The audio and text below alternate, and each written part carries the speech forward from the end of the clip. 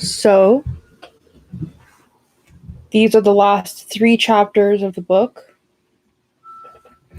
And today, my crazy goal is to get through all 3 chapters. I have a new setup with like the music stand and the mic and the everything. I think it should work fairly well. I hope some of the people who were here yesterday can drop in. I'm not outside today because it's like a bit too noisy and there's like children. I don't want them to. I don't know what's gonna. I mean, it's about gay marriage, so it's not gonna be like the more sexual stuff that was earlier on in the book about sodomy laws. But just thought perhaps this was best away from the children. Yeah, but there's still like stuff going on outside, so I'm sorry if there's any like beeping or kids yelling or whatever the fuck. Also, my cat is like running around a bit. And you know how I am with this book, very casual. I'm not trying to like record an audiobook. I'm just gonna give my commentary. Like I even have a Frosty. Okay. Let's get into this shit, guys. Hello. Yeah, I'm not sure exactly how the notifications work. I mean, I got a notification because I have like 1,000 Gmails. So I got a notification for this. But some people said they don't get notifications sometimes, so I'm not exactly sure how it works.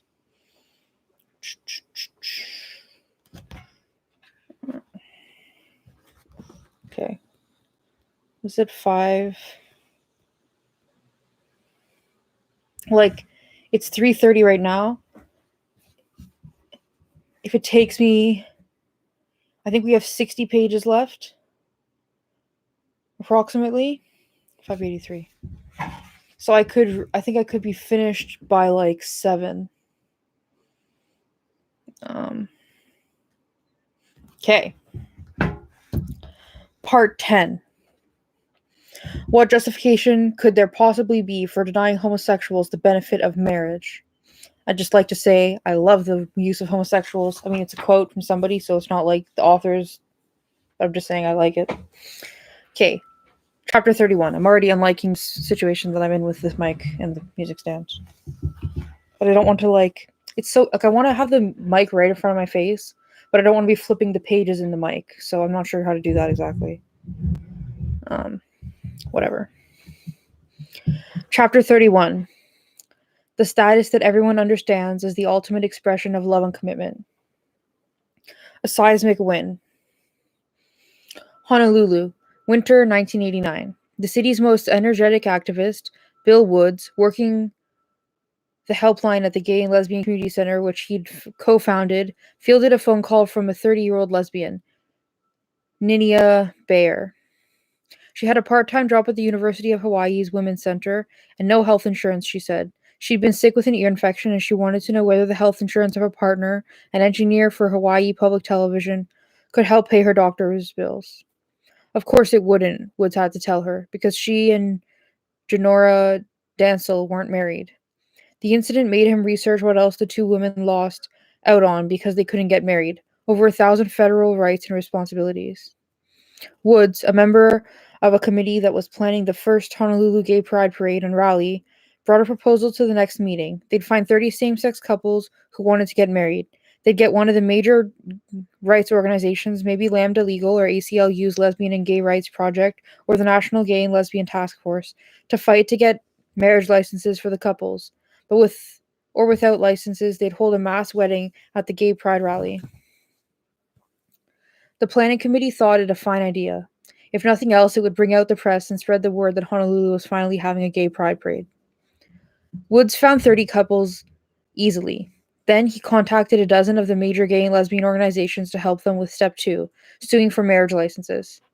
He was reminded by some organizations' lawyers that people with AIDS were being fired from their jobs, denied insurance coverage, thrown out of their homes. Obviously, those cases had to take priority. Other groups that Bill Woods contacted told him that same-sex marriage was a pipe dream. They were fighting for domestic partnership instead. Lambda Legal's legal director, Paula Edelbrick, a fiery activist who had been a lesbian feminist since her college days in the 1970s, reminded lesbians that they shouldn't want to be Mrs. Attached to somebody else. No gay or lesbian should have to assimilate in order to get rights, she argued. Quote, being queer isn't setting up house and seeking state approval for doing so, end quote. Doesn't sound super lesbian feministy, but also this was like the very beginning of queer theory, so I'm not sure how exactly all that shit went down. Look, I mean, her criticism of the concept of marriage, yeah. But being like, oh, it's not queer to want to settle down, that's like a very queer theory thing, right? Anyway. The couples who'd promised Woods they'd be a part of his marriage production figured that if none of the gay and lesbian rights groups wanted to help get marriage licenses, it must be hopeless. They all pulled out except for the original pair, Nina Baehr and Janora Dansel. The city's first gay pride parade and rally went on without a mass wedding, but months after the parade, Woods managed to find 2 more couples who were willing to challenge Hawaii's marriage law.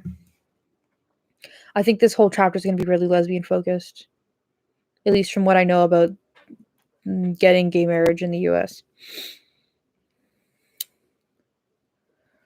December 17th, 1990. Baehr and Dansel, along with Patrick Lagan and Joseph Melillo, who'd been together 15 years, and Tammy Rodriguez and Antoinette Pregel, who'd raised a daughter together who was now 19, marched down Baratania Street. They were preceded by a TV cameraman scurrying backwards, trying to get good angles for frontal shots of 6 homosexuals walking determinedly on their way to the state health department, which issued marriage licenses. The befuddled clerk at the marriage desk informed the couple they'd have to wait until John Lewin, the director of the health department, consulted with Rick Acor, the state's deputy attorney general. Acor, not sure how to say this name, would later claim he had, quote, no strong opinions, end quote, about same-sex marriage. Nevertheless, he did his job to uphold the prejudices of the state.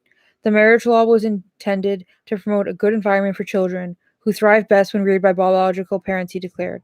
And on top of that, Acor said, same-sex marriage would, quote, open the door to demands that the state also license bigamy, polygamy, and consensual incestuous relationships, end quote. That might have been the end of the story if Dan Foley, a heterosexual with a wife and 2 children, hadn't heard about it. Foley was a 44-year-old San Francisco transplant and Peace Corps veteran who was on his way to becoming Hawaii's most prominent civil rights attorney. A few years earlier, when city officials refused to grant a permit for the Miss Gay Molokai drag pageant because, quote, the participants might spread AIDS, end quote, Foley sued on behalf of the pageant and won. He also sued Hawaii nursing homes that refused to take in people with AIDS. Now he offered to sue the state on behalf of the 3 same-sex couples. The case, Baehr v. Lewin, was heard in the Circuit Court of the Fifth Circuit, where Judge Robert Klein declared that only opposite-sex marriages, quote, promoted the welfare of the community, end quote, dismissed the same-sex marriage suit with prejudice. Fully appealed to the Hawaii Supreme Court. As Lambda's legal director, Paula Edelbrick didn't want the organization's lawyers spinning their wheels on marriage. But in 1989, executive director Tom Stoddard had hired a 32-year-old Brooklyn-born visionary, Evan Wolfson. 6 years earlier, Wolfson had written a 140-page Harvard Law School thesis on how keeping marriage from gays and lesbians was a violation of both human rights and constitutional rights. It was serendipitous that a friend of one of the plaintiffs in the Hawaii case knew Wolfson and knew of his thesis. The plaintiff contacted him. Wolfson thought his chance had finally come to plead his dearest convictions in court. But Edelbrick, who assigned Lambda's cases, needed him to work on legal issues related to AIDS. And he was needed to argue in the Supreme Court Lambda's case on behalf of a young assistant Boy Scout master who'd been dismissed after it was discovered that he was president of the Lesbian Gay Bisexual Alliance at Rutgers. The Rehnquist's court 5-4 opinion was that a gay troop leader would, quote, send a message both to the young members and the world that Boy Scouts accept homosexual conduct as a legitimate form of behavior, end quote. However, he was permitted to write a friend of the court brief for the Hawaii case. May 7th, 1993. The Hawaii Supreme Court announced its opinion. It was written by 46-year-old Associate Justice Stephen Levinson, the court's most liberal member, who'd come of age during the turbulent period of the Black Civil Rights Movement and called himself, quote, a child of the 60s, end quote. Levinson declared that the ban on same-sex marriage was probably in violation of the state's prohibition against sex discrimination and that, quote, freedom to marry is one of the basic civil rights, end quote. He bounced Baehr v. Lewin back to the circuit court, saying it had failed to make its case. It had to show how the ban on same-sex marriage, quote, furthers compelling state interest, end quote. Even Wolfson called it, quote, a seismic win, end quote. Same-sex marriage didn't seem such a pipe dream anymore. Gay and lesbian organizations were forced to rethink their indifference. Quote, if a court is going to stand with us, shouldn't we be standing up for our own community, end quote. They started asking among themselves. Lambda agreed to send Evan Wolfson to be counsel with Dan Foley and to argue the case before the circuit court judge, Kevin Chang, to whom it had been reassigned. The ACLU jumped in too. One of the claims the state had made was that a ban on same-sex marriage was, quote, in the best interest of children, end quote. But during the 9-day court TV televised trial, Foley and his now substantial crew were able to call expert witnesses, psychiatrists, psychologists, sociologists, who testified that gay people could be as competent at parenting as were straight people, and it would help children of same-sex couples if their parents could wed. The state of Hawaii had failed to show, quote-unquote, sufficient reason to prohibit same-sex marriage, Judge Chang said, and declared the ban on such marriages unconstitutional. It was looking like a sure thing. Hawaii was set to make same-sex marriage legal, but the state announced it would appeal to the Hawaii Supreme Court. Judge Chang granted a temporary stay on his judgment. Dream deferred. Wonder what's going to happen now. LOL. South Dakota, whose state motto is, quote, under God, the people rule, end quote, panicked. There were only 700,000 South Dakotans. But what if one of them were homosexuals and they'd go off to Hawaii to get married and they'd come back to South Dakota and say that Article 4 of the U.S. Constitution, the, quote, full faith and credit, end quote, clause, meant that South Dakota had to recognize their marriage. On May 2nd, 1995, the South Dakota House of Representatives made a preemptive strike. Bill 1184, which declared that, quote, any marriage between persons of the same gender is null and void, end quote, passed 54-13. South Dakotan homosexuals have been mostly closeted. Now they leapt from the closet and formed the state's first activist group, the South Dakota Gay, Lesbian, and Bisexual Federation. Evan Wolfson advised them on lobbying senators and testifying in the Senate. They seem to be succeeding. The first time around the bill failed to get enough votes, but conservatives politics sent it through again and it passed. An avalanche followed. Utah passed a similar bill in March 1995, then Alaska. By early 1996, 37 states were considering bills to, quote, defend marriage, end quote. In Hawaii, where it all started, 74% of those polled in 1996 on what they thought of gay marriage said that they disapproved. The state legislators, obedient to their constituents' wishes, amended the state constitution in 1997 to say, quote, the legislature shall have the power to reserve marriage to opposite-sex couples, end quote. In 1998, 69% of the voters ratified the amendment. That trumped the Hawaii Supreme Court declaration that, quote, freedom to marry is one of the basic civil rights, end quote. See, this is what I was saying yesterday. When, like, overnight with that Employment Non-Discrimination Act, the trans activists showed up and were like, we need to be in this. Or it's like, they just took it, like, so seriously as if, like, they had to be in it or else it was, like, some kind of huge problem that, like, the gay community wasn't backing them up. It's literally, like, this entire book, like, this is a great example, is, like, one step forward, two steps back, one step forward, two steps back. Like, it's ridiculous to me how, like, out of touch the trans activists from the last chapter were with the realities of getting gay rights, like, that it's, like, really slow and, like, incremental, right? Anyway. Senator Bob Dole, who'd hoped to snatch the presidential election from Bill Clinton, saw an irresistible wedge issue. He got Georgia Republican Bob Baehr, thrice married, to introduce a Defense of Marriage Act in the U.S. House. Baehr declaimed it like a fire and brimstone sermon. Quote, "The very foundations of our society are in danger of being burned. The flames of hedonism, the flames of narcissism, the flames of self-centered morality are looking at the very foundation of our society, the family unit," end quote. Barney Frank demanded to know how, quote, "two people loving each other somehow threatens heterosexual marriage," end quote. His question was never answered. Baehr's bill said that no state had to recognize a same-sex marriage performed in another state. The federal government's definition of marriage was, quote, "a legal union between one man and one woman," end quote, and that the definition would determine the meaning of any federal law or regulation related to marriage. It passed the House in July 342 to 67. The House report explained that the Defense of Marriage Act was needed, quote, "to reflect and honor a collective moral judgment about human sexuality, which entails moral disapproval of homosexuality," end quote. In September, DOMA passed the Senate 84 to 14.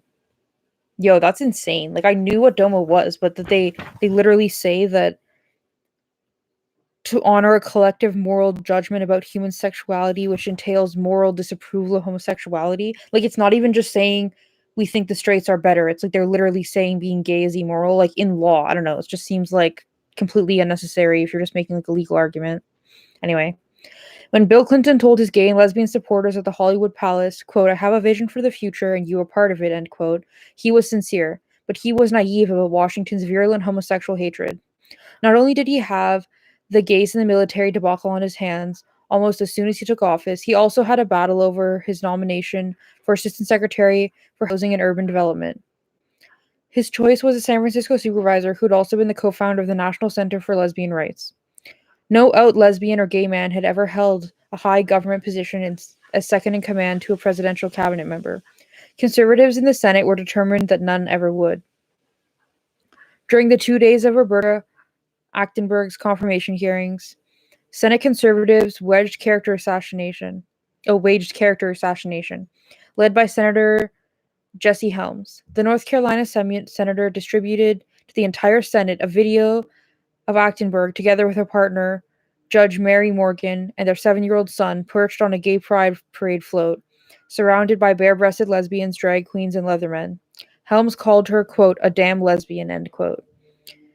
The real reason why the Achtenberg nomination is before the Senate, he told his fellow congressman, was because the homosexual lobby had put $5 million into Clinton's presidential race, and the Human Rights Campaign, had deployed 10,000 gays and lesbians to canvass for Clinton. Which is, I think, like, true. I think it was like, I don't know, some chapter like 25 or something. To his credit, President Clinton never wavered in his support of Achtenberg, and she was confirmed. That same year, too, he hired Richard Socarides, the openly gay son of the infamous anti-gay psychiatrist Charles Socarides, to be a White House advisor. Clinton also put a lesbian, Marcia Scott, into a groundbreaking role as the White House liaison to the gay and lesbian community. But his advisors told him he could only go so far if he hoped to be reelected for a second term. The Senate had passed the Defense of Marriage Act in September, 2 months before voters were to go to the polls. The bill came to Clinton's desk to sign or veto. After weighing the possible cost of not signing DOMA, almost 3/4 of the Americans said they were opposed to same-sex marriage. He signed. Bill Clinton, a vowed champion of gay people, had virtually killed the same-sex marriage movement. Not all lesbians and gays were heartbroken. One of the Gay Liberation Front's first declarations after it had formed in the summer of 1969 was that it would, quote, "expose the institution of marriage as one of the most insidious and basic sustainers of the system," end quote. Radical thinkers never changed their minds on the issue. Michael Warner argued that marriage, quote, "represents a widespread loss of vision," end quote, in the gay community. Michael Bronski argued that all the money and energy that would have to be lavished on fighting for marriage should be spent instead on helping queer youth. Quote, "let's not talk about marriage. There are funerals we have to worry about first. Young people killing themselves because of all of the hate they have to deal with in schools, end quote. Transgender leader and Empress of the Imperial Court, Nicole Murray Ramirez, argued.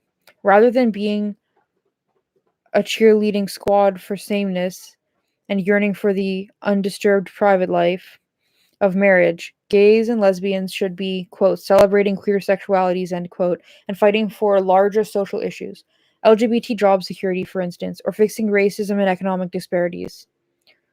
Urvashi Vayed, former executive director of the National Gay and Lesbian Task Force, said, "True, married people got advantages such as benefiting from a spouse's health insurance, but free health insurance should be available to everybody, even the unmarried," activist lawyer William Dobbs argued. Genderqueer activist Matilda Bernstein Sycamore compared the marriage boat to the Titanic, doomed to crash into an iceberg and take the rest of us down. I mean, obviously I agree with like some of what they're saying, like that there's other things more important. But if you're just like being really practical, it's like you have to take what you can get and like use that to move your movement along, right? Like saying, "Oh, we don't need to worry about it because we need to just fight for everybody to have free healthcare." It's like that's ridiculously idealistic. Like they were saying this in like 1990 or something, and it's now like 2021 and Americans still don't have healthcare, really. Like, and like if you just think of it in like a long-term activist perspective, gay people having marriage and therefore being able to like have more financial stability and like to be able to benefit financially from their partner even after death, like by keeping each other's pensions and stuff like that. Like that would ultimately only bring more like sustainability to the gay rights cause, right? I don't know. Just I can't get over how some of these activists are like so idealistic to the point of being like completely impractical.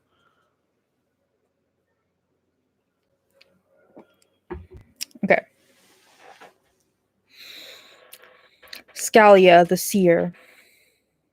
In 1978, lawyer John Ward established a small public interest law firm, Gay and Lesbian Advocates and Defenders, to fight the Boston police who were still up to old tricks, entrapping gay men in the toilets of the Boston Public Library. A dozen years later, Gay and Lesbian Advocates and Defenders, much expanded, hired Mary Bonotto, a slight, 5-foot-tall young lesbian from a working-class, highly Catholic family, as she described it. She was only 4 years out of law school, and her job was to be the watchdog over a new Massachusetts state law that banned discrimination based on sexual orientation in housing, employment, and public accommodation. Her attention was pulled in other directions. It was still the height of the AIDS epidemic. She'd get desperate phone calls from partners of men who died. The survivor had been kicked out of the home they'd shared together. Quote, "His family is here, and he was never out to them," end quote, the survivor would tell her from a telephone booth. Quote, "They're taking everything from our apartment. What can I do?" End quote. Often the person with AIDS had died in state, and there was nothing to be done. Or sometimes she'd get a call from AIDS support groups imploring her to go to the hospital and help someone on the verge of death do a will. She'd have to rush to his bedside to determine that he was mentally competent, then have him dictate a will, then go back to her office and type it up, struggling to get it right, then hurry back to the hospital, hoping all the while he hadn't died yet. She got calls from lesbians also, asking questions like, quote, "Isn't there anything we can do so that when Cheryl picks our daughter up at daycare, they'll acknowledge that she's our daughter's mother too, that I'm Mama and Cheryl's Madka," end quote. Bonotto had to answer no, there was nothing to be done. Her mind was changed when she went with the rest of the GLAAD staff to a semi-annual national gathering called the Round Table, with lawyers from all LGBT legal organizations. There, she met Evan Wolfson. He convinced her that marriage would be the surest shield against society's contemptuous abuse for those in same-sex relationships. Bonotto was so animated by his exhilarating vision that Wolfson found himself in the unaccustomed position of tamping down another lawyer's hurry to sue for marriage. He'd been sure after the 1993 Hawaii Supreme Court ruling that victory was imminent.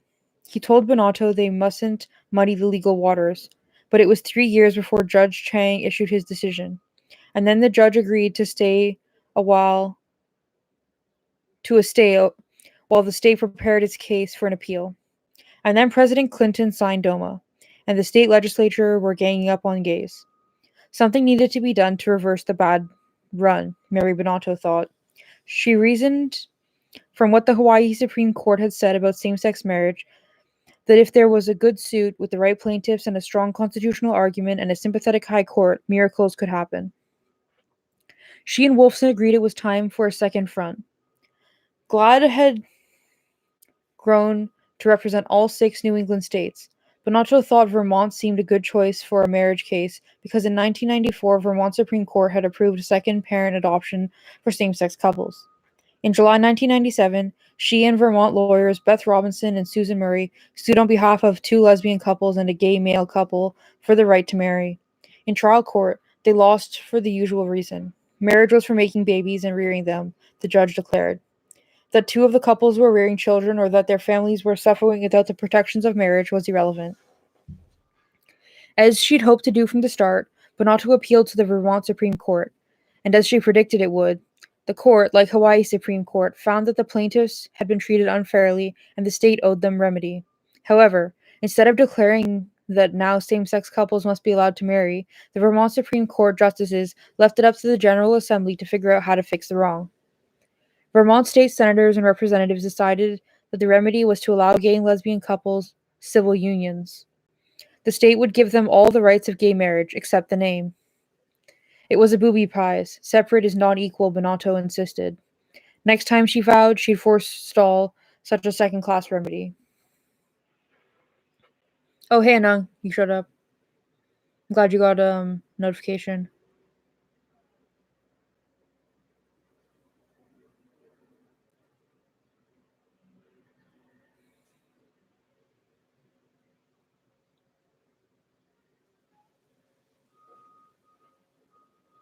No, I know that radical feminists were always against marriage.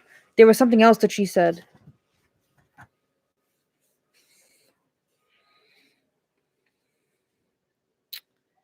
I don't know, just something else that she said that was very clear theory to me. Like the marriage thing was like very radical feminist, and the next sentence was a clear theory to me. I don't know, whatever. Americans need to abolish the health insurance system. Yeah, I totally agree. Yeah. I just mean like on a purely practical note, if you're thinking about trying to keep like gay money in like gay hands to fight like your gay war, marriage is like a way of doing that, right? If you want to keep gay people alive, getting them married and they can have health insurance is a way to do that. I'm not saying it's like the goal. I'm just saying it seems like a step on the way there. And also like as you get more like laws passed that are like in support of gay people, the other ones will seem more like justifiable and reasonable after, right? I don't know. It just I feel like the attitude of these people is kind of like it's like a all or nothing, and it's like I don't know if that's like reasonable when you're fighting like legal battles that have been going on for like 100 years. In 2001, Bonato and her longtime partner, law professor Jennifer Riggins, decided to start a family. Riggins was already in her 40s. Bonato was 39 and would carry the baby, twin girls it turned out. In fighting for marriage, she'd be fighting not just for the abstract lesbians and gays, but also for her own family. Massachusetts was the next state she'd take on. This time she'd battle for nothing less than the golden ring. Bonato and the gay and lesbian advocates and defenders looked for plaintiffs who could stand up under scrutiny. In court, Bonato would shine a light on them as real people who'd been harmed by the ban on same-sex marriage. She'd get them to tell gut-wrenching tales. What kind of problems have you had because you can't get married? Why did you want to make a commitment to each other? She asked in her search for plaintiffs. Tell me now if there's anything in your background that would be embarrassing if it became known, she demanded. She and her team chose 4 lesbian and 3 gay male couples, black and white, young and old, from 35 to 60, affluent to lower middle class, business executives, a computer engineer, therapists, teachers, nurses. spotless. 4 of the couples were raising young children.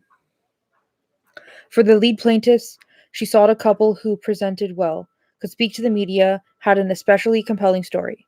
She chose Julie and Hillary Goodridge, an investment banker and a development officer for the Unitarian Church. They'd taken the last name of Hillary's maternal grandmother in 1996 when their daughter Annie was born. Julie gave birth by C-section and Annie had to spend time in neonatal intensive care. Hillary wasn't allowed to see the baby because she wasn't, quote, the parent, end quote. She couldn't get into Julie's room in recovery to see her either until, in desperation, she told the nurses, "I'm her sister." The Goodridges again felt the deprivation of not being able to marry when Annie was 5 years old and remarked that her parents didn't love each other, quote, "because if you did, you'd be married," end quote. "Talk from your hearts," Mary Bonotto coached them and all the couples. Quote, "explain again and again why you put yourselves forward and want to challenge the government's discrimination against your relationship," end quote.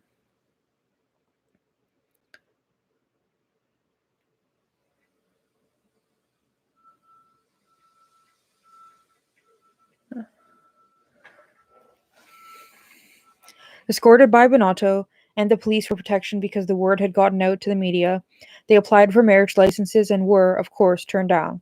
They sued. A lower court judge dismissed their case, declaring that, quote, "protection is marriage's central purpose," end quote.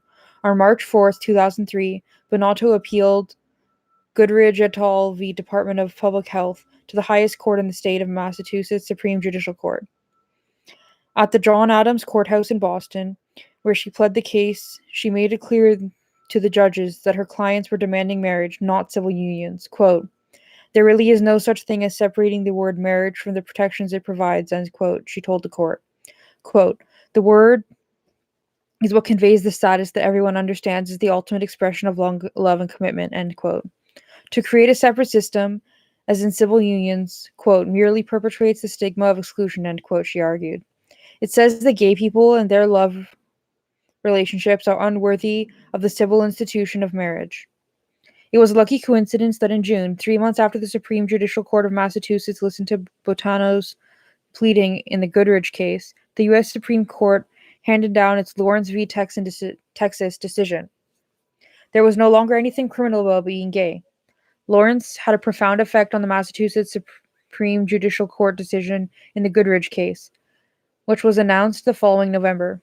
The court's Chief Justice, South African-born Margaret Marshall, appointed to the Supreme Court by one Republican governor and named Chief Justice by another, wrote the 4-3 majority opinion. Marshall quoted Lawrence v. Texas liberally. "The government may not intrude, quote, into the deeply personal realms of consensual adult expressions of intimacy and of one's choice of intimate partners," end quote, SCOTUS had affirmed in Lawrence. Quote, "Our obligation is to define the liberty of all, not to mandate our own moral code," end quote. Same-sex couples, Justice Margaret Marshall declared for the Massachusetts court, had the same right as had opposite-sex couples to marry.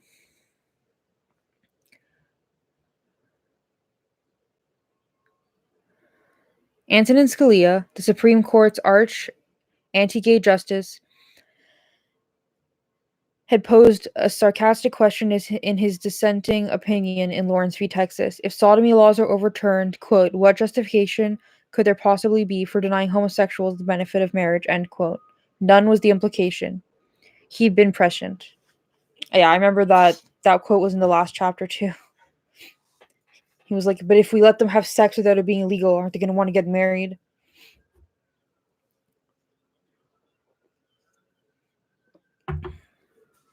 Okay, well, that was chapter 31. 2 chapters left, guys. Chapter 32. Getting it right and wrong in the West. The Gay Agenda, Washington. In the state of Washington, the success of the struggle that culminated in the right to marry, the gay agenda the right wing disdainfully called the struggle, began with a tragedy. Seattle, where Charlene Strong and Kate Fleming lived as a couple, had had incessant rains and powerful windstorms in December 2006.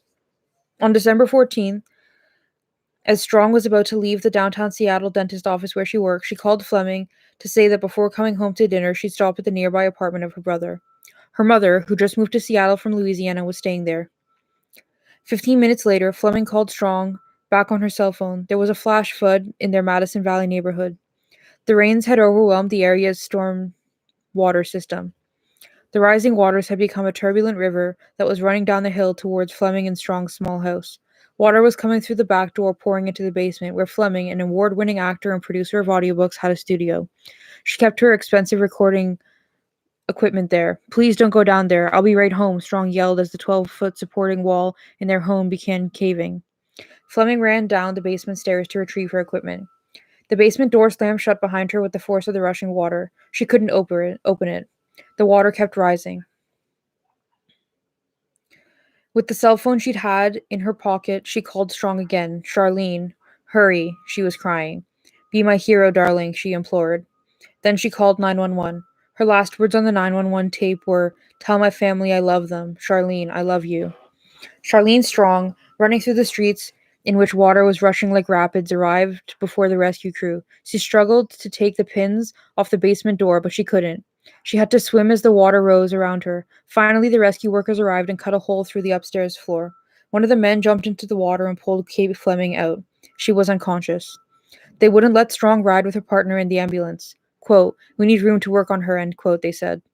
Strong's brother arrived, and driving on the sidewalk through the flood, the distraught Strong shrieking as loud as the siren, they followed the ambulance. At Harborview Medical Center, a social worker stopped her as she ran after the gurney that carried Fleming. "I'm her partner. We've been together for 10 years. I have to be with her," she told the woman.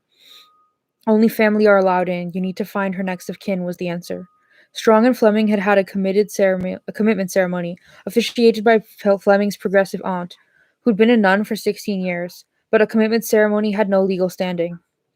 Strong finally called Fleming's sister in Alexandria, Virginia, who told the social worker to let Strong into the room where Fleming lay. Strong found oil to anoint her lover's hands and feet. Then Fleming died in her arms. Later at the mortuary, the director told Strong that though she was paying for the funeral, she had no right to make decisions. Quote, "A family member must do it," end quote. Fleming's death certificate stated she was unmarried. Charlene Strong, who hadn't been a gay rights activist before, became one.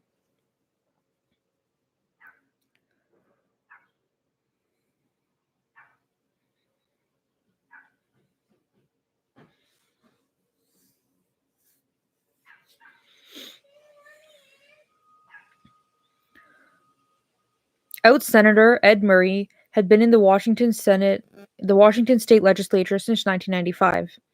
He chaired the Senate's Budget and Transportation Committees, and he knew how to work well, even with Republicans and conservative Democrats. But for years, he'd been frustrated about the gay rights legislation he kept introducing. It went nowhere. Until finally, in 2006, he got a bill passed adding LGBT people to the state's Civil Rights Act, protecting them from discrimination in housing, employment, and lending. The next year, Murray introduced a bill that mandated the creation of a state domestic partner registry. It would provide mostly, quote, "death and dying rights," end quote, for domestic partners, hospital visitation, the ability to authorize autopsies and organ donations, and inheritance rights where there was no will. Despite his 2006 success, Murray knew not to be overly confident about the new bill. Right-wingers were already calling it a slippery slope. On January 27, 2007, 6 weeks after Fleming's death, the bill was scheduled to undergo a public hearing before the Senate voted on it. The death of Kate Fleming, who recorded over 250 audiobooks and who was something of an audiobook star, was widely reported in the Washington media, as was Charlene Strong's horrific ordeal with authorities who kept her from her lover. Their story left no doubt about the need for Ed Murray's bill, and Murray understood right away that Charlotte Strong was crucial to the bill's presentation. She'd put a face on gay and lesbian for the straight world. Her story would make legislators see the reality of gay and lesbian families and the injustices perpetrated on their lives. Charlene Strong was asked to come to Olympia to testify at the bill's hearing. As she spoke in the Senate chamber, Strong held up a large photograph of Kate Fleming for everyone to see. Unitarian minister Carol McKinley, who'd come to the hearing to represent the progressive faith community that supported gay rights, looked around at the audience while Strong was telling her story. The minister couldn't see a dry eye in the House. The bill passed in the Democratic-nominated Senate by a vote of 28 to 19. It passed the House by 55 to 43. On April 21st, 2007, Washington's Liberal governor, Christine Gregoire, signed it into law. The governor, a Catholic, had been a Sunday morning greeter at St. Michael's, her parish's church in the Seattle suburb of Snohomish. After signing the bill, she was disinvited. She stopped going to St. Michael's, the largest parish in the state, because she knew the priest would deny her communion.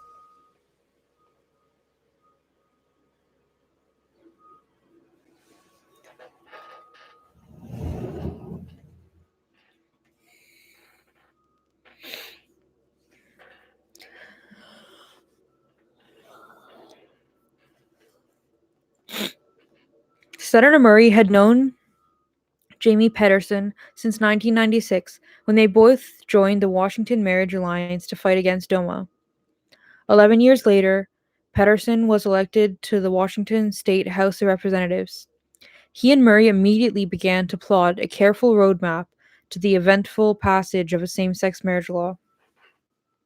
Pedersen's commitment to the fight had started in 1994, when, still a student at Yale Law School, a friend had taken him to dinner at the home of Evan Wolfson, whose passion on the subject was infectious.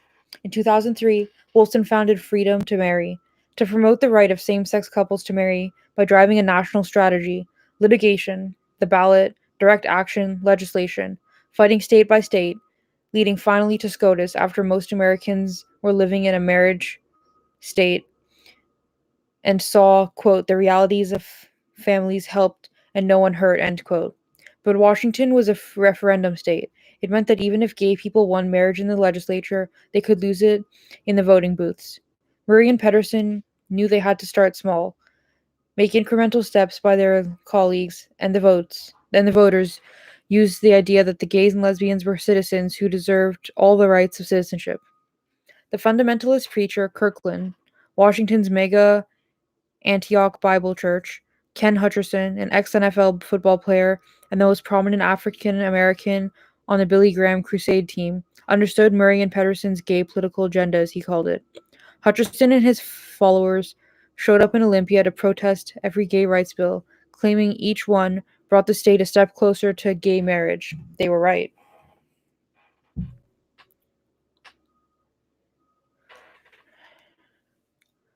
Governor Gregoire had to struggle with her religious upbringing over gay issues. But when she'd been Attorney General and was expected to defend the state's DOMA, she thought arguments such as marriages for bringing children into the world didn't make much sense unless the state was willing to say that childless straight couples shouldn't be married either. Literally, bro. That much she could see. Senator Murray hoped to make the government see more. Murray, who was also a practicing Catholic, dined often with the governor and her husband.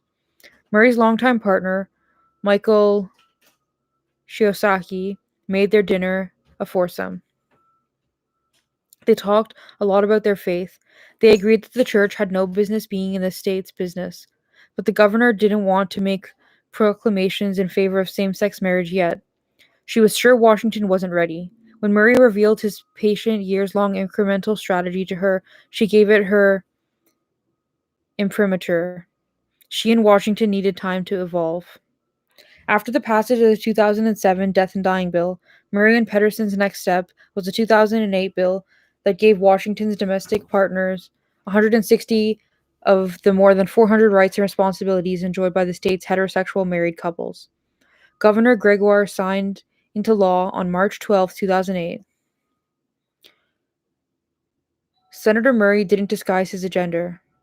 At the signing where he proclaimed, quote, today is a beginning, not an end, a sign of hope that one day we'll receive full recognition for our relationships and the day we are finally able to marry, end quote. Next, in early 2009, came the Everything But Marriage bill, with Pedersen introduced into the House and Murray introduced into the Senate.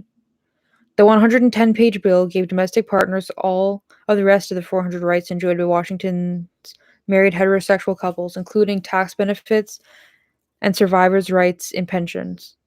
It passed the House by a vote of 62 to 35, and the Senate by 30 to 18. Legislators such as conservative Democrat Mary Margaret Hogan, whose vote had helped pass Washington's Defense of Marriage Act back in 1996, voted yes on the 2009 bill, a testament to the effectiveness of Murray and Pedersen's incremental strategy and the importance of gay and lesbians everywhere coming out. Hugan told Pedersen, who every Children's Day had brought his partner and 4 kids to Congress, "Getting to know you and your family, I saw it differently." On May 18, 2009, Governor Gregoire signed the Everything But Marriage bill into law. Her 2 young adult daughters had had many gay friends, the governor said, reminded her that just as race was the civil rights issue of her generation, so was sexual orientation the civil rights issue of theirs. The biggest test of Murray and Pedersen's incremental approach came when a group called Protect Marriage gathered 137,881 petition signatures, more than enough to force a referendum on the Everything But Marriage bill. That November, it would be up to Washington voters to say whether they finally believe that gay and lesbian relationships deserve serious protections. By 53% to 43%, voters said they did. With the passage of Referendum 71, Washington became the first state in which domestic partnerships were ratified by the electorate. Yet, a 2010 poll showed that while 80% of Washington believe that gays and lesbians should have legal recognition of their relationship, only 40% were in favor of calling those relationships marriage.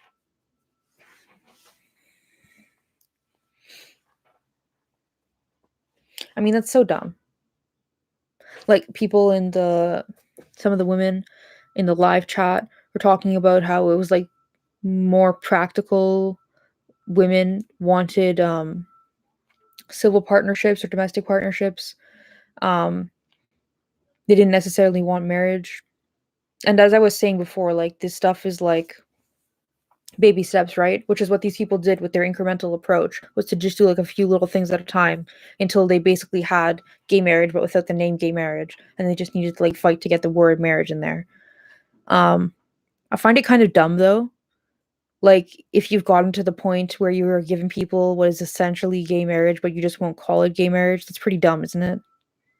Like, colloquially in society, people might as well call it gay marriage because, like, it's practically the same thing. It's just, like, the name is I don't know, whatever.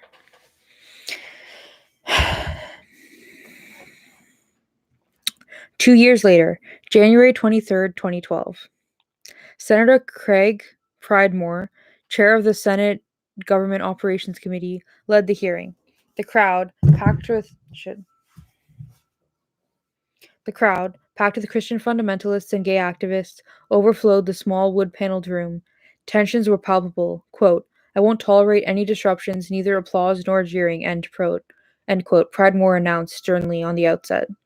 Senator Murray, as the marriage bill sponsor, spoke first. He talked about how for everyone present in that room, there was nothing more important than family. Quote, "It touches what each of us holds most dear," end quote. And that was true, too, he said, for him and his partner Michael Shiosaki, Seattle's Park and Recreation Director, with whom he'd had a loving, committed relationship since 1991. Then he handed the microphone to Shiosaki, who spoke of his parents' 56-year marriage and how his commitment to Ed Murray was no different from his parents' commitment to each other. He compared with great feeling the Japanese-American struggle for inclusion into the mainstream with the struggle that he and Murray had for inclusion as a gay couple. He asked the senators to let him and Murray be married, like my mother and father are married. The conservatives who'd come to testify mocked the two men's emotional speeches. Quote, "Humanity is a gendered species," end quote, one man pontificated. Reverend Hutcherson complained on the floor, quote, "Since you think God is not smart enough to make it fair, you are saying you are smart enough to make it fair," end quote. A nun read from the Bible and lectured about Sodom and Gomorrah. Another nun proclaimed, quote, "The Bible doesn't mention Eve and Susan," end quote. Buttons declaring marriage, one man, one woman, end quote, were everywhere.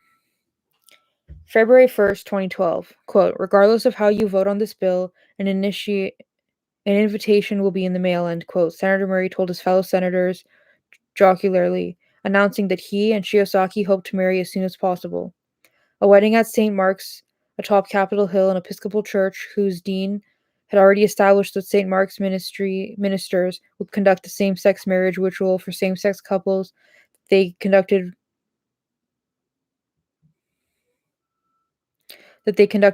for the opposite sex couples. Ed Murray's Senate colleagues didn't disappoint him in their vote. It was 28 to 21 in favor of same-sex marriage. A few days later, a vote was taken on the House version of the bill. One of its co-sponsors, Lori Jenkins, an out lesbian elected to Washington's Congress the year before. Whenever Jenkins spoke on the House floor, she tried to squeeze in some pertinent reference to her partner and their son, Wolf. A Republican colleague who admitted to her that she was getting him nicknamed her two mommies. Now she brought her partner of 23 years, an 11-year-old Wolf, to the Senate chamber, so her fellow representatives would have a living image before them when they voted on whether same-sex families should be legitimized by the right to marry. But it was a third-term Republican representative from a conservative Walla Walla who did for the 2012 marriage bill what Charlene Strong had done for the 2007 domestic partnership bill. Maureen Walsh was Pedersen's first House co-sponsor on his marriage bill, though she cried almost every night after agreeing to it, afraid it might cost her the next election. It didn't. On February 8th, 2012, an impromptu from the heart House speech by the stocky, gray-haired legislator went viral, scoring millions of hits on YouTube. The 51-year-old Walsh, a bit of a stand-up comic, guilelessly announced she'd been widowed for 6 years and was looking for a boyfriend.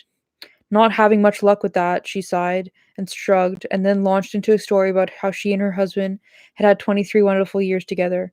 He'd been in love with her, he'd been the love of her life, and it wasn't the sex she missed. Well, I certainly miss it, she added, parenthetically, but that's not what it boils down to. What it boils down to, Walsh said, very serious now, is that incredible bond I had with that human being that I really, really genuinely wish I still had. And so I think to myself, how can I deny anyone the right to have that incredible bond with another individual in life? I don't know. I'm pretty critical of marriage. Do you really need somebody to say some words and sign a paper for that bond to be a real thing? If you have the bond, then you have the bond, right? Am I nuts? Someone who's older than me, tell me what you think. Then Walsh talked about her oldest daughter, Shauna, a fabulous girl who was the light of her father's eyes, and whose sense of social justice, even as a kid in elementary school, made her stand up for a child who was bullied, though she knew it wasn't the popular thing to do. It is incumbent on us, as legislators of the state, to do that. To do what's right, though it's not popular, Walsh told her fellow representatives before announcing that Shauna is a lesbian living with a person that she loves very much. Someday, by God, I want to throw a wedding for that kid. I hope that's exactly what I can do, she concluded.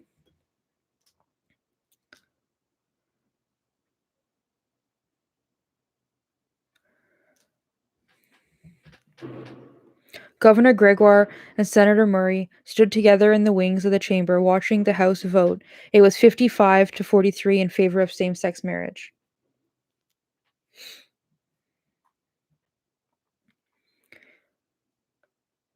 February 13th, 2012. A signing ceremony at the Legislative Building. Representative Jamie Patterson, Huck Finn looking despite his proper suit and tie and his 44 years, thanked his partner and future husband, Eric Patterson, who left his job as a high school administrator so he could take care of their 4 kids while Patterson served Washington in the legislature.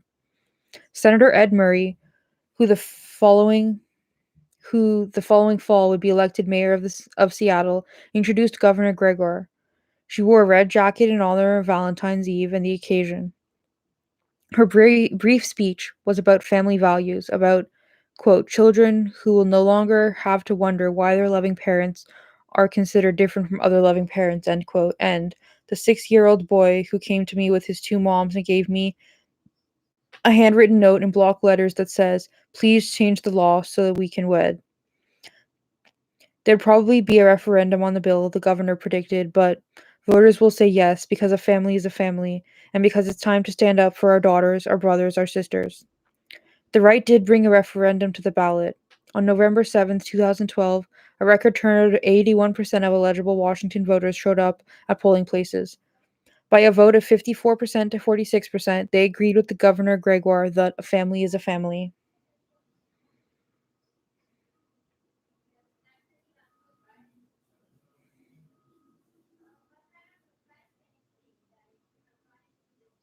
Yeah.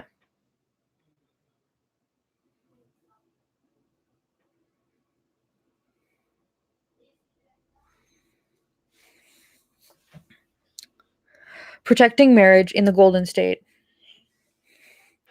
William Pete Knight, nicknamed the fastest man alive after he set a speed record flying an X-15 rocket planes in Vietnam, has served in the California State Assembly since 1992, representing the ultra-conservative desert community of Palmdale. In 1996, Knight decided to make a run for the state assembly. His opponent in the Republican primary, former Assemblyman Phil Wyman, was every bit as right-wing as was Knight. The race was tight, and the ex-fighter pilot sought ways to out-conservative Wyman. A member of Knight's assembly staff had been following the progress of same-sex marriage in Hawaii. He suggested that Knight speak out strong and clear in defense of marriage. Knight, a devout Baptist, thought it a fine idea. He won the primary, then he beat his Democratic challenger 172,000 to 84,000. That same year, Knight's gay brother was dying of complications from AIDS. The family values politician cut ties with him. That same year, too, Knight's son David, who'd made his father proud when he'd followed in his footsteps, graduating from the Air Force Academy and flying fighter planes in the Gulf War, came out to his father as gay. Knight Sr. threw David out of the family. When a San Francisco paper spilled the son's story 2 months before the 1996 election, Pete Knight countered by coolly telling the press, quote, "As far as I'm concerned, it's his business. His sexual preference has no consequence to my work as a state legislator," end quote. I would just like to remark upon the term sexual preference. Like, all of these fucking queer community types, queer theory, queer ideology types are throwing this around as if it's like a word with no baggage and no context or tone that's attached to it. Literally, it's like the only times I've ever seen that word used before the last, like, whatever, 3 years on social media is like conservative homophobes.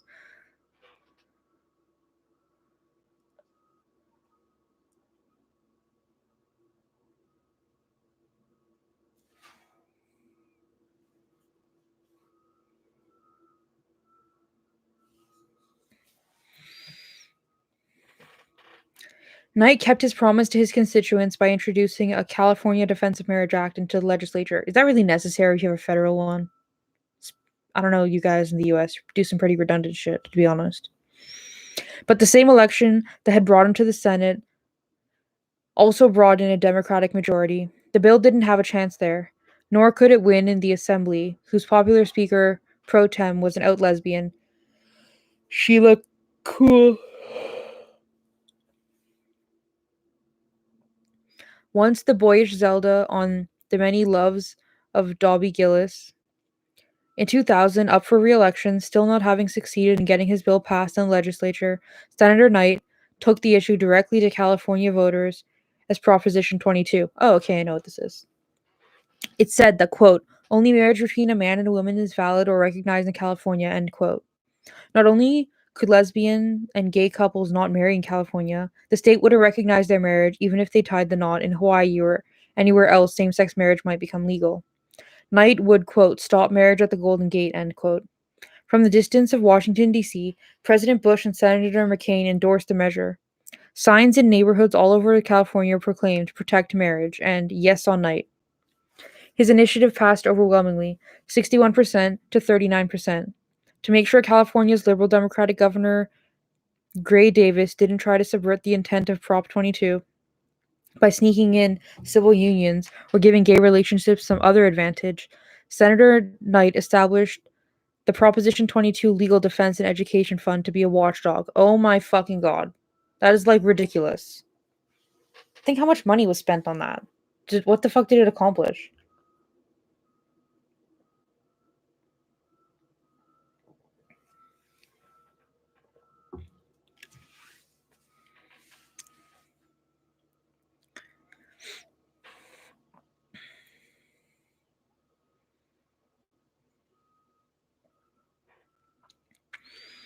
A Valentine's Day ritual.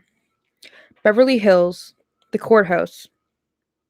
Robin Tyler, standing in line at the clerk's office with Diane Olson at her side, holding a pink bakery box that contained a miniature wedding cake. It was to be eaten, regardless of whether there'd be a wedding to celebrate, by the members of the Metropolitan Community Church who waited at the courthouse steps, waving "Gay Marriage Now" signs. Tyler was the activist who'd called for the first march on Washington for lesbian and gay rights in 1979. Olson, her partner for more than a decade, had grown up in Beverly Hills. She was the granddaughter of Culbert Olson, California's progressive governor, who was so militant about the separation of church and state that in his swearing-in ceremony in 1939 he refused to utter "So help me God." Instead, he said, "I do affirm." The governor's granddaughter was equally fierce. It was religious bigotry, she declared, that denied same-sex couples the right to marry. Reverend Troy Perry, looking ministerial and distinguished with his silvery goatee and white-collared purple shirt, and Philip DeBliek, Perry's partner of 20 years, stood in the line behind Tyler and Olson. Celebrity attorney Gloria Allred hovered close by. I didn't think about that too. Like before, when they were like in DOMA, and it was some kind of like whatever moral judgment that homosexuality was like not was a bad thing. It wasn't just like straights only have the right to marriage. It was like homosexuality is bad. It has such huge religious tones to it that one could use an argument against, like, in favor of the separation of church and state against that, I guess. I didn't even think of that. I just thought, like, what does that have to do with the law?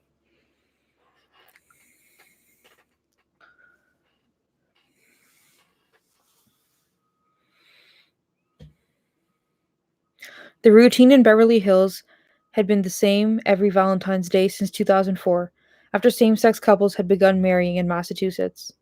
Each couple walked up to the clerk's window and said why they were there. The clerk was friendly, but Prop 22 left no leeway. He handed them a form, printed in anticipation of their annual visit.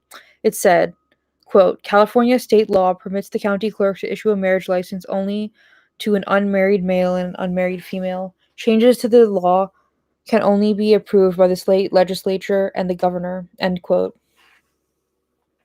Attorney Allred, in her signature red pantsuit and vivid red lipstick, made sure the press was alerted each time, and they showed up with cameras at the ready.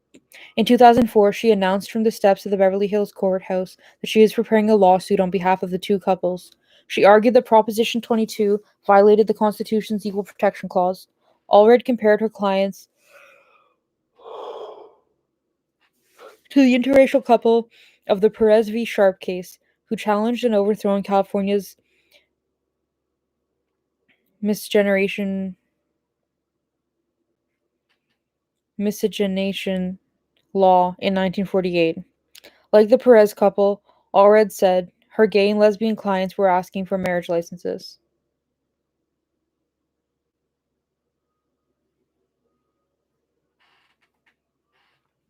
Gavin Newsom, mayor of San Francisco, also thought it was time for same-sex couples could do in the state what they were doing in Massachusetts. A few hours after Gloria Allred had announced that her clients would be suing for the right to marry in Los Angeles, Newsom issued a marriage license to a same-sex couple in San Francisco.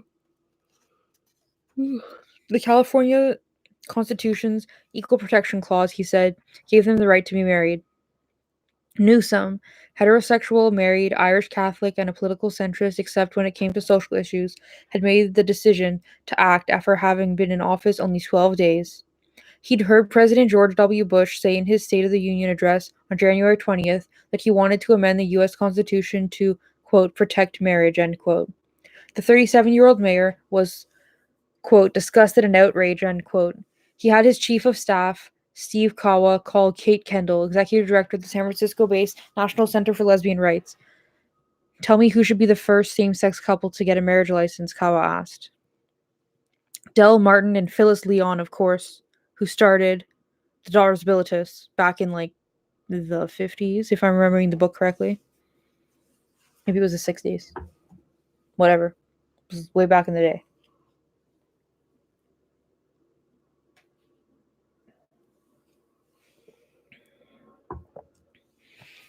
They're really, even in like the narrative of this book, they're the perfect couple for this because this book points Phyllis and Del as like the assimilationists, um, like in contrast to the more like radical types. Like they're not in lockstep with the lesbian feminists or the rad femmes, right?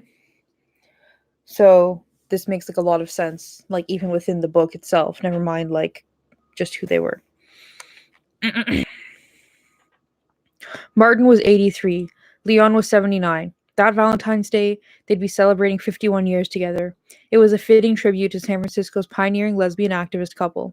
Mayor Newsom officiated over the ceremony himself. He also ordered that the marriage license application form be revised to eliminate all gender language. 4,035 more same-sex couples were married in San Francisco that month. I wonder what the legal implication is of removing the gender or gendered language. Among them were Senator Knight's son, David, and David's partner of 10 years, Joe Lazaro, who flew into San Francisco from their home in Baltimore. Wearing dark suits and matching red boutonnieres, a gift from Lazaro's mother, the two men married in a ceremony atop the grand staircase at City Hall's ornate soaring rotunda.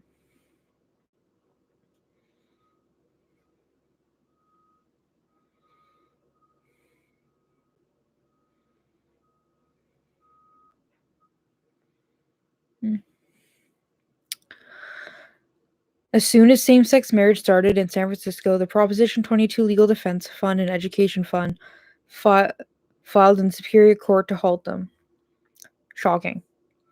Senator Knight, who was suffering from an undisclosed illness, didn't pause a moment in his fight to quote-unquote protect marriage from his son and other gays. On April 1st, oh my god, it's an April Fool's joke, 2004, 3 weeks after David Knight's wedding, the senator was still railing on TV that, quote, there is no civil rights that says you should be allowed to marry a man, end quote. 5 weeks later, Knight Sr. was dead of leukemia, but that was far from the end of the story or the family drama. OMG, guys, this book's turning into a soap opera. No, I'm joking.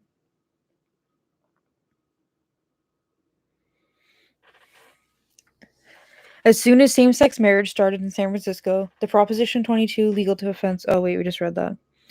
Gail Knight, Pete's devoted widow and David's estranged stepmother, carried on in her husband's name. Stepmother. So this guy who's all about defending marriage, is he the one that they said had been married for three times? I just can't get over these fucking religious fundamentalists and their hypocrisy. Anyway. Stepmother carried on in her husband's name. She helped found California's Protect Marriage organization, which hoped to get a state constitutional amendment passed that would take from gay and lesbian couples even the domestic partnership rights they'd had in California since 1999.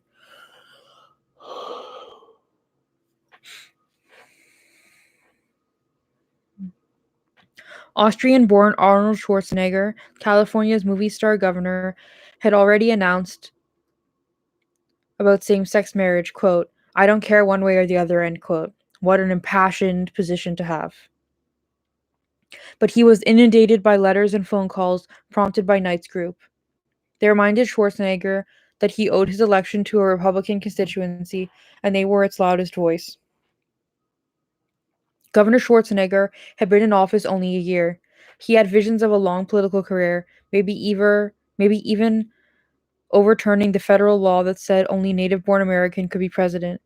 He ordered California's Attorney General Bill Lockyer to take immediate steps, get a ruling from the state Supreme Court to stop Mayor Newsom from issuing marriage licenses to gays and lesbians. Oh my god, for a second there, I thought Arnold Schwarzenegger was about to become like a gay rights activist, but no.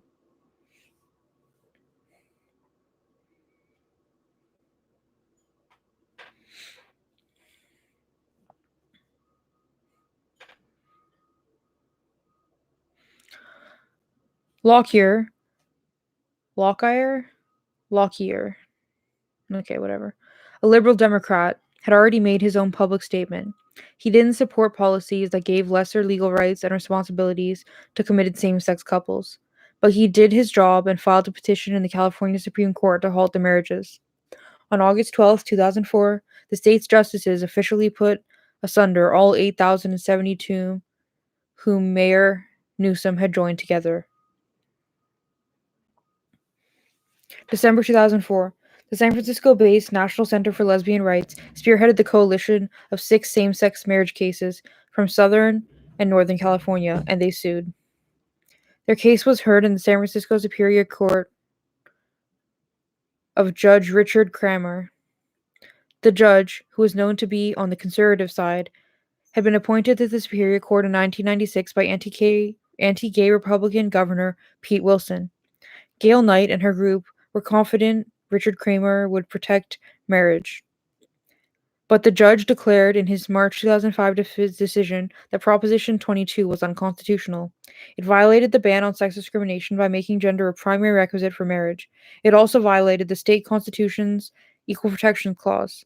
Moreover, the judge said, the old marriage is for bringing kids into the world flew in the face of facts. A lot of unmarried people were bringing kids into the world by the 21st century, and a lot of married people weren't.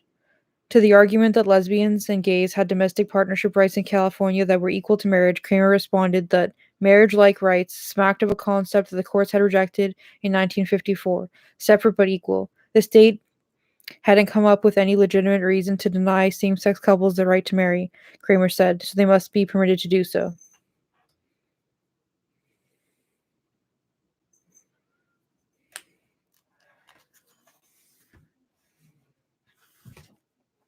Yeah, the founding of Daughters of Bilitis is like one of the first chapters in this book, like maybe chapter 4 or something. But I read it like over a month ago. I don't know, my brain I'm not good at retaining information. For his bold judicial opinion, he received bushels of letters threatening to kill him and telling him he'd burn in hell for eternity. Shocking. Kramer had to live with 24-hour police protection and wear a bulletproof vest under his judicial robes. He also strapped on a gun. Even more shocking. Mama! Say hi to the people. Mama, fuck. No, she's biting me later. Dude, don't attack me. I'm trying to do things. Okay. Those bent on stopping same-sex marriage at the Golden Gate accused Attorney General Lockyer of not, quote, defending the marriage laws with vigor, end quote, and they took their case to the California Appeals Court, where they got a decision more to their liking. The appeals court judges opined that Judge Kramer had treated the Constitution as though it were, quote, some kind of origami project, twisting and reconfiguring it to accomplish ends better left to the democratic process, end quote. Okay. The electorate had voted overwhelmingly for Proposition 22, and it had to stay in place, the appellate court ordered. By then, Bill Lockyer had been elected state treasurer, but as one of his last acts as Attorney General, he asked the California Supreme Court to review the appellate court's decision. He complained that the Protect Marriage forces didn't even have standing to pursue the case. Quote, the Attorney General has made it plain that he wishes to put the victory for the state at risk in further litigation, end quote, Protect Marriage answered. They had standing, they argued, because they were sponsors, organizers, financial supporters, and volunteers in the Proposition 22 struggle. It's pretty weak, bro. But not trusting the California Supreme Court would rule the right way, they organized a petition drive to put a proposition on the ballot for a state constitutional amendment. Oh my gosh, more amendments. Bro. The Eliminates Right of Same-Sex Couples to Marry Act. Wow. What an eloquent name. 12 Catholic dioceses and the Mormon Church supported them with money and volunteers. It passed by the voters. The proposition would override any pro-marriage decision the California Supreme Court might issue. But I thought... Okay, somebody from the U.S., please correct me. I thought that even if people voted on a proposition, if it was unconstitutional, it didn't matter because it would get like struck down if it ended up in court, right? And they're like, we'll just have people vote on something to change the Constitution. So wouldn't that, in essence, be against the Constitution? So it should be struck down in court? I don't know. Clearly, I don't specialize in California law, not even American, but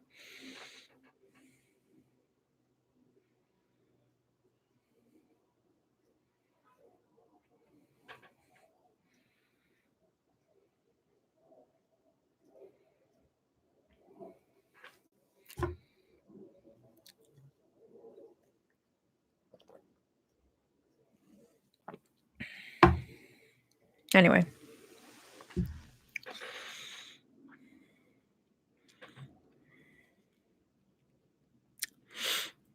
Justice Protect Marriage feared the Supreme Court declared in a 5-4 decision that marriage was a basic civil right, and the state had, quote, no compelling interest, end quote, in denying same-sex couples the respect and dignity of marriage, and it was unconstitutional to do so. Starting June 17, 2008, all counties had to issue marriage licenses to same-sex applicants. June 16th, 5:01 p.m., Robin Tyler and Diane Olson, in honor of their years-long Valentine's Day battle, were permitted to be the first to marry in the county of Los Angeles. The wedding was held on the steps of the Beverly Hills Courthouse, Gloria Allred by their side, and TV crews from around the world memorializing the event. At the same moment, Phyllis Leon and Del Martin were again married at San Francisco City Hall, Mayor Gavin Newsom again officiating.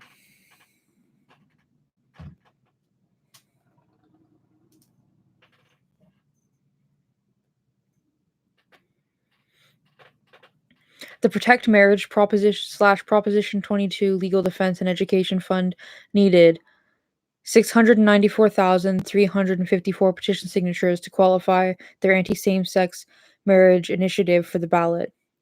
They got almost twice that number, and the initiative was put on the ballot as Proposition 8.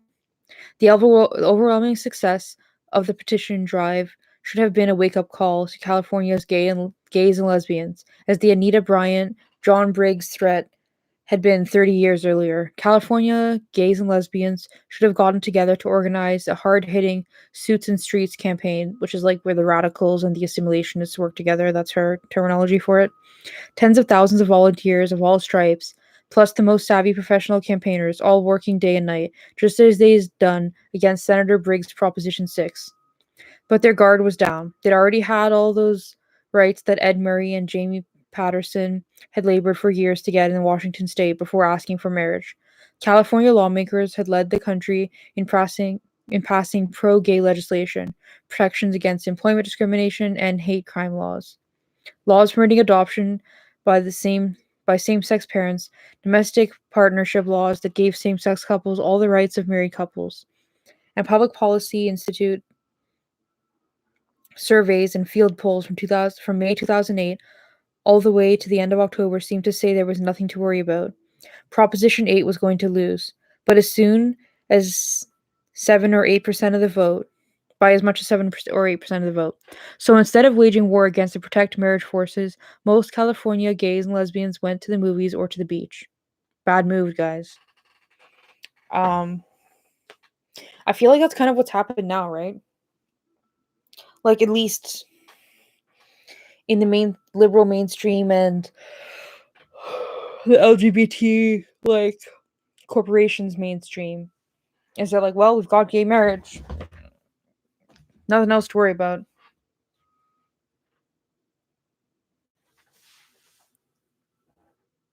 Mama, come see the people. Come. Say hello. Say something. Sniff, sniff. Momo, show them your pretty face. No. Tap, tap, tap. No. No. I thought she'd be more interesting, but she didn't really want to do anything. Chill out, Momo. It's fine. Okay.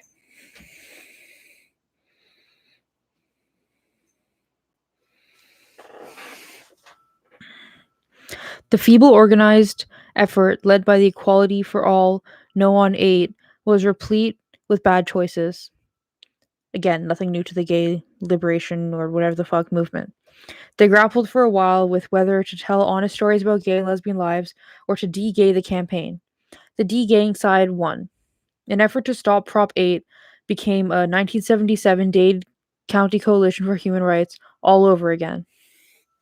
That's when I think it was employment and housing discrimination in Dade County. They were trying to like organize around it, but they wanted to make sure in the 70s, I think, but they wanted to make sure that people they were campaigning like to were not like, oh, the yucky gays. So they like whitewashed the whole thing so that it seemed very like they just focused on human rights and tried not to make it about being gay.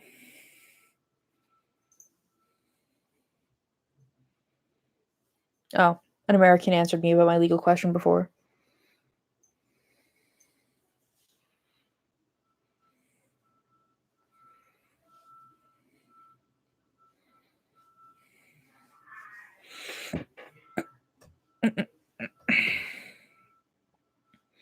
Instead of showing gay couples in homes they made together, doing the laundry and gardening just as straight people do, talking about their love and commitment and the responsibility they take for each other, No on 8 lavished millions of dollars donated by gays and lesbians all over the country on TV and print ads about high flow abstractions, human rights, equality, inclusiveness, with hardly any mention of gay or lesbian.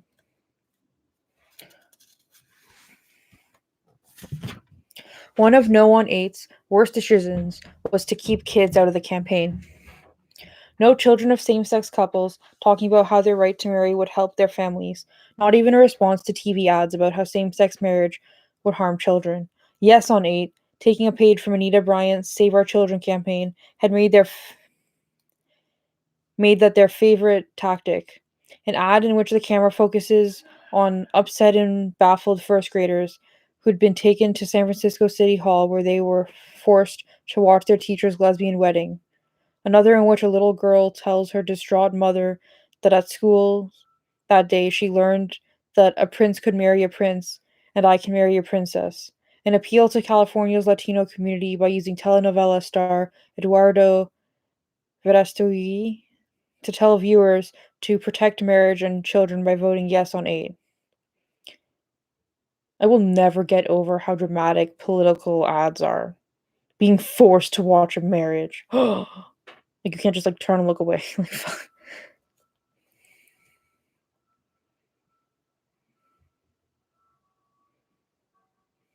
Mm. The architects of the Yes on 8 campaign, Frank Schubert, a Sacramento political consultant, was chosen by the religious right to run the campaign because he was one of them. He'd end every Yes on 8 meeting with bowed head prayers. He masterminded the TV ads about protecting kids. He also masterminded the group game. Under his direction, tens of thousands of Yes on 8 volunteers who'd signed up at their churches' Marriage Sunday campaigns, addressed envelopes canvassed in their streets, knocked on the doors, manned phone banks, and wrote letters to the editor about the homosexual threat to marriage. George Niederer, a Catholic Archbishop of San Francisco, waged the Yes on 8 war on another front. Before being sent to San Francisco in 2005 by Pope Benedict the 16th, Niederer had been the Bishop of Salt Lake City, where during his 11-year tenure in Mormon territory he'd made great inroads to improve Mormon-Catholic relations. With the Proposition 8 campaign underway, the Archbishop approached his friends in the Mormon hierarchy to form a critical coalition. It didn't take much convincing. The Mormon Church had been behind the Hawaii's Future Today campaign, the main champions of the Hawaii's constitutional amendment against same-sex marriage. In the California campaign, Mormons working with Catholics became the backbone of the Yes on 8 fundraising. 70,000 churchgoers contributed $40 million, half of it coming from members of the Church of Latter-day Saints. Quote, "Get your checkbooks out," end quote, Thomas Monson, president of the Mormon Church, exhorted the faithful. Quote, "You are a mighty army. You will be responsible for holding to the doctrines of the Church," end quote. The zealous Mormons also made up most of the volunteers who walked door to door, distributing literature and getting out votes in the election precincts. According to exit polls, 84% of those who attended church weekly voted yes on Proposition 8. On November 4th, 2008, Election Day, Californians elected Barack Obama's first black president by 61% of the vote.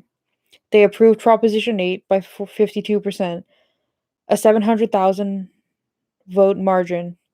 There were to be no same-sex marriages in the state. But in the 5 months since the California Supreme Court had upheld the right of gay and lesbian couples to marry, 18,000 of them had done so. Arnold Schwarzenegger, now in his second term as governor, couldn't run again because of the term limits. With nothing to lose, he urged the California Supreme Court to permit the 18,000 to stay married. He also gave a pep talk to the gay and lesbian community. In his 20s, he'd won the Mr. Olympia title as the world's greatest bodybuilder 6 years in a row. He urged gay and lesbian couples to follow the lessons he'd learned as a teenager trying to lift weights that seemed too heavy. Never give up. Be on it and on it until you get it done. Okay, Arnold, chill your pants.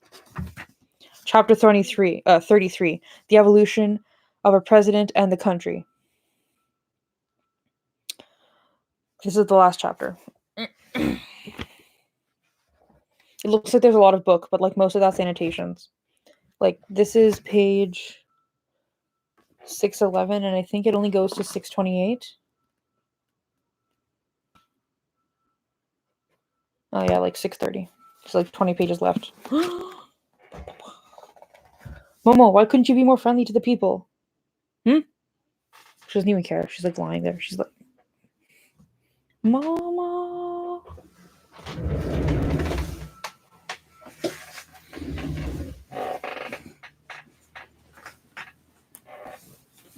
I like my first setup that I had when I first started doing YouTube. When I lived in Manitoba, like I had this like little bench thing behind my desk, and I put like a bath mat on it, and Mama would just like flop there, and so she was in like all my videos. I've thought about radically reorganizing my room, but I don't know how the fuck I would do it. I have like too much stuff in this room. Anyway, you guys don't need like a story of my life.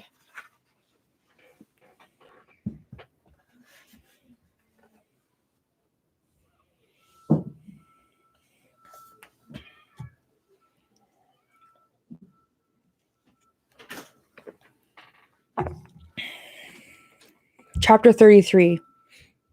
The Evolution of a President and the Country. How could I be against gay marriage? In June 2006, a junior senator from Illinois had been invited to the Miami Book Fair International, a major literary event, to speak about his new book, The Audacity of Hope.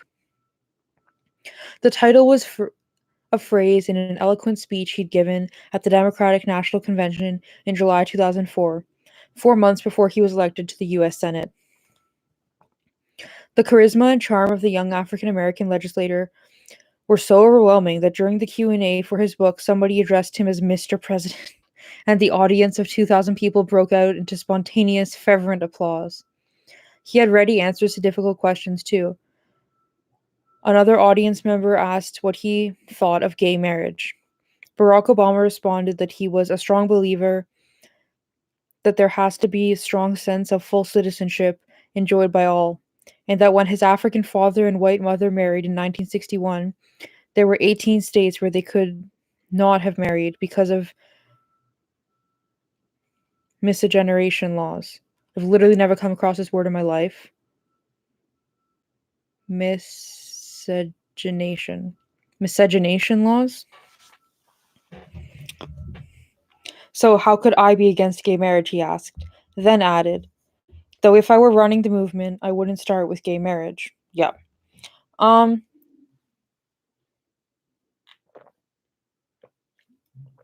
You know, I find it interesting. More earlier in the book, in the 50s and 60s and 70s, a lot of the gay activists literally took the playbook of like the Black Panthers or something and were like, we need to do the same thing. Or looked at legally what some of the like civil rights movement did and were like, we need to copy this. And there were a lot of people of color, even like gay people of color, who were like, it's not the same thing. Like, you can't just copy them and say it's the same thing. Now, in the 2000s, or even in the 90s, there's been several references of people saying, like, oh, it's the same as the civil rights, um, in this, like, for like racism stuff. Um, and I wonder, is this because the mainstream narrative by LGBT organizations was that it's the same as civil rights? Or was this like a connection that people automatically make? Like, I really wonder. I guess it's hard to know. Uh, Americans, let me know what you think. Like, I mean, Barack Obama obviously is like gonna say what's popular, and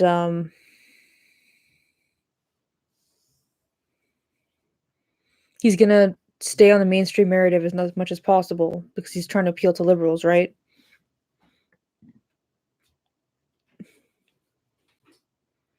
I don't know. Anyway,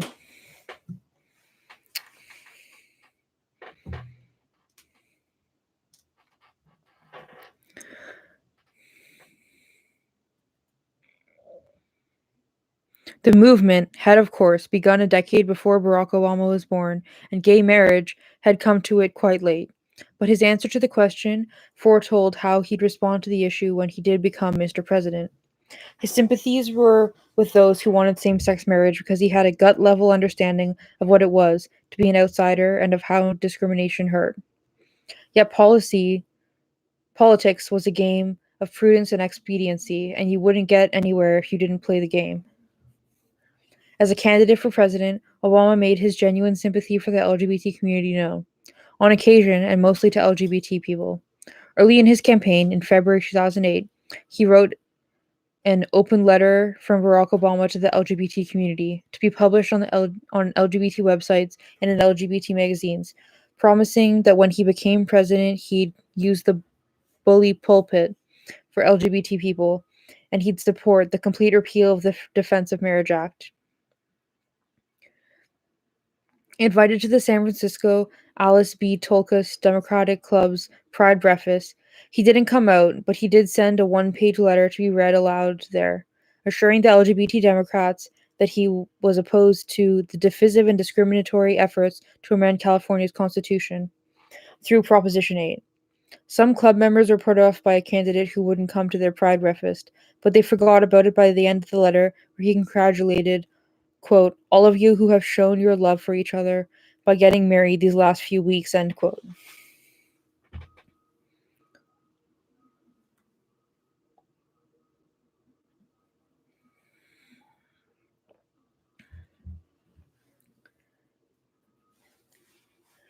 But candidate Obama's political prudence kicked in often. A month after his letter was read at the Pride Breakfast, he was interviewed by Rick Warren, evangelical pastor of the 22,000 member Saddleback Church in Lake Forest, California. That's a ridiculous sized church, bro. What the fuck is that? Is that what a megachurch is? The pastor, who'd supported Proposition 8 from the start, would urge his followers shortly before the election to vote yes on Proposition because same-sex marriage, quote, wasn't a political issue but a moral issue that God has spoken clearly about, end quote. In Warren's interview with Obama, he asked the presidential candidate to define marriage. Obama responded, pat and without hesitation, as though having memorized the answer to a question for which he'd studied, quote, I believe marriage is the union between a man and a woman. For me, as a Christian, it's a sacred union, end quote. I mean, he's a politician. This is not surprising. His pronouncement was followed by cheers of thousands in his audience. But, he added, looking uncomfortable yet unwilling to turn his back completely on the group who had suffered injustice because of who they were, he was, quote, in favor of civil unions, end quote. That wasn't a politically expedient statement to make before a multitude of Baptist evangelicals. He hastened to diffuse it by saying that civil unions would allow, quote, gay partners to visit each other in the hospital, end quote. Surely even the religious right wouldn't be against decency to the dead and dying, sinners though they may have been.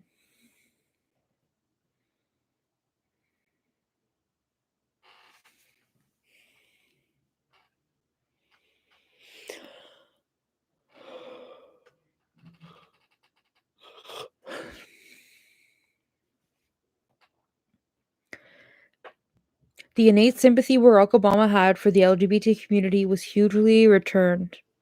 Polls showed that voters identifying as gay, lesbian, and bisexual made up 4% of the electorate in the 2008 election, and 70% of them had given Obama their vote.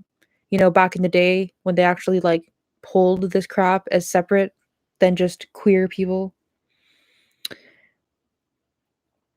Like recently in a census in Canada, like in the 2021 Canadian census, it asks what your gender and sex are so it can determine who's trans, but it didn't ask sexual orientation.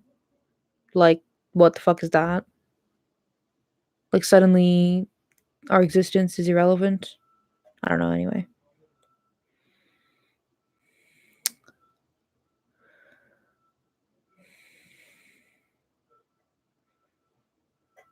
In states where the race was tight, such as North Carolina and Virginia, the LGBT vote put him over the top. The community expected a lot of the new president they'd helped elect.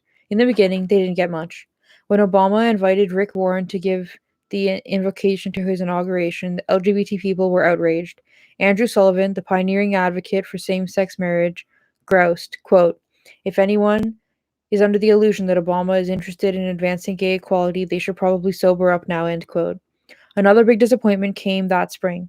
In California, Arthur Smelt, Christopher Hammer, who'd been among the 18,000 couples who had married and were still married under California law, challenged DOMA in a federal court. Their suit referenced Article 4 of the U.S. Constitution, quote, "Full faith and credit shall be given in each state to the public acts, records, and judicial proceedings in every other state," end quote. That should mean that when Smelt and Hammer traveled to Idaho or Mississippi or anywhere in the country, the state had to recognize they were married. Moreover, they said, they should be entitled to all the federal benefits the heterosexual married couples get. President Obama let the Department of Justice file a brief in response to the suit of the two men. It defended the constitutionality of DOMA.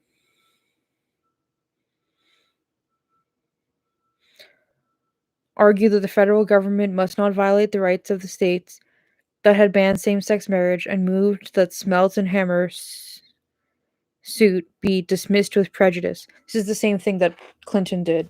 He was like, when he campaigned, he told all the gays, like, "I'm going to be here for you guys when you get your shit done." And then when he got into the White House, he let the Department of Justice and the Department of Defense and whoever the fuck else he was in charge of, like, go out and defend homophobic stuff. I mean, to be honest, I don't know about the minutia of it. Maybe it's really not his, decision.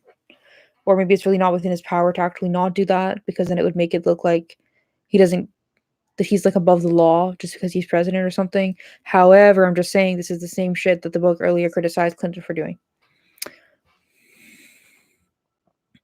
Obama's response to LGBT groups who felt betrayed was that if they wanted the law repealed, they should be knocking on doors of their legislators. Congress had passed DOMA, and it was up to Congress, not the executive branch of the government, to undo what it had done. Okay, yeah, fair enough. That's what I was saying. I was like, the hands are kind of tied, but also it's like, it looks bad.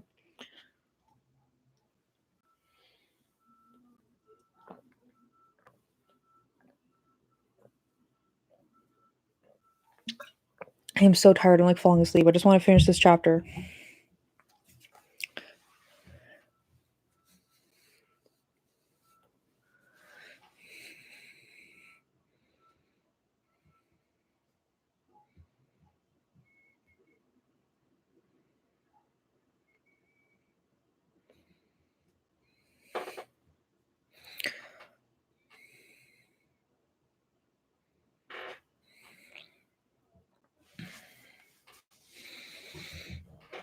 But before Obama's first term as president was finished, something miraculous had happened that made it possible for him to follow his gut level feelings for the LGBT community without sacrificing political prudence. In May 2008, when he was running for president, only 40% of Americans said yes when asked if same-sex couples should be allowed to marry.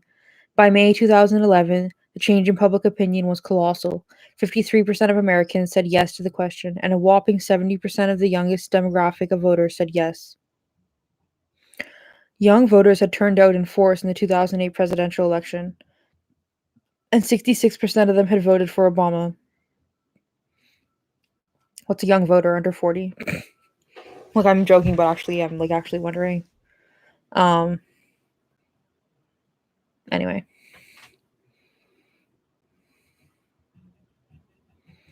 And now that important constituency was overwhelmingly in favor of same-sex marriage. Older people, too, had shifted their opinion. For many of them, it was because they now knew that they knew someone gay. A generation earlier, in 1993, only 22% of Americans claimed to have a close friend or family member who was gay or lesbian. By 2011, the number had practically tripled because gays and lesbians were exiting the closet en masse. Harvey Milk was right in 1978 to urge them to come out, come out, come out wherever you are. While some people, like Senator Pete Knight, became more homophobic when they learned someone close to them was gay, most became less. However, the biggest reason behind the shift in public opinion was that the 60-year civil rights struggle of homophiles, gays and lesbians, and the LGBT community had not been for naught.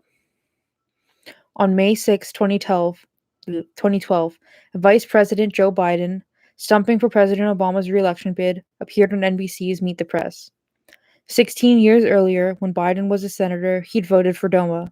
But now, when David Gregory, the Sunday morning TV host, asked the vice president what he thought of same-sex marriage, Biden answered without a pause, quote, "I am absolutely comfortable with men marrying men, women marrying women," end quote.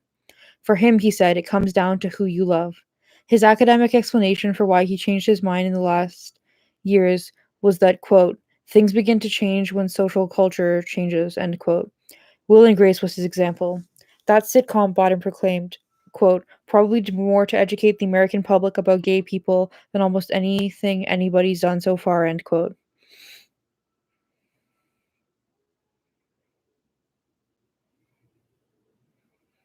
Yeah. There was, oh fuck, like one or two, no, 2 or 3 chapters ago, the book was like, yeah, look at what's happening on TV. Like Will and Grace and some other show that I forgot. I don't think it was the L Word. Because that also was like later, right? Like in the 2000s. It wasn't in the 90s. Whatever. What the vice president didn't know or didn't acknowledge was that Will and Grace would never have been possible without the long war the gay rights organizations have been waging on multiple fronts, including a battle with the networks that began in 1974, when the National Gay Task Force Media Committee made its anger known to ABC executives about the episode of Marcus Welby, MD, and equated homosexuality with pederasty. Stop showing gays as villains, rights groups such as the Gay and Lesbian Alliance Against Defamation, a full-time media watchdog since 1985, had demanded. Start showing gay people who have the human dimension of their straight counterparts. Their phenomenal success in educating the networks was evident by 1997 when fresh-faced Ellen DeGeneres was allowed to admit she was gay on her Ellen sitcom and even lock lips with Lauren Dern. That's the one. Ellen DeGeneres, yeah. Okay. The next year, lovable and gay Will Thurman began appearing weekly in America's living room. The country was clearly opening up. By 2012, even the wife of Mitt Romney was saying that her favorite TV show was Modern Family, whose major characters included Cameron and Mitchell, a longtime gay couple raising a little girl they adopted from Vietnam and getting married in front of a dozen million television viewers. A 2012 poll by The Hollywood Reporter, one of the TV's industry's main insider publications, found that the TV series such as Modern Family, Glee, and The New Normal were driving voters to favor same-sex marriage, even Republican voters. I just want to say,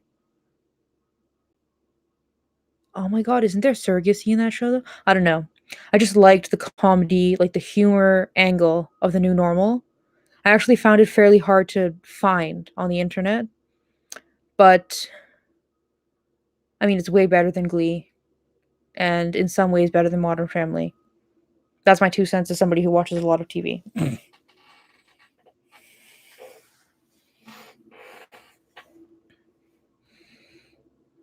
I also just really like both of the actors who make up the main couple. Like I mean, I liked them before I saw the show, so. Yeah, I know. Modern Family has very effectively desexualized their homos, haven't they? I was very critical of that. Also, what I don't like about Modern K, like I'm being casual about the stream, so I'm just gonna tell you guys. You know what I really fucking hate about Modern Family? Like, I don't know. As a show, the character development, the story arc's pretty decent, right? The comedy is pretty good. A lot of things about the show are like fairly good. What I really don't like about that show is that there's barely any examples of lesbians. There's like 3 times that lesbians either show up on screen or are mentioned. Every time they use Chase and Cameron, or Mitchell and Cameron, sorry, Mitch and Cameron. Oh, I was saying Chase and Cameron like from House. Lol. They use Mitch and Cameron to be the mouthpieces because, if they're gay, they can't be homophobic, which is like, we know that gay men can be misogynist. Um, and they're like, oh, the big bad mean lesbians, or like, oh, they were so rude and mean, just like lesbians. Like that's the only lesbian representation of the whole show, and it's being championed as like this like show to bring gay inclusion into the households of everyday Americans or whatever. And it's literally being like, yeah, gay men are so awesome when they're desexualized, like, um, but by the way, the lesbians are still evil dykes. I mean, that's the tone I get from that show, at least. And I was like looking out, waiting for there to be some positive mention, like a lesbian carpenter who comes over to like fix their fucking doorway or something, like nothing. Anyway, um,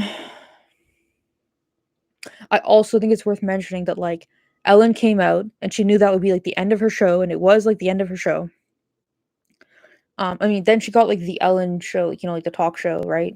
But it's really worth mentioning that Ellen came out and her show ended, and like a year later, Will and Grace started.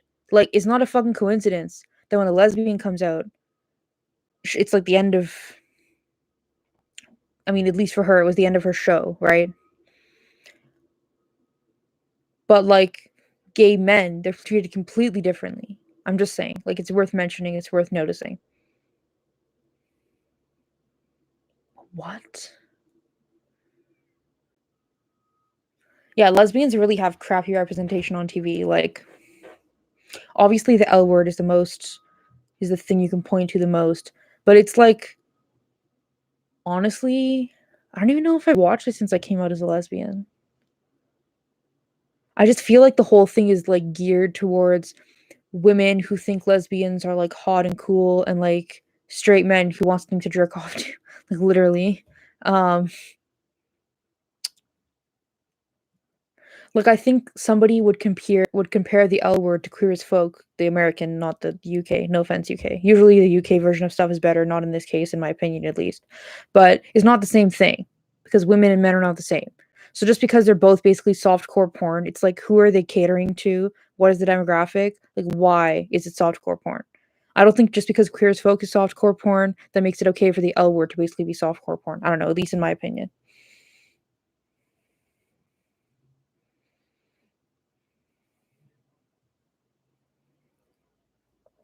Yeah, anybody has any other opinions about gay or lesbian TV shows, hit me up. You know what I think is like the best lesbian TV show is fucking Xena, man. I mean, obviously, I wish it would have been like way more explicit throughout the entire show instead of just like these like huge circumstantial like something might be happening here, something is definitely happening here, weird shit at the last season. But I'm just saying, um, I never watched Quantum Leap.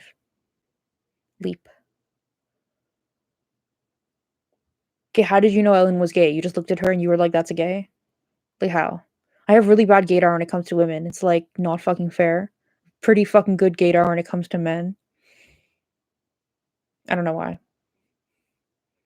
Maybe it's like I'm scared of other lesbians because I'm something.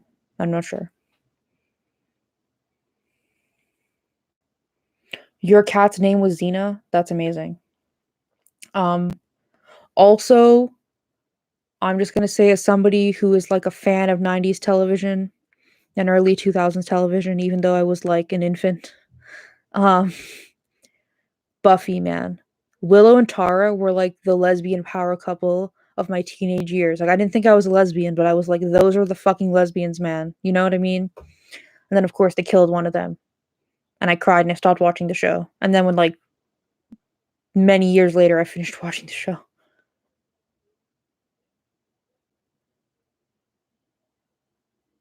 No, I mean, I know Xeno is problematic.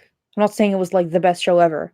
I'm just saying, compared to the L Word, to me, it's like as a lesbian, I'm like comfortable watching that show and think that show is cool. The L Word just feels like the L Word feels like the TV version of when you have a bunch of straight women who are actors and straight men who are writers, and they're like, this is what lesbianism is like when it comes to porn. It's like the TV version of that.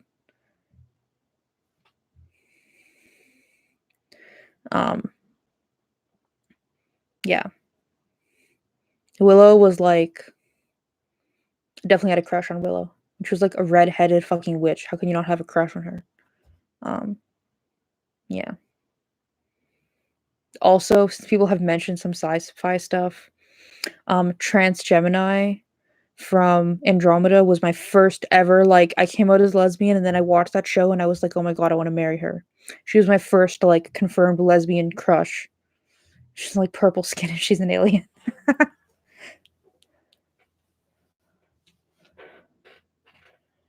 Oh, my cat is not like that. My cat is like, scared of everything. Yeah, yeah. She's very like, she's not even cuddly. She just kind of snuggles up with herself and purrs and licks herself and chases around her little mouse toys. That's like the most exciting part of her life is her little mouse toys. And she doesn't do anything else, really.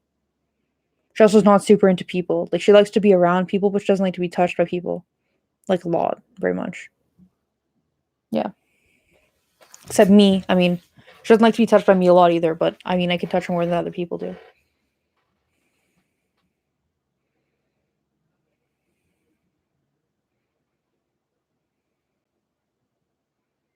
Yo, lip service, I've seen that too. I didn't think it was worth mentioning because I'm not sure how many people have seen that. I was on like a shtick or whatever. Like a I had like an obsession in my late teenage years of finding like every single show, whether it was like an Israeli soap opera that had like one season with a gay character in it or something. I found every single fucking show I could find with any gay characters in it and watched that shit. Um, so I've seen a lot of weird nonsense. Um, honestly, quite a few UK/Irish um TV shows that have like one or two good gay characters with gay storylines where they don't just die. Of course, there's oh my god, what the fuck is that show called? The couple's name is like Pavel, like he's Polish, obviously, no Czech, and some dude who's like Australian, and the Australian's all like a bad boy chef. It's like I don't do relationships, and then he and Pavel are like in love, and they're gonna go away to like Prague to start a restaurant or something, and then Pavel falls like has a stroke or something. Up until then, I was like, wow, the Irish TV shows have like very good gay characters. They don't just kill off. Anyway,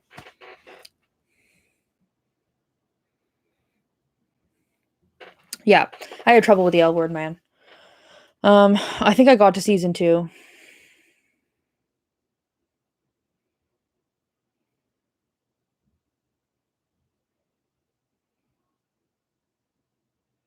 Yeah, I find that too with like because I was so obsessed with like gay characters in TV, I looked real hard for lesbians. And then I realized like most lesbians in TV are like technically bisexual because they like will be like I'm a lesbian or I'm like a gay or something, and then they'll like end up dating a man at the end of the storyline or something. Um, I find it really ridiculous when bi people are like, there's no lesbian or no bisexual representation. Like, bro, literally, what are you talking about? Maybe not among men, but among women, a huge amount of queer women characters are actually like bisexual. Like I'd say more there's way more bisexual women in TV than there are lesbians.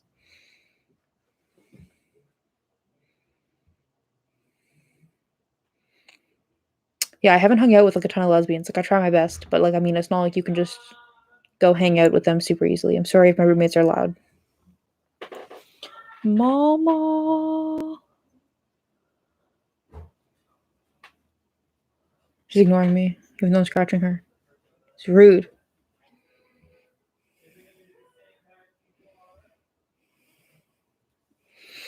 Okay.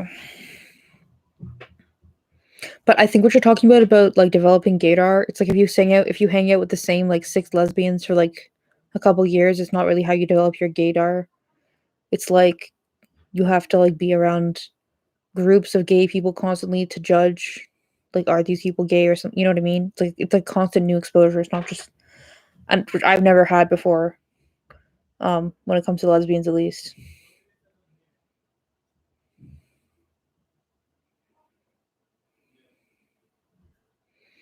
The killing?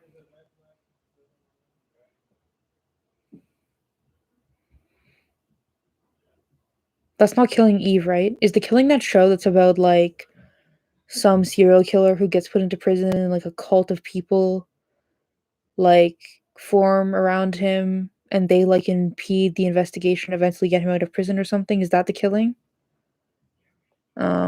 Interesting.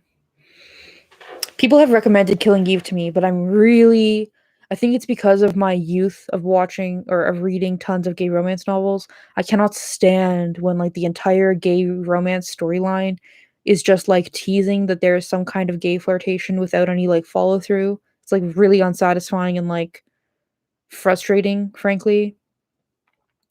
So even though I love Deborah O, wait, Sandra O, whatever the fuck, from Grey's Anatomy. Even though I love her, I don't think I'm gonna watch that show because I think I'll just get frustrated that they never actually like really get together like in a substantial way. Anyway, amazing time to drop more of your recommendations of shows that have either a good lesbian character or lesbian storyline or lesbian focused show. It's a different show. Okay, well I'll look it up then. I'm watching The Expanse right now. Ugh, that fucking like okay, it's a good show. Whatever, whatever. It's getting canceled because one of the guys like a pedo. Whatever, whatever.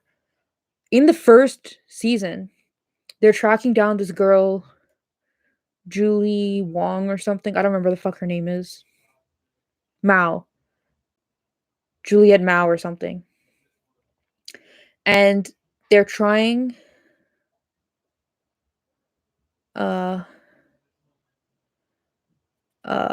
they're trying to find this girl and they like end up like in their like sleuthing they look at like some kind of dating profile and in the dating profile it says her sexuality is pan. And then in the same episode or the next episode, there was some kind of joke about sexuality. Like I don't even think they used that word, but it was kind of like, oh well, we're in the future, so we're enlightened or something. And I was like, oh, is this gonna be one of those sci-fi shows where like a lot of people are bi because they've kind of like moved past gendered or sexual, you know what I mean? Those sci-fi things? No, not at all. I'm in like halfway through season 4 and there's only 5 seasons. And there's like one of the main women characters, shockingly, is like flirting with a woman, but is like actually dating and sleeping with men. And that's it. I don't know. I just like, get my hopes up, get disappointed. So I think after this, I need to find something with like a gay character, something I've seen before. Um, yeah. Hey, Ninth Orbit.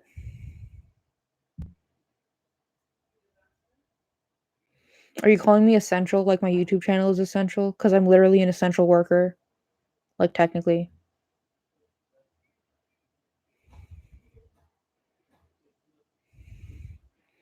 What are you talking about? Like you mean Elementary, the show that's like the New York style version of Sherlock? But they were teasing that Sherlock was bi. Is that what you're talking about? I don't really remember the beginning of the show. Like obviously Mrs. Watson is a trans woman. I don't think they I mean not Mrs. Hudson is a trans woman. I don't think they tried to make Watson bi. I don't remember that. Thanks, Ninth Orbit. Yo, tell me more about actually never mind. I will look it up on YouTube later and watch some kind of 2-hour deconstruction of the queer baiting of Elementary. Okay, bros, sisters,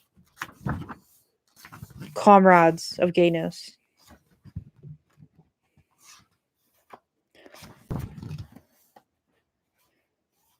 my gosh. There's like entire, oh my god. I don't know if I'll be able to read the epilogue because it's literally just like pages of lists of names, bro. It'll be like some kind of meditation. Okay, we are on 6:15. And the epilogue ends at 6:35. So we've got 20 pages left, people. We can do this. Oh. I mean, to be honest, though, when there's a conversation about television, how can I be reading a book?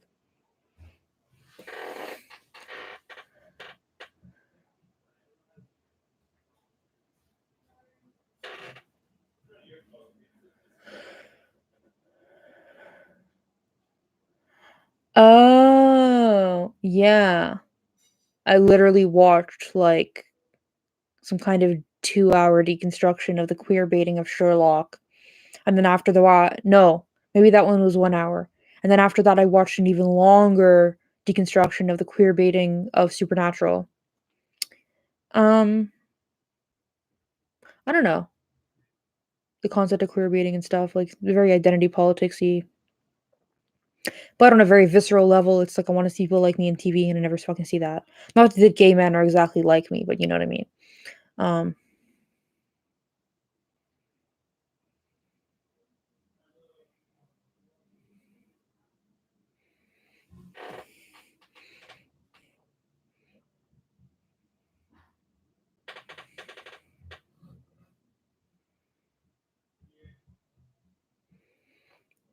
Anung says, "I've noticed that young people don't have any gaydar. I always thought it was because they're online all the time and don't have any three-dimensional experiences with flesh and blood community." Literally, though, like, that's what I think it is. Like, imagine if I could go to somewhere like the equivalent of Mishfest, like, once every 2 months or something. I'm sure my lesbian gaydar would be, like, off the charts compared to now. Um, like, in the last 3 years, it's been, like, my mission to get shit off the fucking internet, you know what I mean? To make some real life groups happen, some real life community organizing happen. And I've had some limited success with that, but it hasn't gotten to the point where it can be, like, once a week, bunch of dykes hang out in whichever cities, you know? Like, and even when it does get to that point, it's gonna be the same small group that, like, adds a little bit over time. It's not gonna be, like, a constant exposure to new people. I think another thing about why the young people don't have good gaydar is because all of these, like, queer types, you know, like, queer theory types, I mean, not, like, actually gay people. When I use queer, I literally mean, like, people who believe in queer theory and, like, live by the you know, the principles of queer theory, but are actually, in most cases, not gay or even bi. I think a lot of these queer types, like, literally the haircut I have right now, right? It's a mullet. Like, the people that I've seen mullets on the most are the queer types, and I don't think most of those people are actually, like, gay. Like, I think a lot of queer coded, um, uh, like, fashion, I guess, is the word, and even behavior is now being used by non-gay people, and so, like, it's kind of been reprogrammed in our mind as just, like, the edgy people instead of, like, the gay people, and it's, like, been broadened to, like, a really huge degree. Um, Spicy straights, yo, literally, though.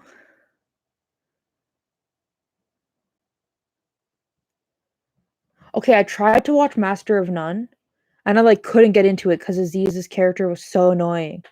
Because I know that that character is, like, a rad lesbian, and I was like, "That sounds awesome," but I really couldn't get into it. Maybe I'll try it again, or maybe I'll do what I used to do back in the day when I watched a lot of gay TV and, like, just find YouTube videos that clip together the whole storyline of the lesbian character without the rest of the show.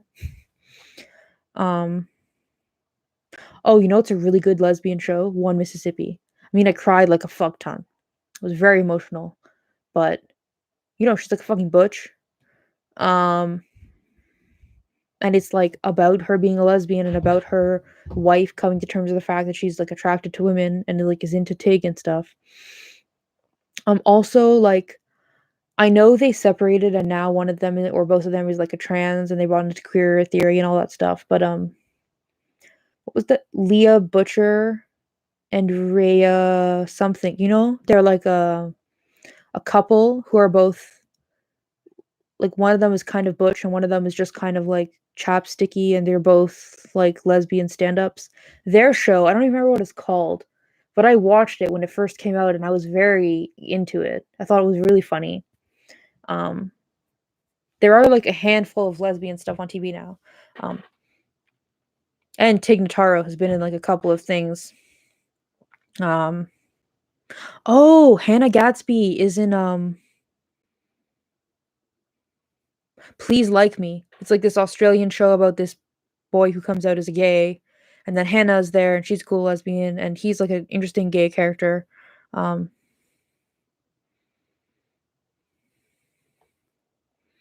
oh, just watch the Denise episode of Master Nun. Great. Take My Wife. That's what it's fucking called. Yeah. Okay, I'm gonna actually like finish reading this fucking book, guys. 20 pages. We can do this. Are you ready?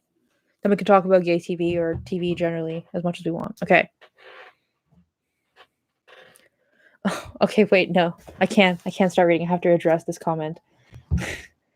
Lepceratops, how old are you?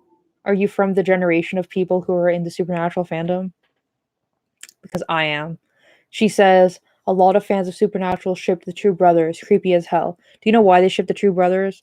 Here's my list of reasons why. First of all, did you see the Supernatural fandom's reaction whenever one of the boys got with like a girl character in like, even if it was just like a hookup, not even like a dating, like Sam with Ruby and Dean with Joe, they were like violent and vicious and insane. And you know why that is? Because all these teenage girls want to date the boys. So if you make all of the characters bisexual, the men characters, then they in the fantasy of the girls who are ruling the fandom, the characters can still date them and have these like non-threatening sexual relationships.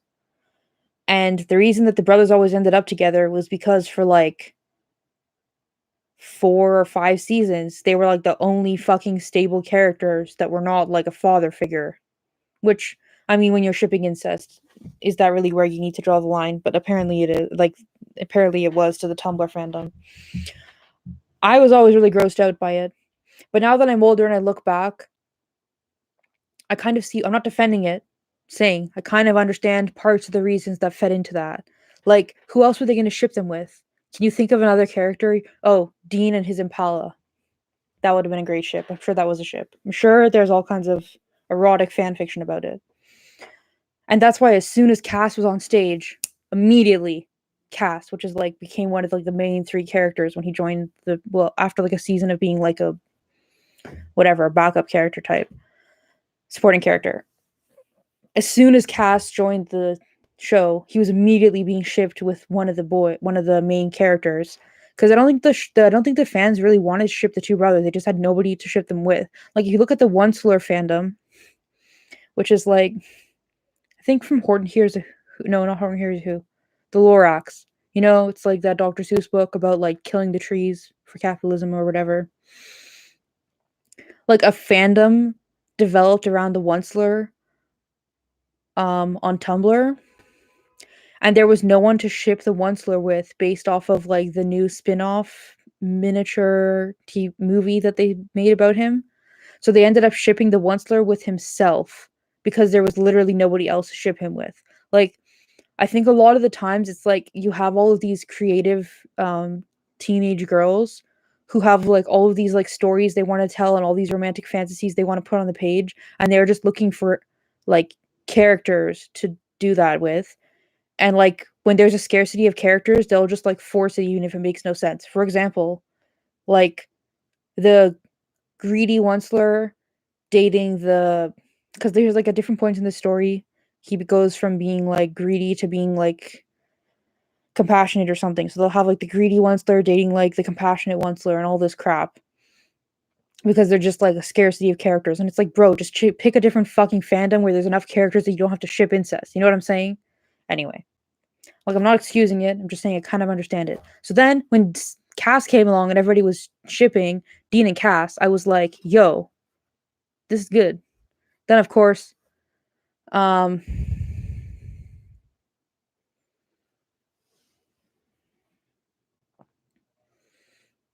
that didn't happen.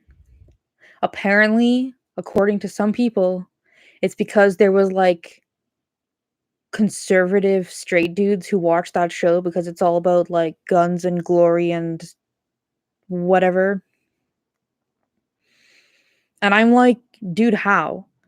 I can see it for like the first 3 seasons or something, but it really, I don't know if it's just because I was part of the fandom, but it seemed so obvious to me that that show was written for teenage girls after a point, you know? I don't know. Anyway.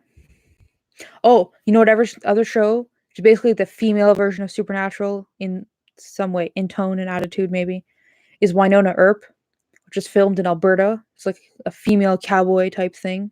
It's like uh urban fantasy, I guess the category would fall under. Anyway, the main character's sister is a lesbian, and like the sheriff of the town is lesbian, and they date each other. Highly recommend.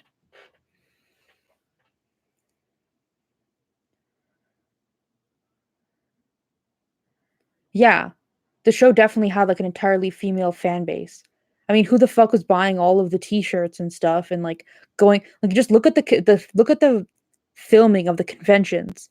You'll have like a convention hall full of like 1,000 teenage girls all screaming when Jared Padalecki and Jensen Ackles show up. Like they should have just that show did an unprecedented thing by giving the fans what they wanted in a lot of ways, like letting the fandom's wishes form like the decisions, or at least uh, have an impact on the decisions of the writing room. There's literally no reason not to have made Cass and Dean a thing.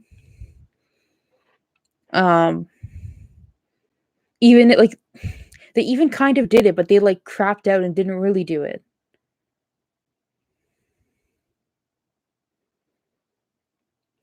Yeah. Lepseratops says you can even tell from the promotional art alone that it's aimed at teenage girls. Literally, the way that the art of Supernatural is designed is the same as those. This is too specific. Um, is it called bodice rippers? Whatever. You know, like those historical romance novels where there's always like some dude on the cover who is like shirtless or his shirt is open and there's like the wind is in his hair and he's like shiny abs. Literally those types of like Harlequin novel book covers. That's what reminds me of the Supernatural marketing. Is like this whole like look how hot these boys are type thing. Right? Love Ceratops, I'm glad you're on my wavelength. You know what the fuck I'm talking about. Okay, Guines. I'm going to finish the last 20 pages, and if anybody would like to discuss television, I'm into it. Yo, okay. When I flew to Calgary to do my speech thing this weekend, I was like, "Oh, I'm going to be flying in an airport and my Airbnb doesn't have Wi-Fi. I will download TV shows onto my iPad before I leave." So I like went on Netflix and I went on Amazon Prime and neither of them has Winona Earp anymore. What the fuck is going on? I don't know. But I couldn't find it to download it. I was so pissed off. So I started watching The Expanse, which is good. When I finished it, I'm going to find Winona Earp and like stream it somewhere that is not Netflix or Amazon. I was just like annoyed because like Netflix also did that. They had Buffy, they had Xena, they had Supernatural, they had even Doctor Who, I think.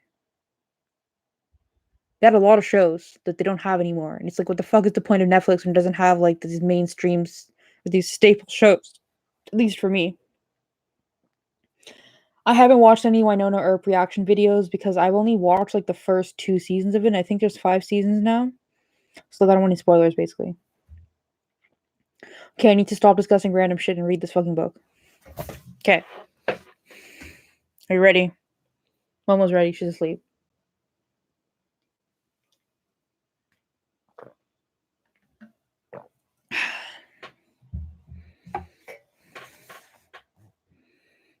I don't even know where we are.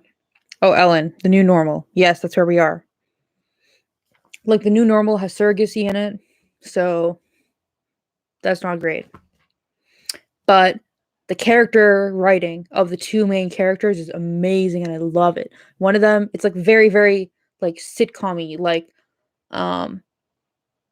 almost Seinfeld level. Like one of the guys is like an architect at like a firm, and the other guy is like a nurse.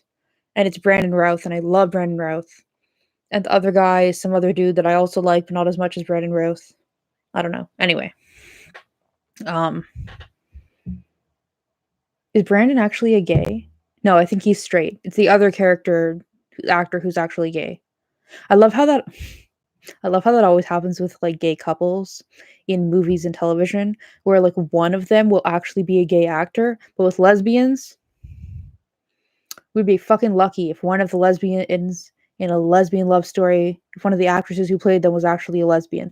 Imagine for a moment, if you will, a mainstream lesbian movie or television show where one or both of the actors were actually lesbians. Like, Take My Wife and One Mississippi are the only ones I can think of that are really like that. Like, the L Word, aren't they mostly bi? Except for the Shane character? I don't know. Anyway, whatever. Okay. Okay, I'm gonna read the book. Guys, you got me started on television, now I can't shut the fuck up. Okay, let's read the book, guys. Obama himself had much to do with the shifting climate.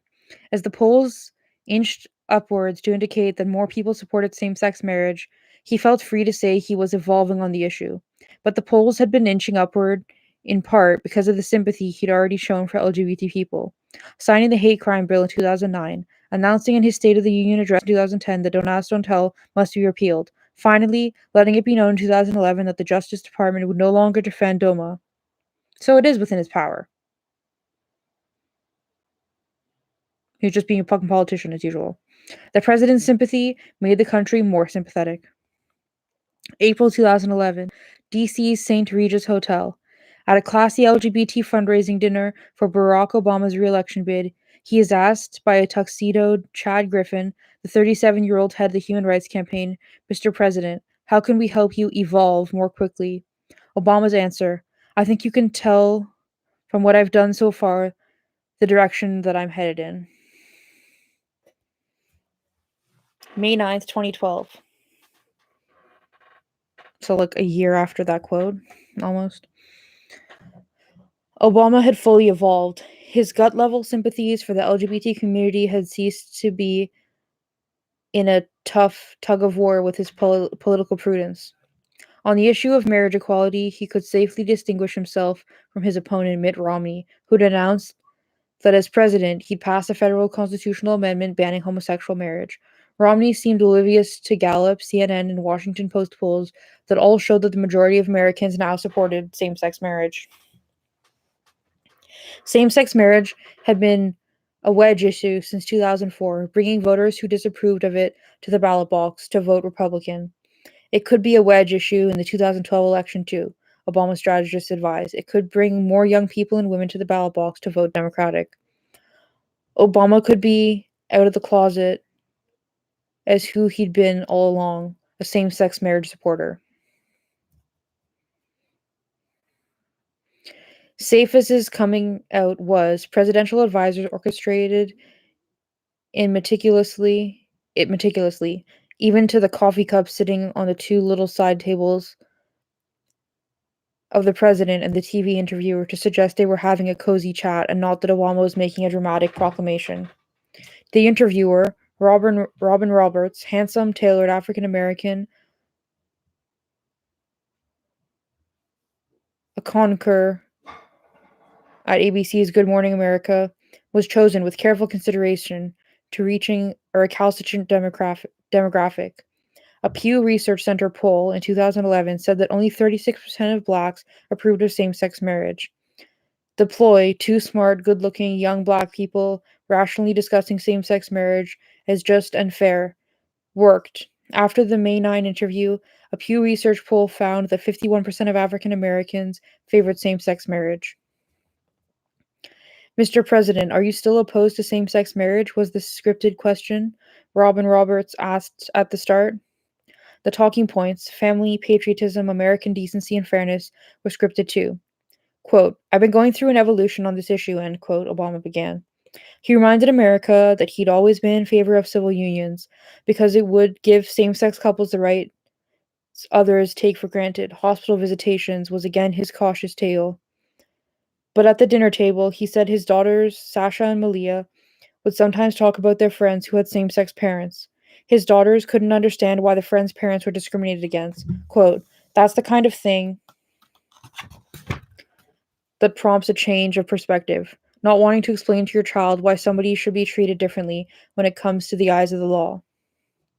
His mind had also been changed, he told Roberts and the country, by members of his own staff, quote, who are in incredibly committed monogamous same-sex relationships and who are raising kids together, end quote.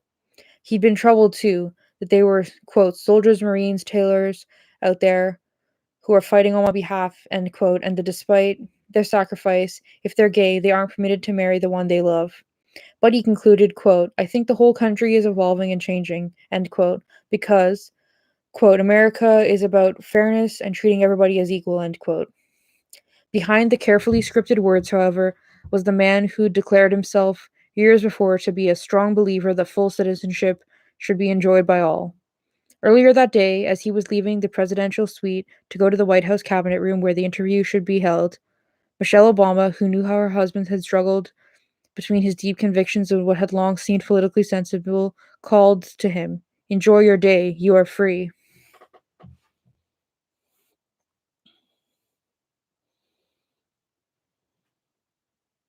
Oh wow, what's wrong with you? Hmm?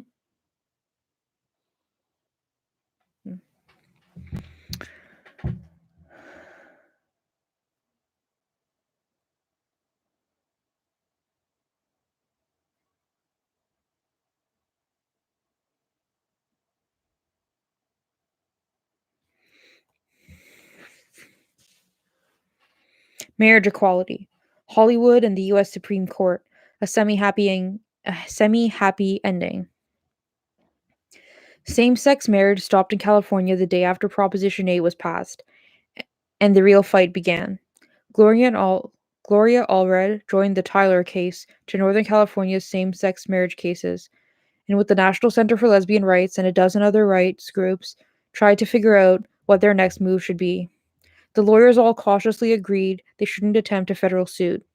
A loss in federal court would set the movement back decades. They petitioned the California Supreme Court. They'd fight on a technicality. Proposition 8 is illegal, they'd argue, because it isn't an amendment as it pretends to be, but rather a revision of the state constitution. In stripping an entire group of a fundamental freedom, Prop 8 alters the Constitution's guarantee of equality, and a vote to revise the Constitution can't be put on the California ballot until 2/3 of both the House of the legislature give their approval. It was at best a timid argument, and it was soon clear that the lawyers had chosen the wrong strategy. The justices of the state Supreme Court responded that Proposition 8 did not revise the Constitution. In fact, it did hardly anything at all. True, it took away from gays and lesbians, quote, the label of marriage, end quote, but they still had domestic partnerships, which in California gave them all the rights enjoyed by opposite-sex married couples. Marriage would give them nothing more. Same-sex marriage supporters objected that the court's claim that the word marriage is merely symbolic is like telling black people that sitting in the back of the bus isn't important as long as the back and the front of the bus arrive at the same time. But the fight was lost, at least in the state court.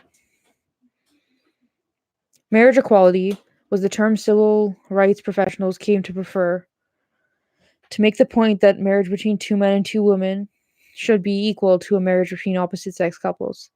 The first marriage equality case to be heard by the U.S. Supreme Court was as skillfully produced as a Hollywood movie.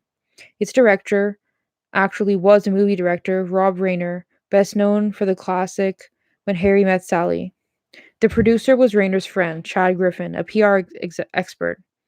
Griffin first proved his skill in 1992 when he'd been a 19-year-old wonderkin from Bill Clinton's hometown, Hope, Arkansas. He helped produce Clinton's first White House run so expertly that after the election, Griffin was hired to be part of the West Wing communications team, the youngest White House staffer ever. The superstar of the case was not the plaintiffs, but the two lawyers that Rayner and Griffin signed on with multi-million-dollar contracts. First, Ted Olson, a political conservative who in 2000 had argued Bush v. Gore in the U.S. Supreme Court and won, handing George W. Bush, nemesis of all that was liberal, victory in a disputed election. Olson had been George W. Bush's Solicitor General too. But director Rayner, who knew that casting against type could bring major attention to the project. It was Olson who recommended a co-star, David Boies, the Gore lawyer who'd argued opposite him in the Supreme Court. Director Rayner guessed right about how the drama quotient would soar when word got out that the Bush v. Gore adversaries were starring together on the same side in the marriage equality case. News of the odd duo's collaboration made headlines for months. To hype a marriage case, Chad Griffin formed a new production company, literally in the heart of Hollywood, the American Foundation for Equal Rights. He and Rayner also found the perfect faces for supporting roles. Kristen Perry was executive director of the First 5 Years Fund, an advocacy group started by Rayner to promote early childhood education for disadvantaged kids. Perry and her partner, Sandy Steyer, have been a devoted couple since 1996 and were raising 4 sons. Rayner and Griffin agreed that they couldn't do better than Perry for a lead plaintiff. The co-plaintiffs, too, were carefully cast. Paul Katami and Jeff Zerillo were a clean-cut looking couple, notable for their middle-class averageness.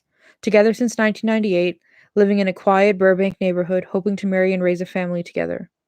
A top reporter, Joe Becker, was embedded in the production and would bring every step of the behind-the-scenes drama to the public in magazine articles and a full-length book.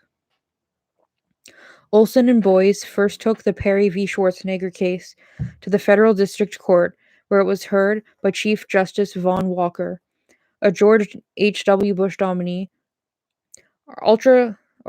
Arch conservatives in the U.S. Senate, such as South Carolina's Storm Thurmond, had supported Walker's nomination to a federal judgeship with great gusto.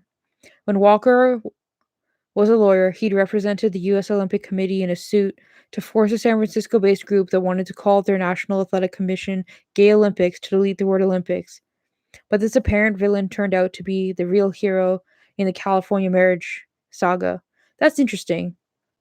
Aren't the right-wing people like very, very, very pro-free speech, usually? Or am I misunderstanding something? That they would try and censor. That is interesting to me.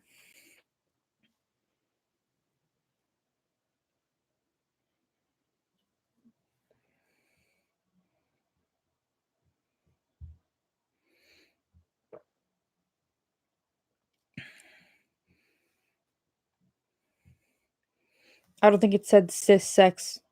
I think I mumbled something.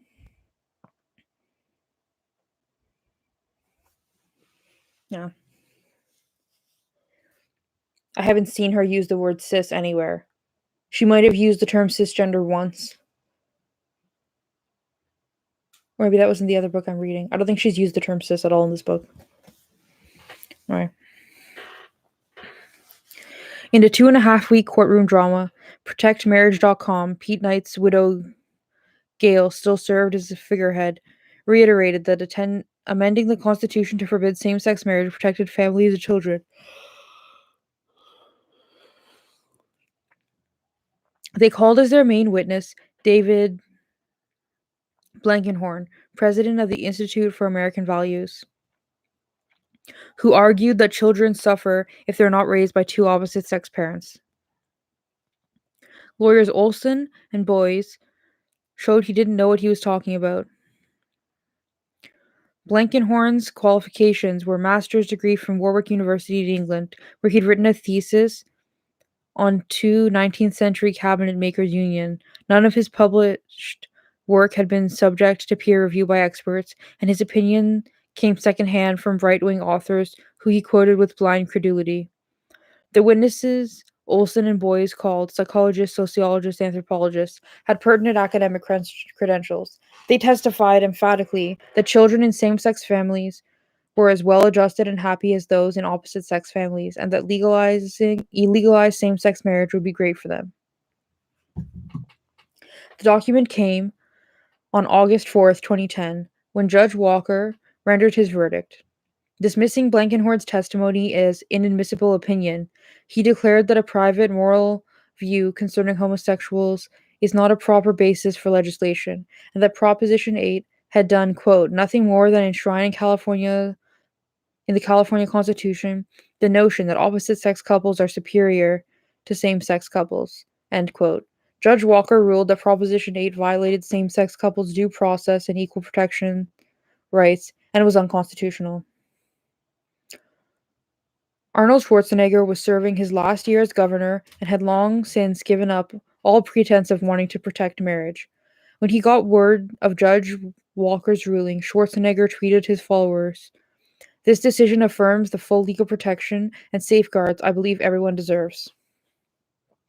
But this climax was not the end. A small twist in the plot came in April 2011. 2 months after the white-haired, white-goateed Judge Walker retired, he announced he'd been partnered for the last 10 years with a physician who was a man. Oh my fucking god, I did not see that coming. This book is like a fucking soap opera sometimes, guys. He let it be known that since he was 14 years old, he'd had homosexual feelings, which his parents had discovered through an adolescent diary. He'd been made by them to undergo Christian conversion therapy and continued to be treated on and off into his 30s, but never got cured. When ProtectMarriage.com leaders learned that the judge who'd ruled against them was a practicing homosexual, they tried to get his decision overturned. But as a judicial panel recognized, black judges were permitted to rule on civil rights cases, women judges were permitted to rule on abortion cases, and there was no evidence that Judge Walker had been biased. His decision would stand.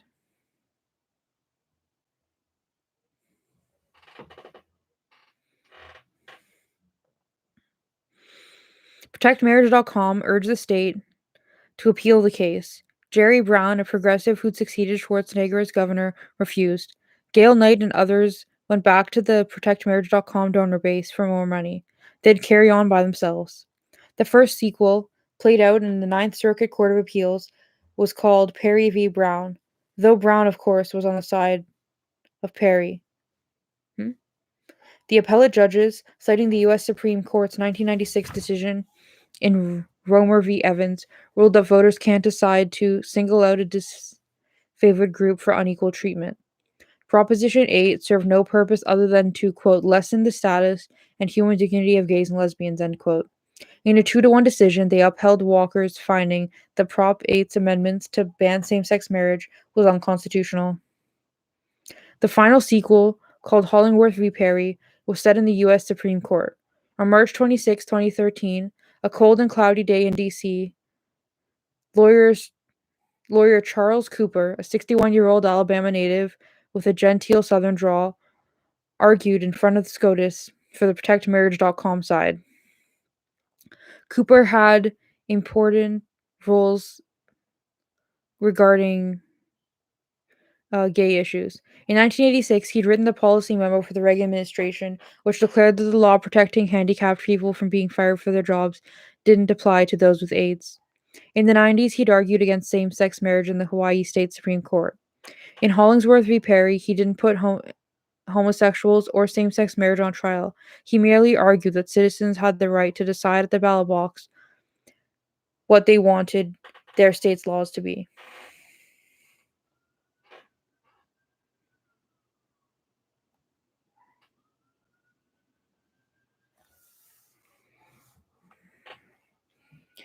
Ted Olson, who'd played before the Supreme Court more than a dozen times, reiterated that Prop 8 was unconstitutional because it denied same-sex couples due process and equal protection. Judge Antonin Scalia, consummate character actor, interrupted Olson with his usual curmudgeonly wit. Scalia wanted to know what the exclusion of same-sex couples from marriage had become unconstitutional. Was it when the Bill of Rights was adopted in 1791, he asked? Or maybe it was when the 14th Amendment went into effect in 1868. Olson, not one to be cowed by Scalia's bullying, answered, alluding to the court's 1958 Brown v. Board of Education decision. When did public school segregation become unconstitutional? But it wasn't going well. Chief Justice Roberts kept interrupting the drama of the arguments by asking about standing. What right did ProtectMarriage.com, which was not a government entity and not a citizen who'd be harmed by same-sex marriage, have to be a plaintiff in this case? Though Roberts' question seemed to be an attack on the opposition, for Olson and Boys, the American Foundation for Equal Rights, to win marriage in California for California's gays and lesbians on the unsexy issue of standing would be anticlimactic. Worse yet, a ruling based on the standing would be limited. It would dash their hope of getting rid of DOMA. But Justice Anthony Kennedy, who'd spoken so eloquently on the side of gay people in Lawrence v. Texas, was making it clear through his comments that he couldn't be relied on to vote the right way in Hollingsworth v. Perry. The problem with the case, Kennedy declared, is that you're really asking for us to go into uncharted waters. He got laughs, but produced white knuckles in the audience too when he went on. You can play on the metaphor.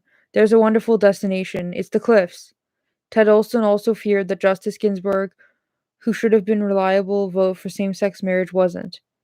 She'd been warning since 1992 that courts mustn't get too far ahead of public opinion. SCOTUS did that in Roe v. Wade, she said, and it had triggered a backlash. Judge Sotomayor, who'd also should have been a reliable vote, gave Olson pause when she asked, is there any way to decide this case in a principled manner that is limited only to California? Olson took the meatless bone that Sotomayor threw him. You can decide the standing case that limits it to the decision of the district court. That was just what SCOTUS did. With an odd bedfellows vote, Justice Ginsburg, Scalia, Keegan, Roberts, and Baehr on one side, Justices Sotomayor, Thomas Kennedy, and Alito on the other. Chief Justice Roberts, writing the majority opinion in a decision issued June 26, 2013, said he'd have standing if it wasn't enough to be concealed by senators or to claim a keen interest in the case. The petitioner must have suffered a concrete or particularized injury. Marriage.com had no standing and therefore no claim in the Supreme Court. They shouldn't have been granted a hearing in the Federal Appeals Court either. Roberts declared and rendered the decision void. The decision SCOTUS upheld was that of Judge Vaughn Walker of the District Court, who said that Proposition 8 was unconstitutional and same-sex couples in California must be allowed to marry. It was a happy enough ending. At 4:15 on June 28, 2013, Kamala Harris, California Attorney General, rushed to San Francisco City Hall, where Kristen Perry and Sandy Steyer were waiting for her. As the Attorney General was walking up the grand staircase to the Baroque Rotunda to meet them, she tweeted her followers, about to marry the Prop 8 plaintiffs, Kristen Perry and Sandy Steyer. Wedding bells are ringing.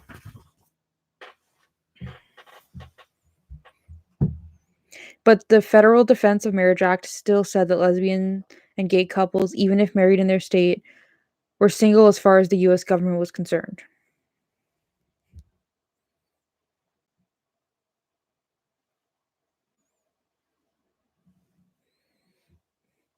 SCOTUS hears a love story and gets it. In the early 1960s, Portofino, a smoky Italian restaurant club near Bleecker Street in the Greenwich Village, was where upscale lesbians went for dinner on Friday nights.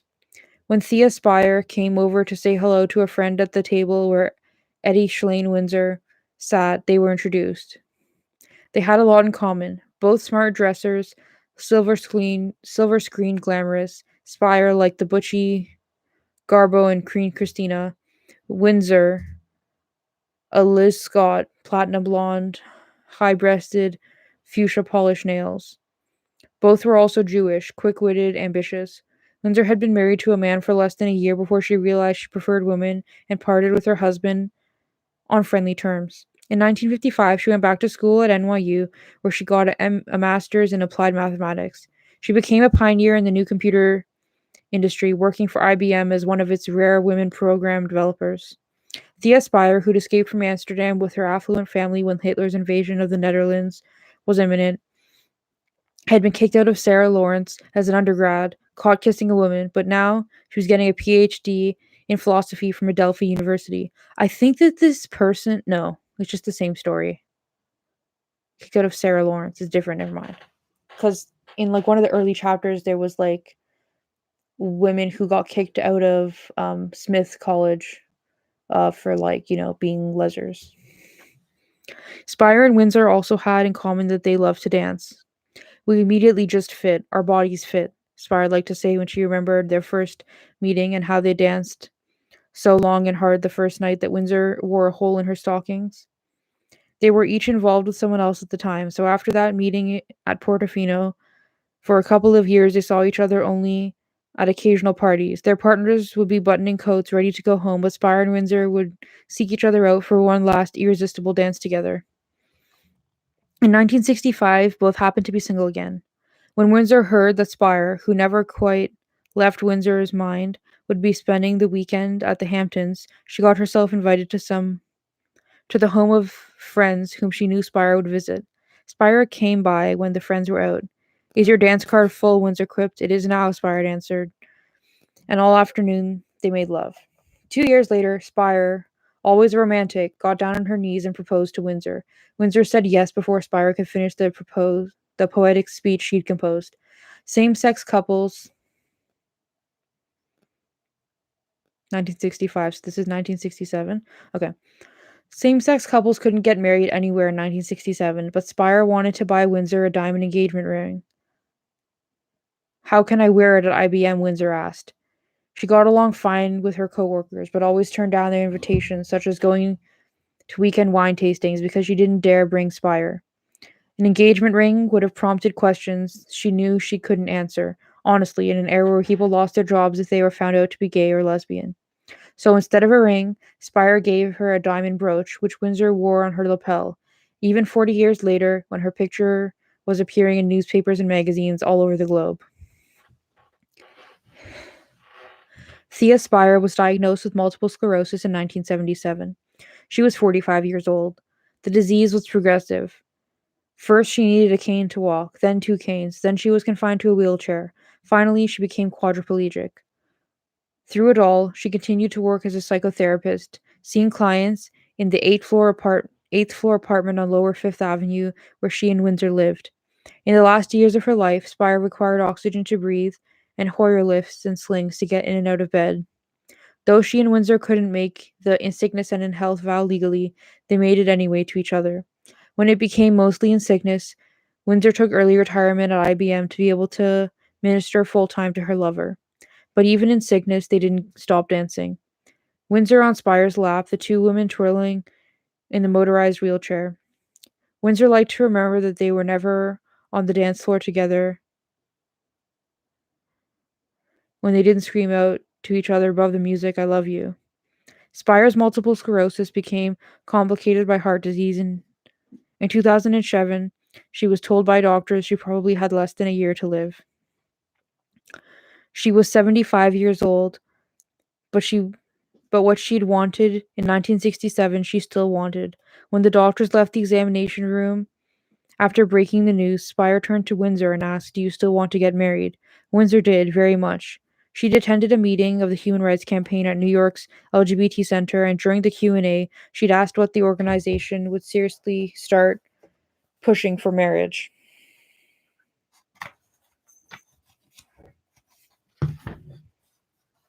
The speaker told her that it was on the agenda for the future. I'm 75 years old, Windsor shouted. I can't wait. Same-sex marriage was legal in Massachusetts, but that didn't do Spire and Windsor much good because Massachusetts had a residency requirement. To move their household and all their equipment, Spire needed to stay alive to another state when she was facing imminent death would have been impossible. But marriage was also legal in Canada. All that was required there before you could get a license was a one-day visa. Spire and Windsor knew what they must do. 6 friends, 2 best men and 4 best women, agreed to do it with them. On May 22nd, 2007, they flew to Toronto, lugging duffel bags with tools to dismantle and put together Spire's motorized wheelchair, which couldn't be driven onto the small plane. The 2 men carried her to her seat in the plane and, once landed, carried her off the plane to her reassembled wheelchair. Spire, still a handsome woman, sitting tall in her wheelchair, and Windsor, perched on the arm of the chair, decked out in pearls, her beautifully coiffed hair still platinum blonde, thanks to Clairol now, was married by Canada's first openly gay judge, Harvey Brownstone. Windsor and Spire had agreed that they wanted to make the ceremony as traditional as possible. They wanted to say, "With this ring I thee wed." When Spire was to say it, her arm had to be lifted by 2 of the best women so she could hold up the ring. Windsor slipped her finger through it. When they got back to New York, Spire said happily, I can die now because it's completed." She died in their home on February 5th, 2009. A week later, Eddie Windsor had a heart attack. Stress cardiomyopathy, the doctor called it. Windsor called it a broken heart. Though she recovered, her problems were far from over. New York still didn't allow same-sex marriage, though in 2008 the state had started recognizing those performed elsewhere. But the federal government did not. Not long after Spire's death, Windsor received an estate tax bill from the IRS. As far as the federal law was concerned, she'd inherited from Spire half the value of the apartment and the little cottage that the 2 women had bought in the Hamptons. To the federal government, she and Thea Spire, despite their 40-plus year history, despite their legal marriage, were no more than strangers to each other. The estate tax bill was for $363,053, or $363,053.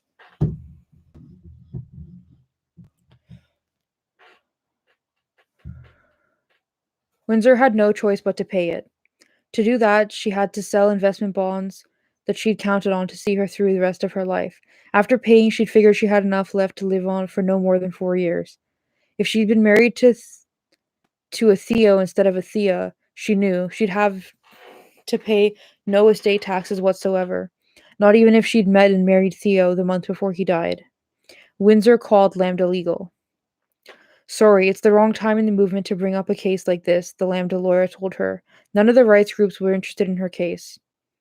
Mary Bonotto, deservedly revered for her pioneering success in Vermont and Massachusetts, and dubbed the Thurgood Marshall of same-sex marriage movement, had warned LGBT lawyers back in 2004 that they mustn't rush into federal court to change DOMA with the case about some wealthy individual who had to pay a tax bill because the federal government wouldn't recognize his or her same-sex marriage. "I can't think of a less sympathetic prospect," Bonutto said. Robbie Kaplan was a partner in the litigation department of Paul Weiss, Rifkind, Wharton, and Garrison. Her case involved high-powered corporate clients. Her cases involved high-powered corporate clients such as J.P. Morgan Chase & Co. and Fitch Ratings, a Hearst Corporation subsidiary. But one day in 2009, she got a phone call from a woman who said she was 81 years old, a lesbian, as was Kaplan, and when her spouse died, the IRS hit her with an estate bill tax for hundreds of thousands of dollars. No LGBT organization would help. Was Kaplan willing? A friend had given Windsor her name. The one same-sex marriage case Kaplan had taken, 13 couples suing New York for the right to marry, she'd lost in 2006. She had some doubts about taking another one, but she lived 4 blocks away from the elderly woman. She said she dropped by to see her on her way home.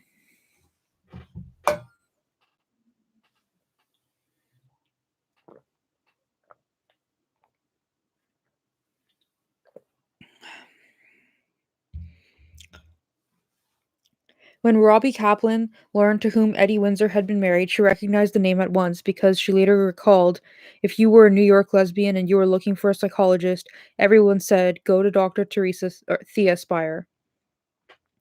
Then, talking to Eddie Windsor, hearing from the lips of an octogenarian the story of her 44-year love affair with someone who'd been paralyzed for 30 of those years, the diamond brooch, the wheelchair dancing, the 24/7 ministrations, the passion that didn't stop almost to the day Thea died, and seeing Windsor's charisma and charm and intelligence, Kaplan knew this was a case she wanted to take.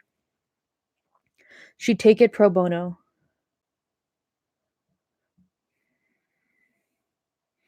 She wanted to help Windsor get her money back, so Windsor wouldn't be homeless after 4 years. Only as she started working the case did Kaplan realize it could and should go far beyond Eddie Windsor's money. It was Section 3 of the 1996 Defense of Marriage Act that had caused the trouble for Windsor. It said that as far as all U.S. agencies were concerned, marriage meant only heterosexual union, and spouse meant only a person of the opposite sex who was a husband or a wife. So even if a same-sex couple had gotten married in a state where same-sex marriage was legal, the federal government wouldn't recognize the marriage. Robbie Kaplan filed Windsor's suit in the U.S. District Court for the Southern District of New York. On June 6, 2012, Judge Barbara Jones declared in her decision that Section 3 of DOMA violated the plaintiff's rights of equal protection under the Fifth Amendment. The judge ordered the IRS to give Eddie Windsor all her money back, plus interest for the time the IRS had kept it.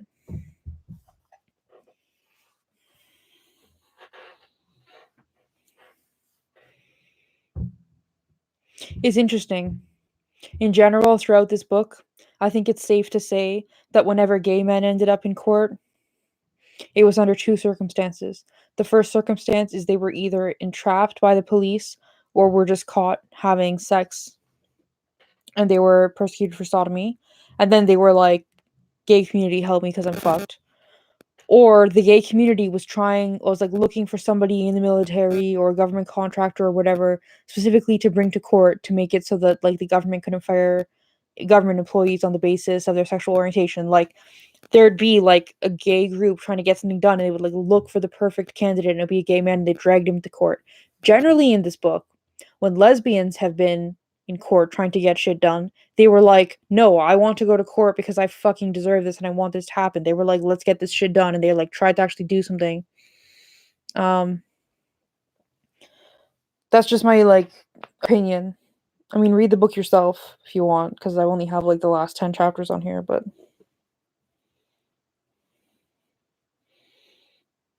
Anung says they used to call Lambda legal queers against lesbians. Yeah. This book is very, very clearly demonstrates the like differences between the gay and like gay men's and lesbians communities and their different needs and desires and ways of working together and stuff.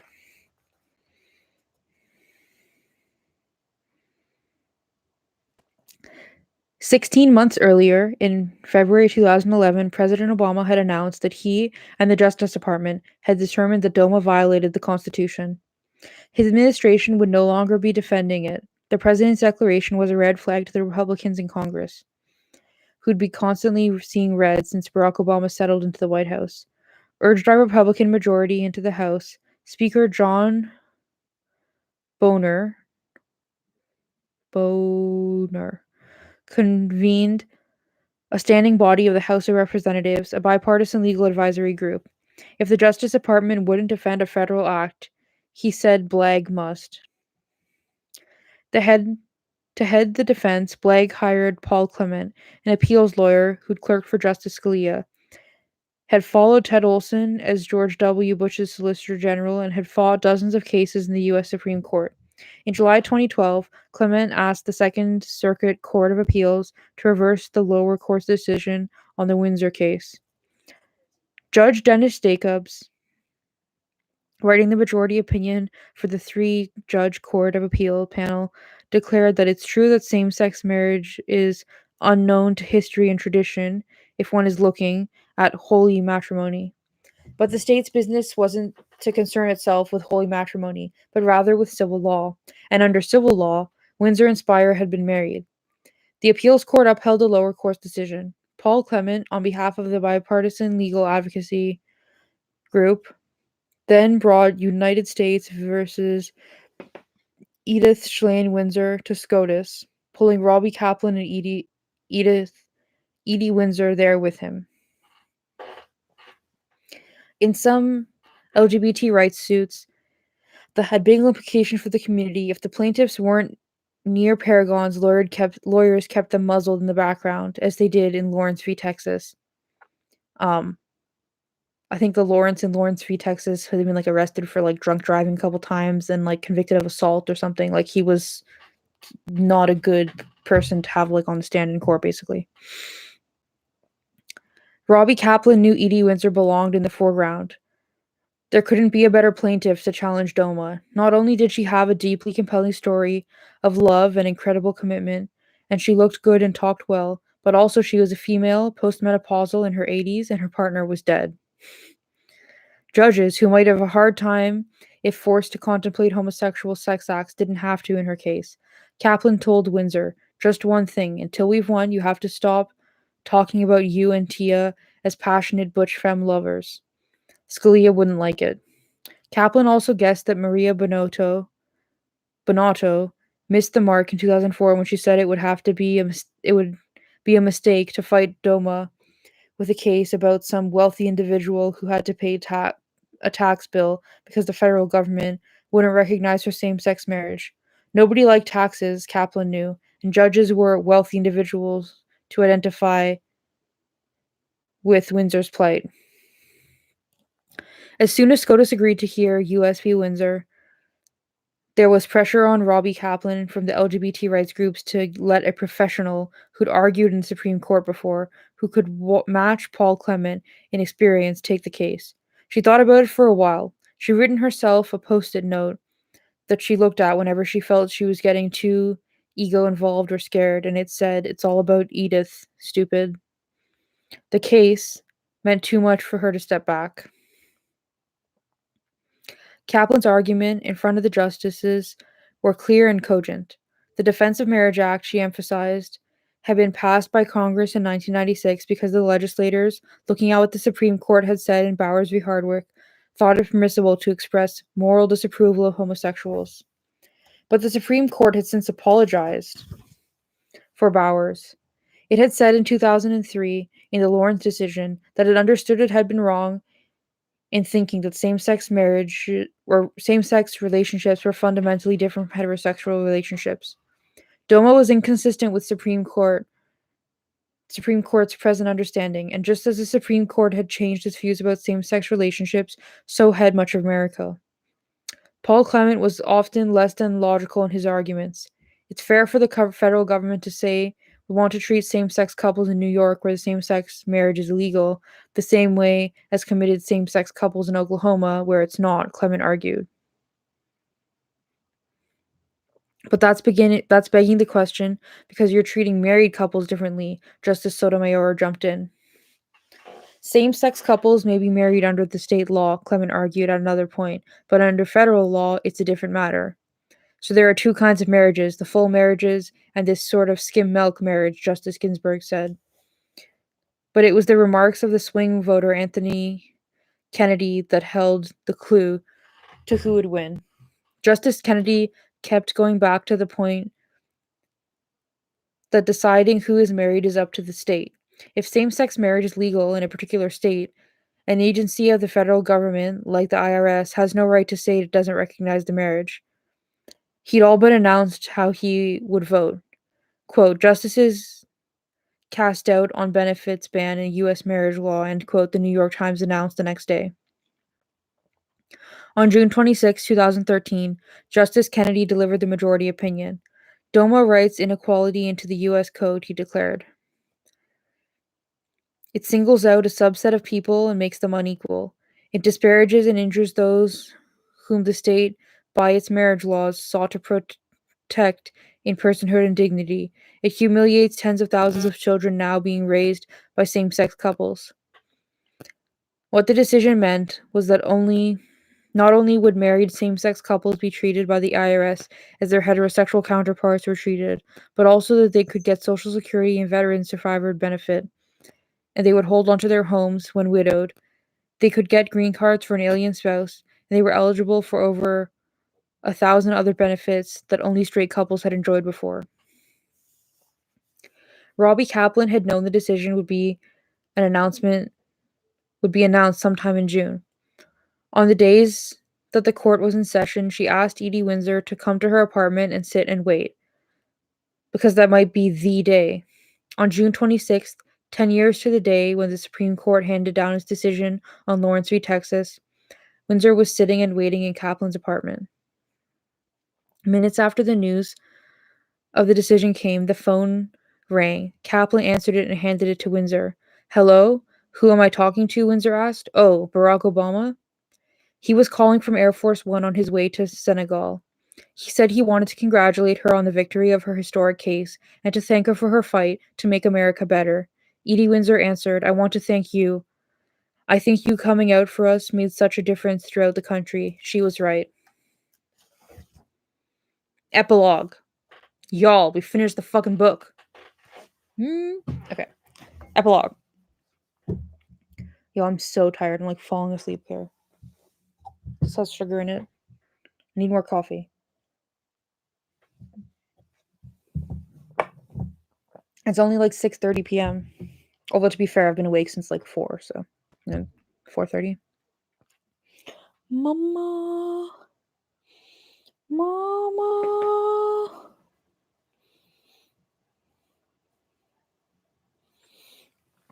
Okay, so I'm gonna read the epilogue.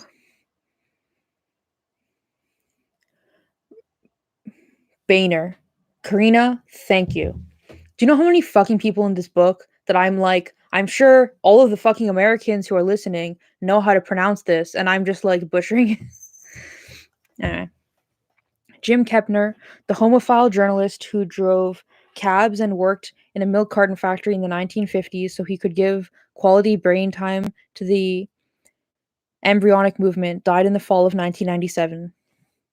His memorial service was held in the Samuel Goldwyn Theater of the Motion Picture Academy in Beverly Hills. Hundreds of leading gay and lesbian activists from all over the country came to pay their respects to a pioneer. Frank Kemney flew in from Washington, D.C. to give a eulogy. Kemney marveled at the miracle of the preceding 40 years. Quote, "We started with nothing, and look what we have wrought," end quote, he declared, recalling the dark decades when, quote, "the government was our enemy and was out to get us, and they did," end quote. Then reveling that in the 90s, almost 1,000,000 lesbians and gays filed the Washington Mall. Lesbian and gay federal employees came out at work and weren't fired because there were laws protecting them, and the President and Vice President of the United States sent congratulatory letters or showed up in person at major lesbian and gay events. In the years that followed, things got even better.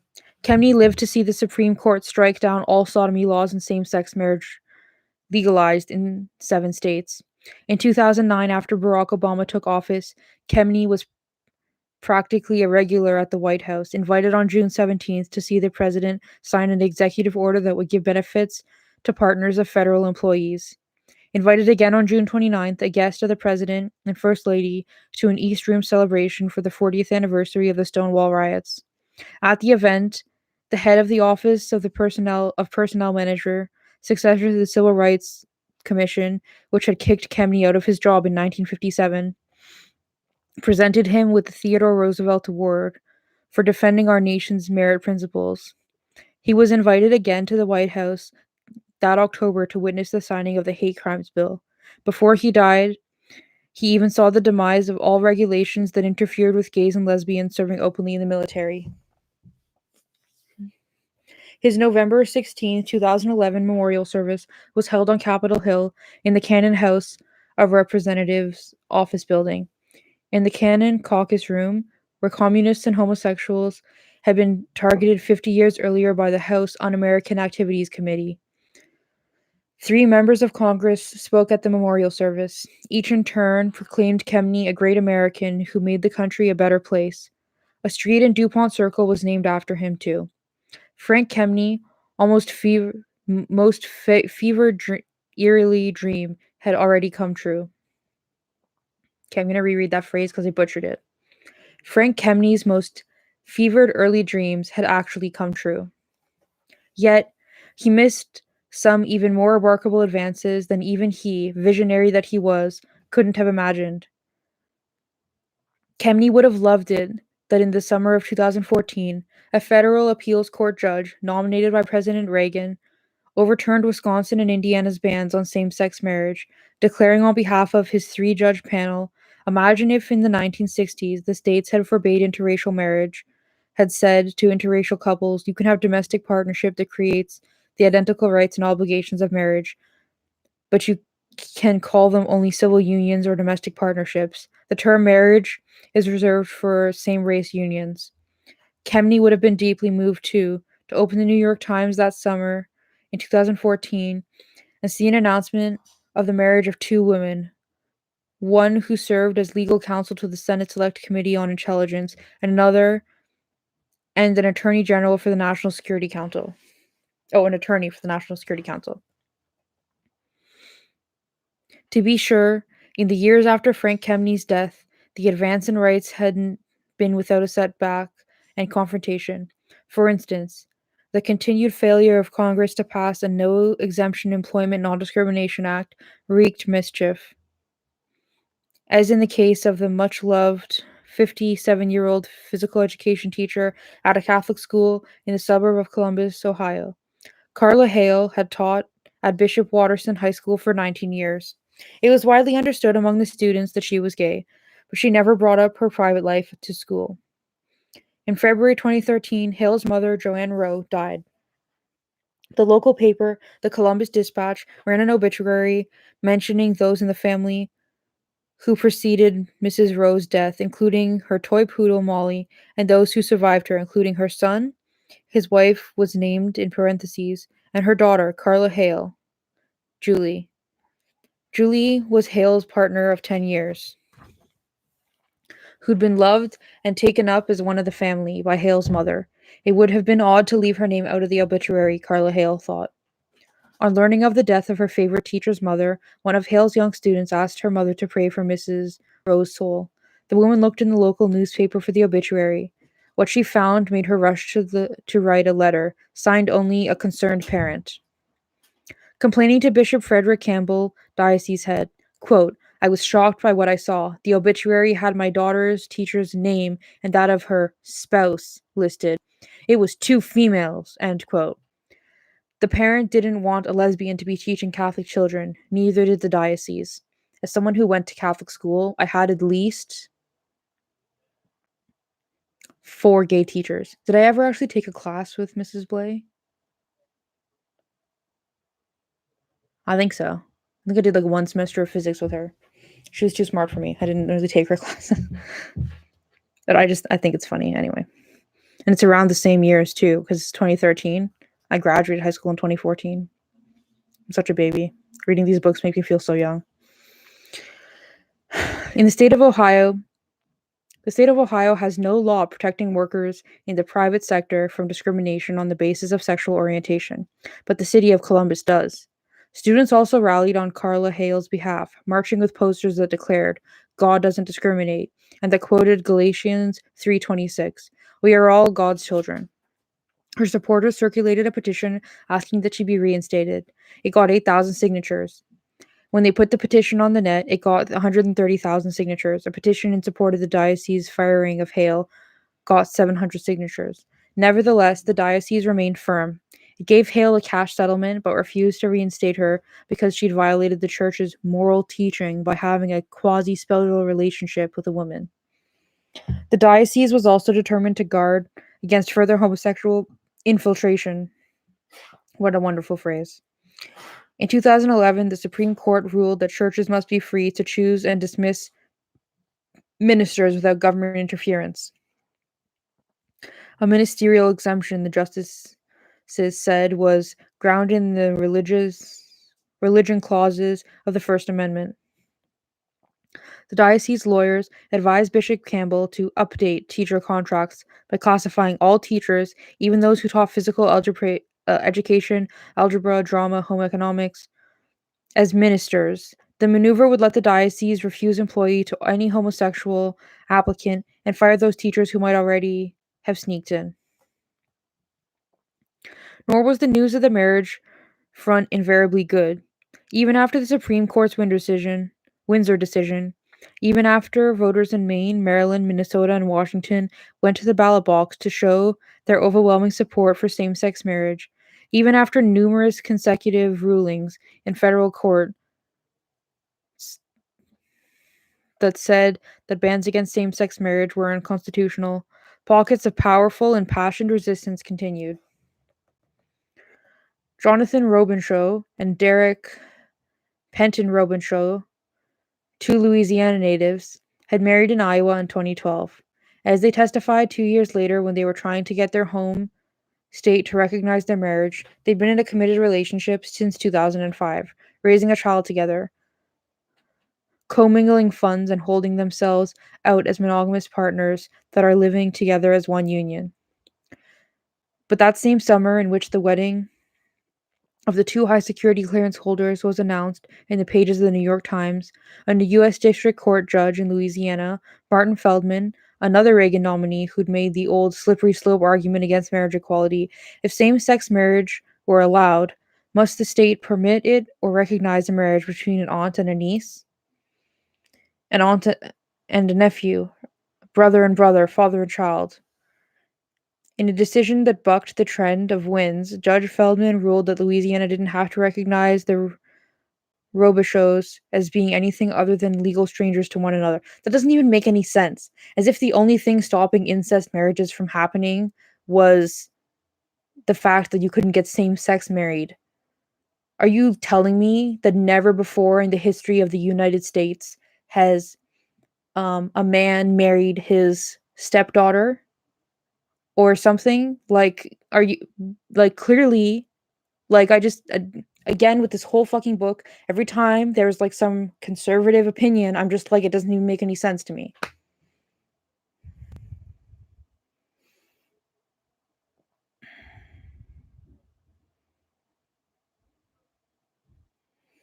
Oh, Baehr. But then bro, why did they spell it that way? It's not my fault.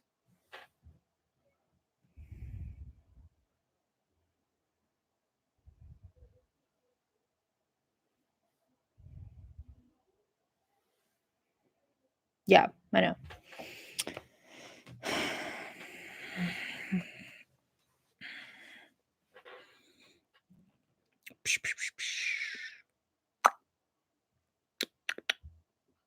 The following fall, Republican victories in the midterm elections gave the historically anti-gay party a majority in both houses of Congress. 2 days after the election, the Federal Appeals Court for the Sixth Circuit, which includes Kentucky, Tennessee, Ohio, and Michigan, voted 2-1 to uphold those states' same-sex marriage bans, affirming, quote, the people's power to decide who gets a fundamental right of American citizenship and who does not, end quote. Oh, no, wait.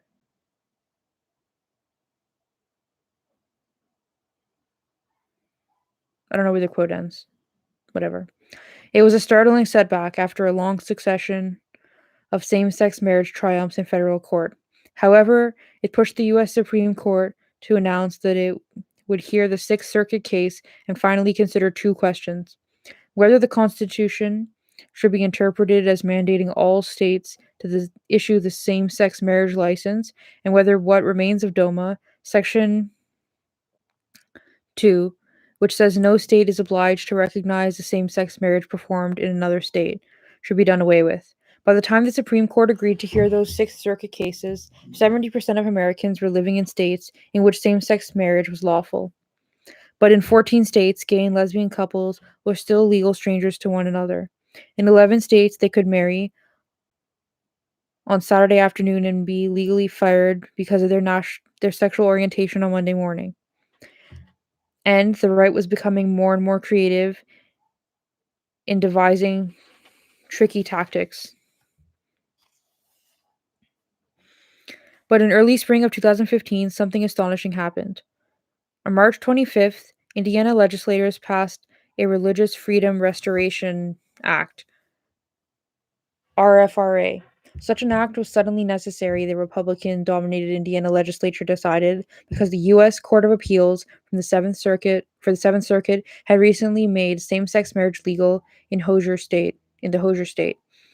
Indiana gay and lesbian couples couldn't be stopped from getting married, but under the RFRA, florists, wedding cake bakers, and gown and tuxedo makers wouldn't have to serve them. They could claim their religion didn't allow it. On March 26th, Indiana Governor Mike Pence signed the bill into law. I can't get over the names of these fucking bills, man. Seriously, what the fuck? He and the I've heard of this one, but still, just reading it is like, what? Oh, dude, that's so interesting.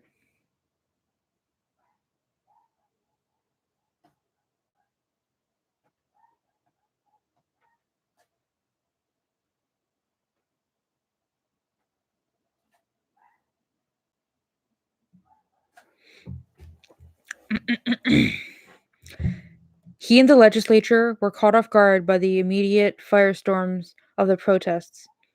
Mark Benioff, CEO of Salesforce.com, which had recently spent $2.5 billion in Indianapolis buying a software company, set off a conflagration by declaring that he would dramatically reduce investments in Indiana because his employees and customers outrage over the religious freedom bill. Then Angie's List, headquartered in Indianapolis, threatened to halt a big expansion project. Then the National Collegiate Athletic Association, also headquartered in Indianapolis, protested that the legislation would have a bad effect on, quote, our student athletes and employees, end quote. Gen Con, the gaming convention that drew 60,000 people annually to Indianapolis, threatened to relocate. I think some of the people in this live chat have been to that before. City and state governments threatened to prohibit official business travel to Indiana. The Indianapolis Star, the state's biggest and most influential newspaper, demanded of Governor Pence, in a massive front page black box headline, "Fix this now." It's pretty bold. Meanwhile, the Arkansas legislature, afraid that same sex marriage would soon be the law of the land, passed a copycat RFRA.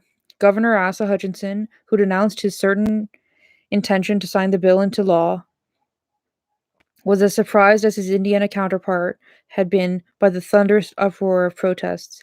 It was led by the top Fortune 500 company, Arkansas's largest private employer, Walmart. Bro, that is concerning. Why is Walmart your largest employer? I mean, just because they're known to fuck over their workers. That's concerning to me. Anyway.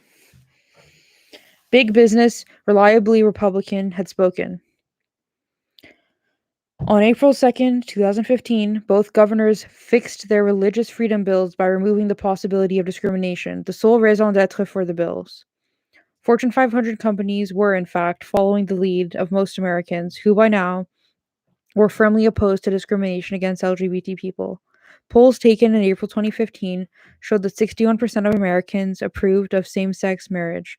A few weeks after the Indiana-Arkansas debacle, on April 28, 2015, SCOTUS heard oral arguments for the Sixth Circuit same-sex marriage case, consolidated under the name Obergefell and Hodges v. Hodges. The lead plaintiff, James Obergefell, was an Ohioan whose partner of 20 years, John Arthur, had been dying of Lou Gehrig's disease when the couple chartered a private plane, flew to Maryland, a same-sex marriage state, and were married on the plane as it sat on the tarmac of the Baltimore-Washington International Airport.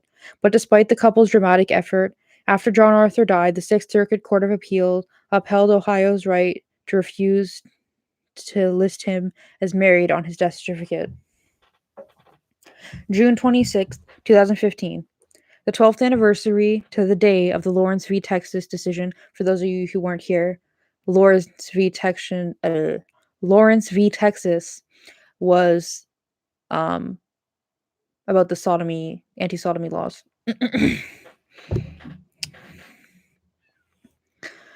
And the second anniversary of the United States v. Windsor decision. So Windsor and this other woman, Leah Tyre or something, they were together for like 41 years. And then when Thea, that was her name, when Thea died, in order for Windsor to get her like land and properties and stuff, she had to pay the IRS like $363,000. And they went to court to say that she shouldn't have to do that, basically, because they were like a couple. Yeah. Again, Justice Kennedy wrote for the majority in the 5-4 vote. He did not disappoint. The plaintiffs, he declared, quote, ask for equal dignity in the eyes of the law. The Constitution grants them that right, end quote. And with these momentous words, marriage equality was made the law of the land. The right's throwback was immediate. Republican presidential candidate Mike Huckabee announced, Mike Huckabee, fucking unmemorable. The fight is not over. Candidates Scott Walker and Ted Cruz called for a constitutional amendment that would let states bring back their same-sex marriage bans. Groups such as the Family Research Council called for stronger religious freedom laws to protect those who have biblical aversion to same-sex marriage. Yet, despite the virulent prejudice that remains, despite Congress's failure to pass an equality act such as Bella Abzug and Ed Koch had proposed more than 40 years earlier, that would in one fell swoop give LGBT people complete first-class citizenship, despite occasional setbacks. It's undeniable. The arc of the moral universe has been bending toward justice. Frank Kemney's observation bears repeating. We started with nothing, and look at what we have wrought. June 2015. So I guess this was published in 2015. Also before, when I was like, I can't read the epilogue because it's a huge list of names, that's the acknowledgements. And it is 3 pages of just people's names. Yeah. I'm not going to read that because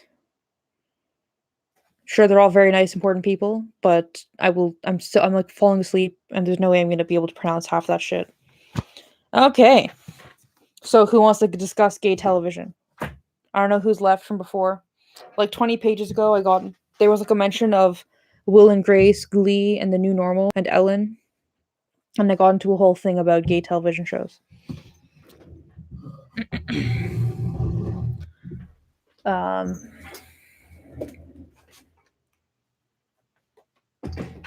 Lip service from the UK. Mama! Mama, come say hi. Don't bite me. Mama, look who's there.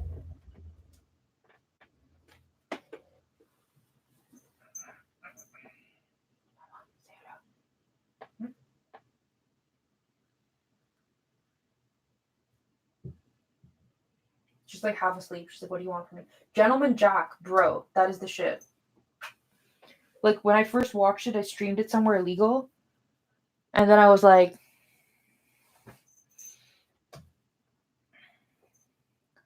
then I wanted to watch it again, but I wanted to, like, actually own a copy.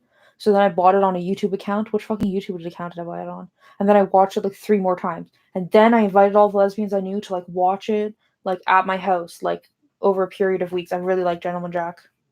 Also, like, as a musician, the fiddling, very good. Mom was kind of pissed at me now. Okay, let's go back up a little bit.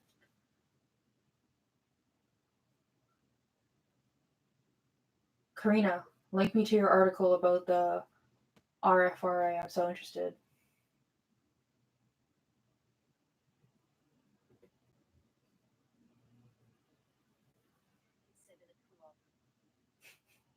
Karina says I kept the Fix This Now. I kept that front page on my desk at my conservative workplace.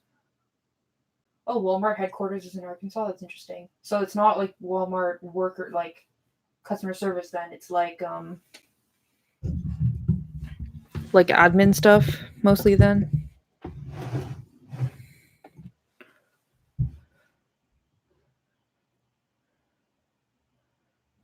I'm gonna go back up because I was like, I need to just get through this because like the more tired I'm getting, the less my reading was just getting worse. Basically, the timing and spacing was getting worse, and the mispronouncing stuff and going back to repronounce things was getting worse. So I like decided to ignore the comments. Okay, the killing, I remember that. Not having gaydar because we're all online. Yes.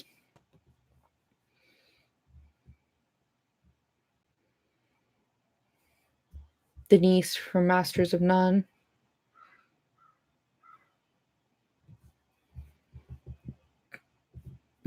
A channel called Girlship TV with a drunk lesbians watch series. They list films I've never heard of. That sounds very interesting. Am I gonna do another 4-hour stream today? LOL.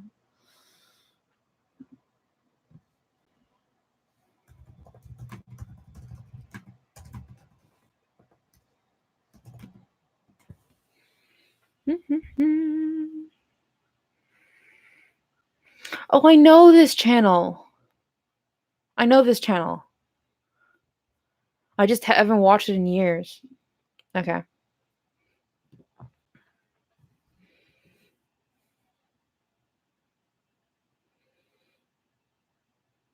Take My Wife. It's a good lesbian show, good comedy show.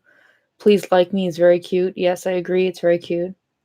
I think I watched it twice. Oh yeah, Winona Earp. Supernatural. Anung Ikwe says, we fought for the right of gay men to marry despite our reservations, and now they want to rent our bodies for surrogacy. Who could have foreseen that? I know, right?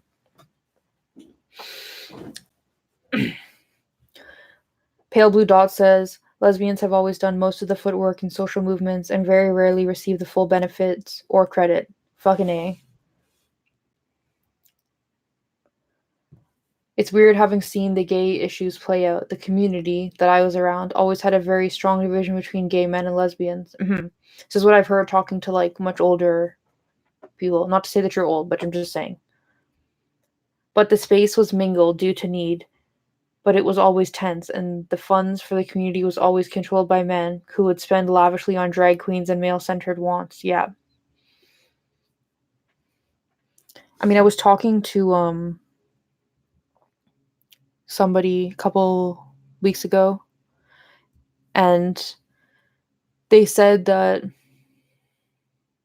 pretty early on, Pride became very sexual, very kinky. And that's why you didn't see like a huge amounts of lesbians at Pride, because a lot of lesbians were mothers and were like very intent on, one, not being outed as lesbians and having their kids taken away, but two, not being shown to be like unfit mothers by themselves being around some like sexually explicit stuff, or having their children around that kind of stuff, obviously. So basically, because lesbians were mothers and were concerned about keeping their custody of their children, like the gay men just did stuff that they knew would be hostile to lesbians and didn't care because they were selfish. Lol.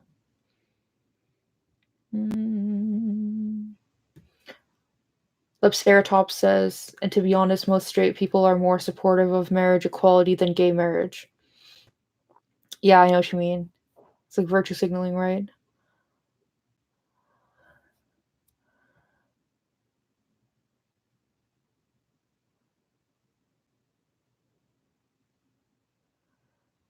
People talking about Skoditz and Ruth Bader Ginsburg. Anung says they used to call them illegal queers against lesbians. Who called them that, Anung? You're somewhere in the US, right? Is this like the lesbians of Chicago said this or something? That's very interesting.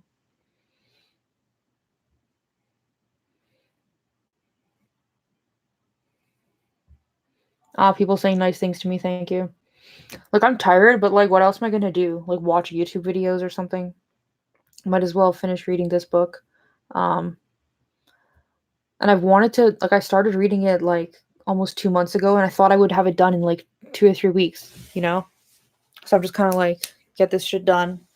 And then after this, after today, I'm gonna finish Sophistries because I'm like halfway through the book and it's not that long. It's like 100 pages left, I think. And after that, I'm gonna restart reading the lesbian anthology, like this anthology of like the lesbian psychologies essays. I'm gonna read every single essay, but maybe I will. I don't know. I could also just read a bunch of them randomly and then read other stuff and read them again because like it's an anthology. They don't need to be read in order or anything. Yeah, so that's my book plans for the near future. I'm not going to plan beyond the next book because that I think will make it too um, intimidating for me. Lesbian Nuns Breaking Silence. That's one of the books on my reading list, I think. I mean, it's not like I need to read it right away, but it's something that I would like to read.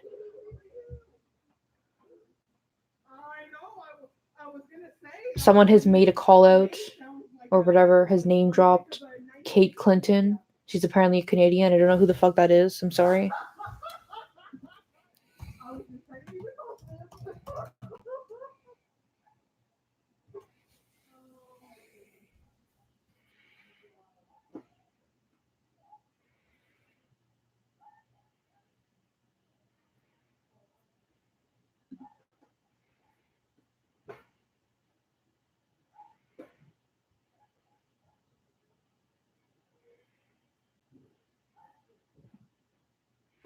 Who's Harry Hay? The name. Oh, isn't he that military guy? Anyway, whatever. Okay, I was just looking up who this Kate Clinton person is.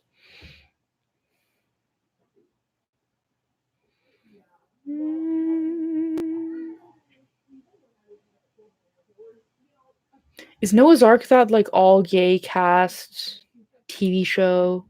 It's like mostly black men. That was originally like a Broadway show or something. Is that Noah's Ark? I'm thinking of something different. No, that was something to do with angels. I don't know.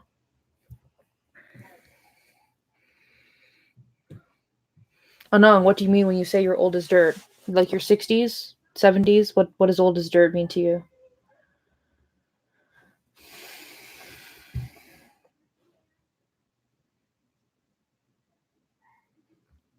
Oh my god, Adrian has some vital wisdom to share with us. Men dominating women in LG spaces was so frustrating because gay men were so accustomed to thinking that they were oppressed, they couldn't be the oppressors. That's literally what's happening with the queer community right now. Oh, it was a play, not a Broadway show. Like the queers are so convinced that they are, and the transes, that they're being like murdered in streets or whatever the fuck, which is literally not happening in the North America at least. That they're like, I'm so oppressed, blah blah blah blah blah. And it's like, if you ever stop to consider maybe you're doing something fucking oppressing. I'm happy that at least like among gender critical lesbians and gays, like LGBT people, that there's like a rising awareness that men are misogynist, like even gay men. I mean, obviously, it's not going to go like as far as it should because that's what happens when men are like involved. But at least there's like some awareness, more than I've seen before. Like I remember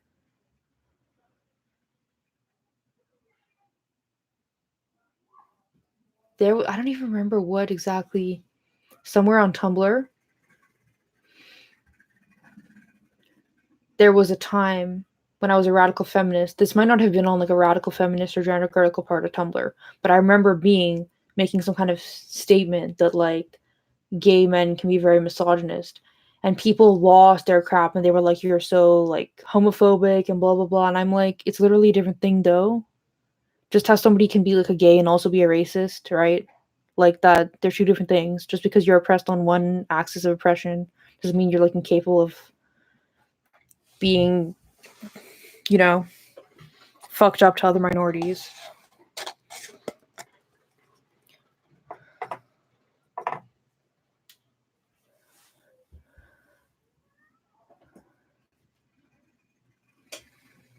Oh, black men do the same thing. Taboo to say, yet true. You mean how they say that they can't be sexist towards women because they're like experience racism? I mean, yeah. I know an Indigenous woman in Canada who actually is very critical of the whole like cishet white men are the worst thing ever, because she's like, if you look at women like of ethnic minorities, I guess, you know, non-white women, like women of color, and you look at like in their communities who is hurting them, who is like causing them to experience domestic violence, right? It's very often the men of their own community.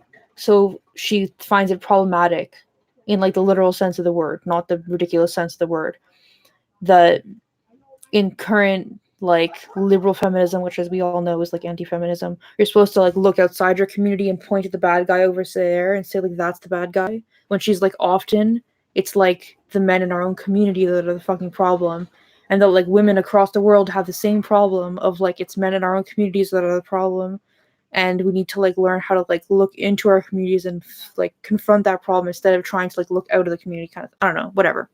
Anyway, I'm not like a woman of color, so this is not like I don't feel it's my place to like make that my thing or whatever.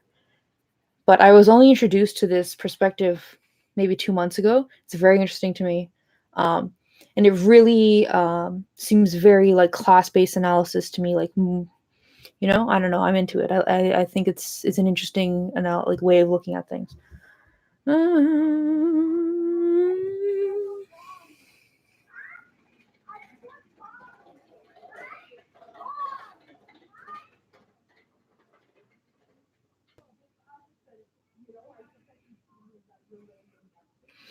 Yeah, Anung says most Indigenous women are raped by non-Indigenous men, but domestic abuse and alcoholism is a big issue in our communities. Yes, but the woman that I'm talking about, her main focus was like incest, and she was like, I mean, I don't know what the like relation is between that, like in like Indigenous communities versus white communities. I'm not going to pretend to know or have an opinion on that.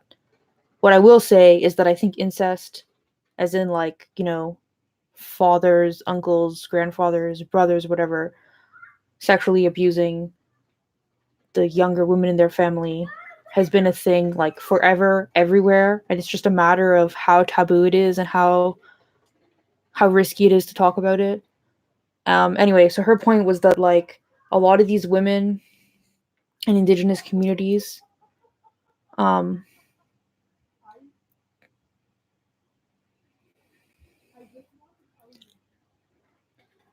interesting. I mean, yeah, that makes sense. Anung says incest is usually attributed to boarding school days. Yeah, but she never mentioned that. I'm just trying to convey what she was saying, and she was saying like that it's like a thing that starts in the home, and that at that point when it's literally just a family unit, it's not like it's a white person doing it to like a person of color. It's like it's your own people are doing it to you, and that like how are you supposed to solve issues outside your community when you can't even solve the issues in your community and that kind of thing, and that there needs to be like accountability within communities. Apparently there is some kind of informal system, especially in small remote communities, of like once somebody has been identified as like a pedo, that like nobody in the community will let them alone with any children, and if they're ever like this person is like seen alone, they're like supervised by the other people in the community. It's a kind of like collective shaming / supervision thing to like prevent this person from having access, and also shaming them for like their past. Anyway, whatever. My point is that I'm all about confronting the prejudices and problematic behavior of minorities when they're doing it to other minorities. That was what I was trying to say. I'm not, you are kind of old.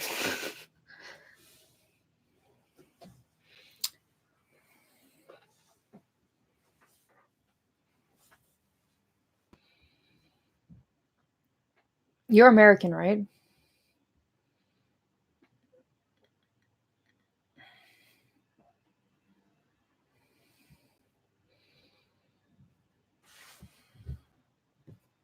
A lot of BDSM showed up in the lesbian community in the early 90s too.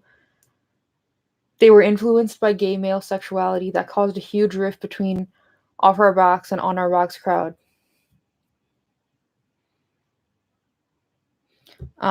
It's actually interesting.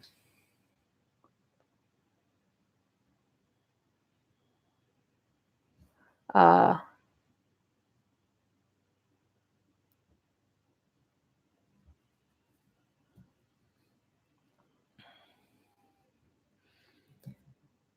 I think even recently, like in the last year, I downloaded, was it her? There's some kind of lesbian dating app like Tammy or Kimmy or something that it does this thing where it like scans your face before it lets you on the app to like confirm that you're a female. I think it was that app, unless it was just her. But me and like two other lesbian friends all downloaded it on the same day and like started swiping through and whatever. And the next day, all of us had between 2 and 3 messages from women offering to be our sugar mamas. And I was like, that's so bizarre to me. That really seems like a male behavior. Like I'm sure it has happened in lesbian communities, but not like to the point where 3 different individuals who are like, I'm not even like, I don't know, I'm not trying to like be down on myself, but you look at me, do you think this is like, do you know what I mean? I'm just like, what? Like 3 random individuals all get like multiple messages from multiple women offering to be their sugar mamas in a period of like 24 hours. Just like so bizarre to me. Like I definitely see like, yeah. I mean, I think so. Like they didn't seem anything obviously sketchy because me and the friends who all did this were like major turfs, so we're always on the lookout for stuff on dating apps. Um, I literally think it's like women are internalizing male sexuality, especially with like liberal feminism and the whole no, I swear to God, these were actually women. Like at least based on their pictures and stuff. They just seemed like women in their like 50s and like 40s and 50s who I suppose had money. And I literally it's so bizarre. Like okay, like I wasn't even like around to like be in the lesbian community before and compare it to now, right? But just from where I'm sitting, I'm like this is so bizarre. Like clearly like one of the great examples of what the fuck is bizarre that's going on right now is like lesbian sex. I don't know like a ton of the details, but what I do know is that like lesbians in general are watching way more porn now than ever before, just like everyone else, and that they're doing stuff in bed that is like imitating heterosexual violence, like kind of like BDSM, but like they don't even view it as like this is like a specific thing that we're doing to be like this. They're literally just like this is how we have sex. And it's like all of this weird stuff to like imitate heterosexual like power and equity in bed and stuff. And it's viewed as like queering sex or whatever the fuck. You know what I mean? Or like the sugar mama thing is like another thing that's like very clearly like subsuming um gay male culture. There was another really obvious example I had. Oh my god, all the young like to me everything is connected, right? I was one of those like teenage trans men who was like I'm a gay man attracted to men and I want to like do the sex with men as a man and all this crap. And I was so into like gay romance novels and gay romance storylines and TV shows and even like gay erotica to a point. Not really. If it was like in a romance novel where it wasn't just like random sex everywhere, I was like, I don't know, whatever. I'm just saying, like, and this is like common now. Like the amount of lesbians I know who either write gay fanfic or who read gay fanfic or who read gay erotica or who read gay romance novels. Like I've talked to so many rad femme lesbians who, like, before we used to all be like lib femi radiqueer types, and so many of us are like, oh yeah, I went through my phase of like reading Yao or whatever, just like kind of like gay porn, Japanese gay anime porn. Um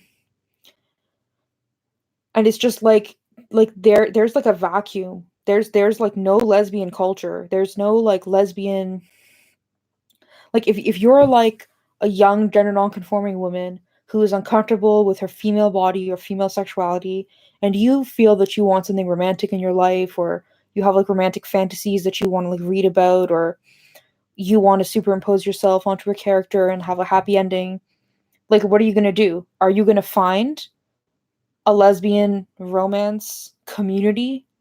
Because I can tell you there isn't really much of one. And what there is like mostly men. So what do? You go where all the other awkward, gender nonconforming, sexually uncomfortable teenage girls are, on all of these male centric gay erotica, gay romance sites. And you'll find all these other women who are just like you, who are interested in the same things as you, and who all have their special pronouns and genders in their bios. It's like, I knew that I wasn't straight. I knew that I didn't want to be a female who has sex with males. I knew I wasn't into that and I was attracted to that.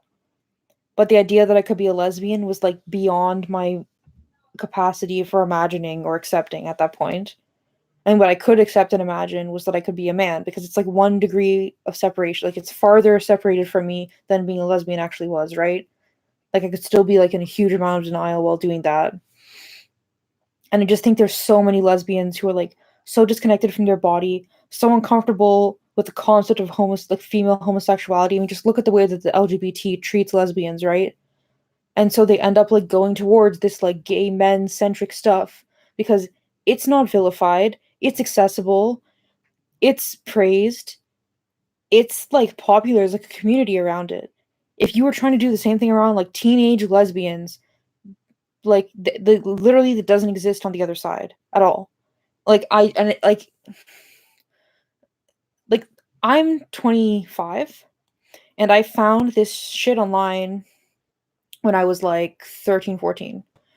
And like I know people who have the same transition timeline as me, who didn't desist or detransition, who continue transitioning, who were all like, yeah, I'm a gay dude, I'm a gay man, and like went out and lived their best gay man life, doing all the shit that gay men do.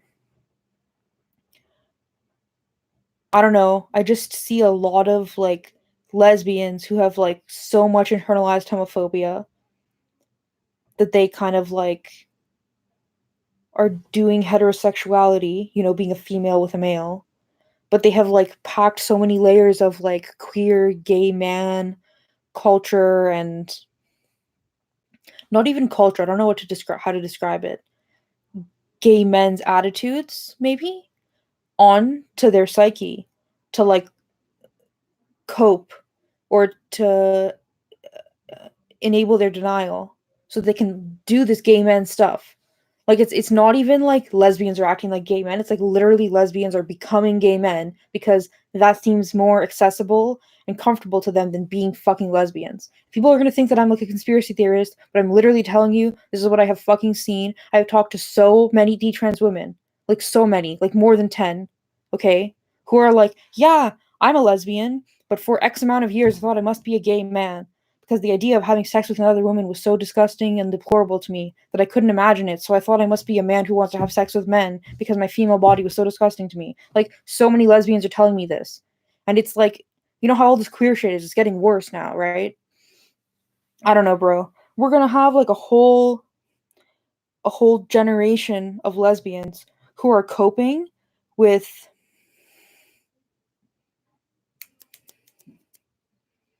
I made up a word for this because corrective rape doesn't really seem like the right word. Corrective coercion, corrective shaming, who have bought into this, who have had sex with male bodied people, regardless of what their conceptualization of it is at the time, who are one day going to realize, oh my god, I did all these things that made me even more disconnected from my body, more disgusted with my body, more uncomfortable with my sexuality, and now I have to cope with it, but I don't have the words to speak about it because I can't describe it as a female experience in like a patriarchal world. I can only describe it as like, all the layers of queer gender shit. I don't know. It's like people talk a lot about detransitioners and how in 10 years we're going to have huge swaths of detransitioners. Like, it's definitely fucking true. But I'm like, I think there are so many much more subtle, less obvious consequences to what's going on in the queer movement right now that we will be dealing with the outcome of in like the coming decades. Like, literally, like, there's so many things, like, I don't know. Anyway. Okay, I'm done with my rant. I'm gonna go back up and see what you guys were saying. If you're a guy, I'm excluding you, and that's on purpose.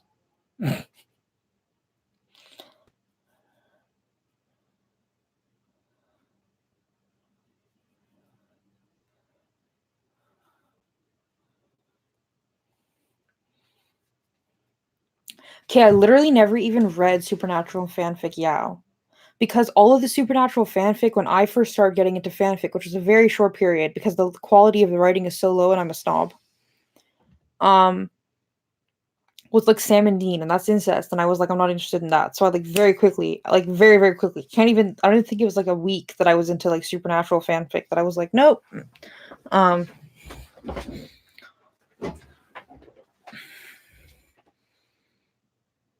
can't even think. You know what? I didn't read fanfics. What I read was like independently published novels that used fanfic websites as their platform. So they were like original characters and original stories. Like, there was this one book that was like the world building was so interesting. The character development was so interesting. The backstory, everything was amazing. It was called The God Eaters by Jesse Hajiseke or something. And it was published on like, it wasn't fanfic.net, but it was some fanfic website, and it was long. It was like, I think when they finally put it into like an ebook version, it was like 1,000 pages or something. It was really long. But it was like amazing. So I didn't really read fanfic, but I'm like familiar with fan. I mean, I was fucking on Tumblr. I know what fanfic is about.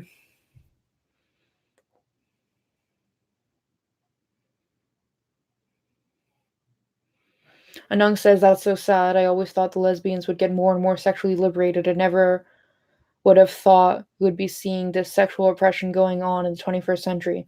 No, because you know what it is?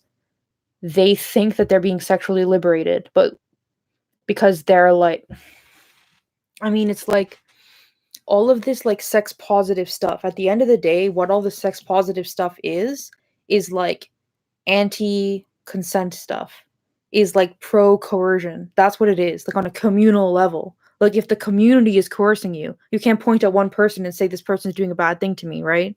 It's like the whole community is telling you something's wrong with you because you don't want to try anal with your boyfriend, right?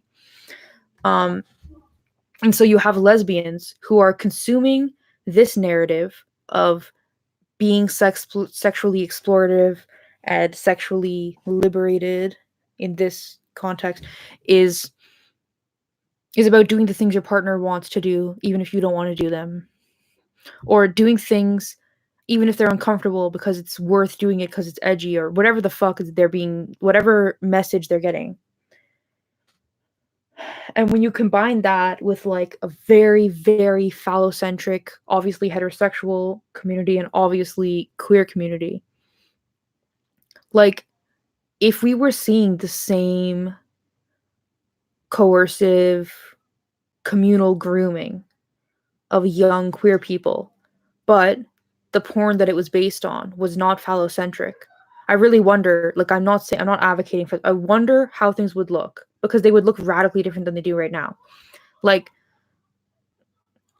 I know so many fucking dysphoric women, whether they are trans men or detrans or dysphoric butches or whatever, who are like, seeing phallocentric porn all the time, this is not their words, it's me paraphrasing, severely affected my relationship with my body and had like very negative consequences on like my conceptions and internalizations of sexuality. And I'm just like, if the environment was not the way it is now, I don't think that lesbians would be behaving in this way. Like, I don't think lesbians would magically be all very like connected to their body and happy with their bodies and happy with their sexualities and have no issues. But I don't think it would be like this fucking bad. Like, it's pretty fucking bad. Okay, on to less. I love how I'm switching back and forth from like where are all the lesbians gone to like fanfic discussion. The fanfic community is mostly female dominated, but stories are all about male characters. Now, because of queer theory stuff, it's even lesbian relationships are written so one character is a trans-identified male. Yeah. Like, this is another thing that it makes so much sense. Like, if you think about it from like a radical feminist perspective, it makes so much sense what's happening. So you have teenage girls, regardless of sexual orientation, who go to the movie theater, who turn on Netflix, who read whatever The Fault in Our Stars or whatever the fuck is trending with the young people these days. And they read the story, and the female character is two-dimensional, or the female character is helpless, or the female character is not doing the cool stuff that the male character gets to do. Just like the archetypes that they have for themselves are so limited and so like, you know, hyper feminine, hyper sexualized. They don't have archetypes or role models they can look at and say like, I'm comfortable with that. That's who I aspire to want to be. That's amazing and like inspiring for me, you know? Like, I think a lot of girls look at media and they don't see girls that they feel comfortable with, that they want to be, right? And so, and it makes sense because so many female characters in media are like very, they don't have the humanity that the male characters have. Male characters have the ability for like so much growth and depth, and a lot of female characters in books and TV don't have that very much. You know, like they live to like be interested in men and to be affected by the men, and the men live to like accomplish their goals and stuff. You know what I mean? Like it's just, anyway, you guys know what I mean. And so what do the teenage girls do? They start to see themselves in the male characters instead of the female characters, because the female characters have deep, full inner lives. They have amazing story arcs and stuff. And so when you're already seeing yourself in a male character and you're like a lib femme who's all like, yay, the gays, then why wouldn't you read a gay storyline?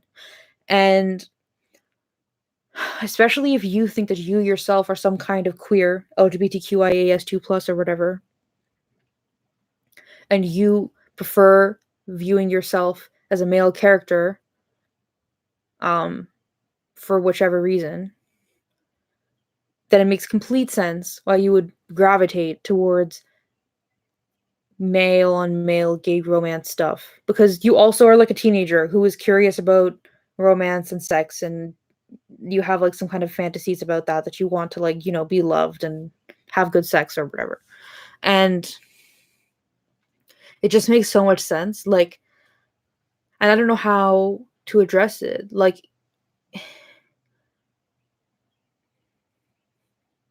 it's just really sad. Like, even myself, 2 years ago, I sat down and I made a list to myself. What are all my favorite gay romance novels? What do I like about them? The character, the story development, the environment, whatever. And I was like, okay, I'm gonna go out and find lesbian books that fill these qualifications and read them, because I need to stop being so focused on males and like internalize female focused stuff. And like, you know, now that I've like really internalized radical feminism in my life, I want to like, you know, put that principle into like the stuff I'm doing, like spending time, whatever. You know what I'm saying?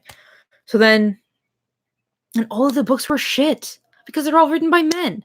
Like, I found it so hard. And what's written by women, it's like, it's good and stuff, but it's a really small pool of stuff. And so gay fanfic and gay romance and gay smut, which I will separate into 3 categories just for the simplicity, are almost entirely written by women for women.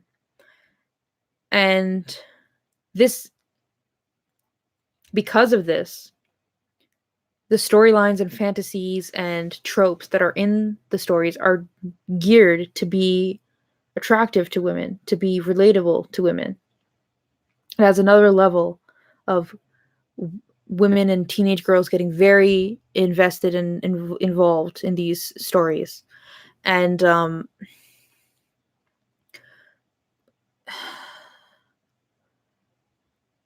one of the results of this is that there's a huge demand for these books and these fanfics and these smuts. And so as a result of that, there's a huge amount of variety, a huge amount, so much variety. So like literally when I was like on Goodreads and I was into this stuff, I was in like a gay romance, I think it's called like romance or something, book club. And you could literally go into the book club and be like, I'm looking for a story where the characters go from enemies to lovers. And one of the characters has a coming out story, and the other character has been in prison. And the story takes place in Australia. As somebody would be like, here's a list of 5 books that fit that description. Like, that's how much fucking variety there is. And so, honestly, I've gotten like really, really picky with reading. So when I like sat down and was like, okay, I want to read like lesbian books that are like this, I've just like if I was when I was reading gay romance novels, I would sit down and read a book for a bit, and if I didn't like it, I'd be like, okay, fuck it. Let's find something else that sounds similar, seems similar. Let's see if it's better. And you can't do that because there isn't like a ridiculous amount of options. And like I said, a lot of the books are clearly written by men. So, and I can't imagine the effect this. Imagine if I had realized when I was 13 that I was a lesbian instead of being all like I'm a gay trans man, and I had gotten into like gay romance and been like, oh, but I'm a lesbian, I want to see some lesbian stuff. And as a 13-year-old or 14-year-old, I had gone and looked for gay lesbian romance novels, and this is what I had found.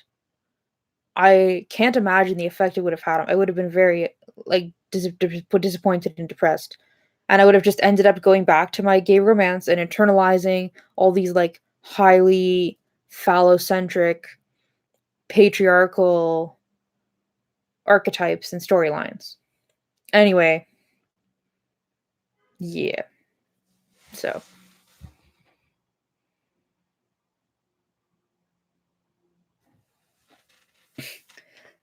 Pale Blue Dot says, I feel so sorry for young women today. If you wanted to pick up a lesbian, all you used to have to do was go to the library or the farmer's market or a bar or a softball game. Yeah.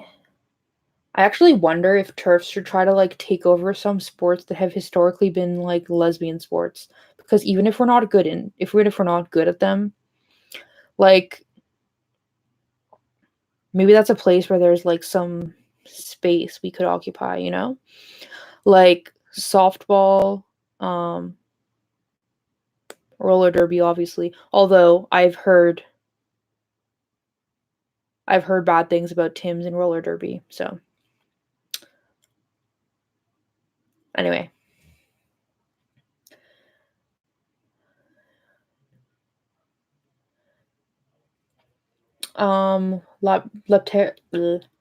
Leptoceratops says at the library sometimes they have LGBTQ displays. There are never lesbian books.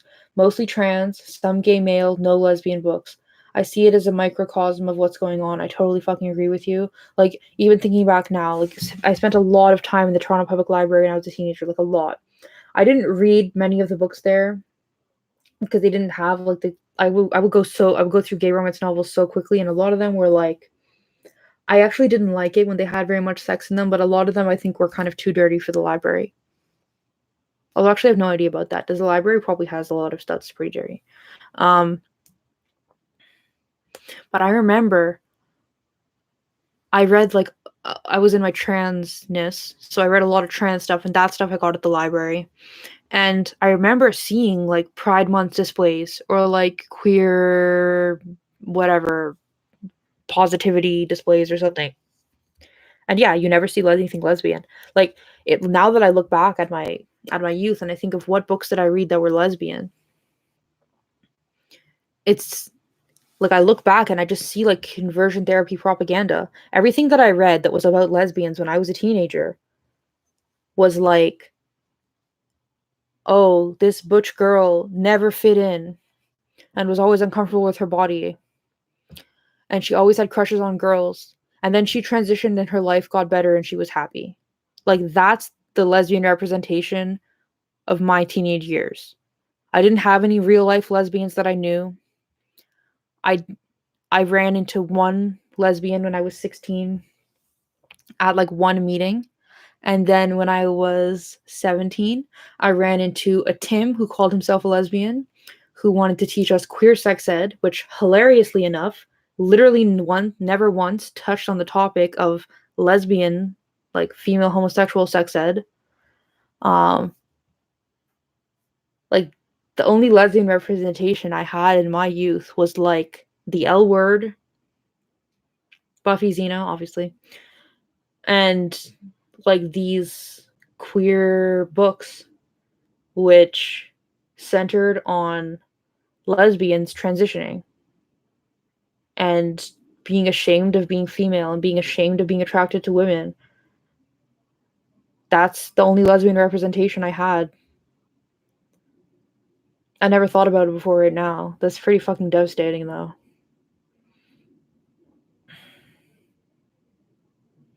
Like, imagine if they had one of those displays at the library and one of the books was like, you know, like a YA novel about some girl who plays basketball or something. And it was like, Lindsay is uncomfortable with her body and feels awkward and doesn't fit in with the other girls. She has a crush on someone. What will she do about it? And you read the book, and the book was like, yeah, Lindsay was uncomfortable with her body and her sexuality, and she doesn't know if she'll ever be comfortable enough to have sex. But she knows that she loves women as women or something. If that had been like the ending of the story, imagine if that I had read that book when I was a teenager. I don't even think such a book exists anymore. But you know what I mean? Anyway.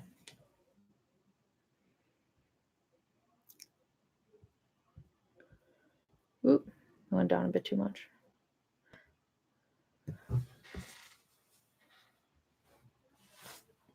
Trooming, like trans grooming. The effect is so insidious. Totally fucking agree. Because when I was into all that shit, I was like, I'm so liberated and enlightened and so like gay positive and whatever. And I was like internalizing all these like highly phallocentric and patriarchal concepts and archetypes.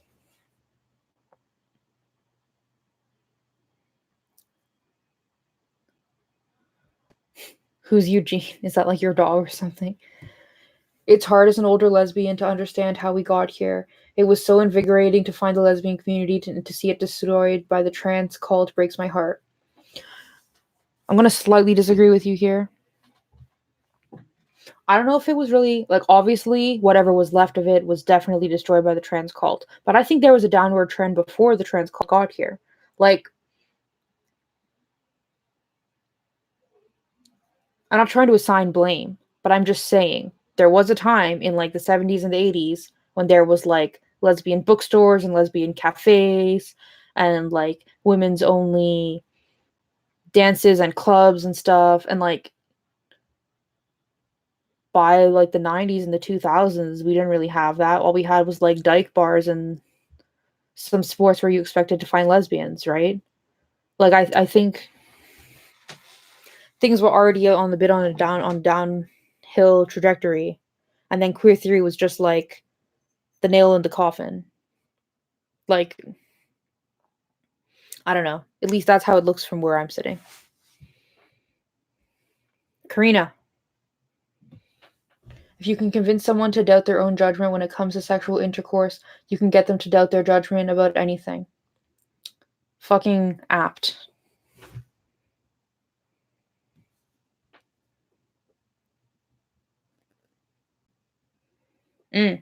We had hundreds of lesbian erotic novels to read. I don't think there are any being published today. It's all anime porn and peer pressure to accept kink. I totally agree. That's actually something that I've never really tried to get into.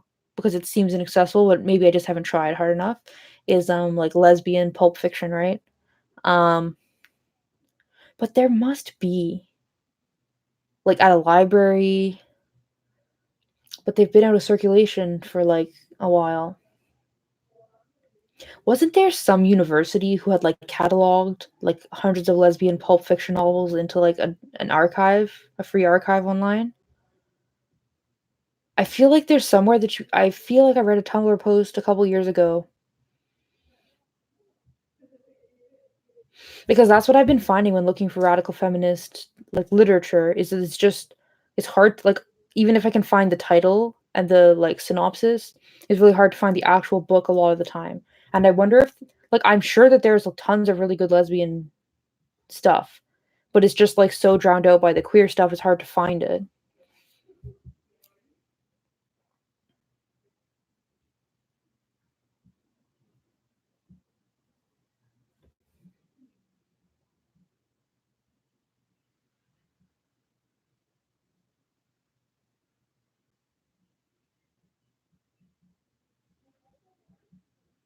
I literally don't know what Omega Verse is. Please explain to me, Jay, what is Omega Verse?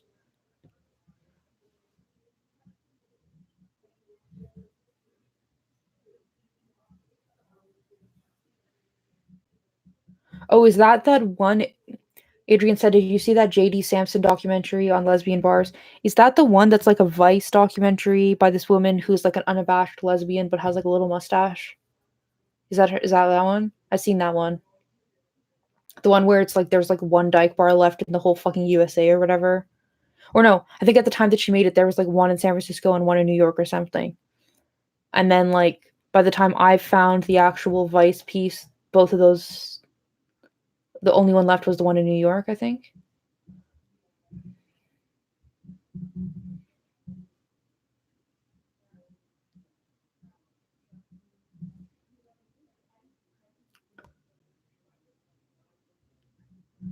I really like how Steven's universe is aimed at teenagers and has so many different characters with rich personalities, depth, full backstories, etc. Then they undermined it by making a huge deal about how they're not actually female, they're sexless, plus all the trans propaganda. I mean, yeah, but okay, I haven't watched Steven's Universe, full disclosure, but I wonder how many little girls watch Steven's Universe and are like, oh my god, look at these girls doing all this powerful stuff, and there's no, like, who's dating who, and all this crap. Like, hey, well, I know there is, because they're lesbianing together. But I mean, there's no, like, who's getting male attention, what are they doing for male attention, like, all this crap, right? Um, I wonder if there's, I'm sure it's making some kind of difference to a lot of, like, girls and teenagers. Um, Shira. Shira is one of the most female-centric shows I have watched in my entire I think it's the most female-centric show I've ever watched in my life. Like, there are so many scenes where there's literally no men in the scene and they don't even talk about men. Or they're just like, my dad passed a law or something. It's like amazing. And like, I don't know, man. Just like 10 out of 10, Shira's great. Um, and there's lesbians. What else could you want from a show? Like, literally the main cast has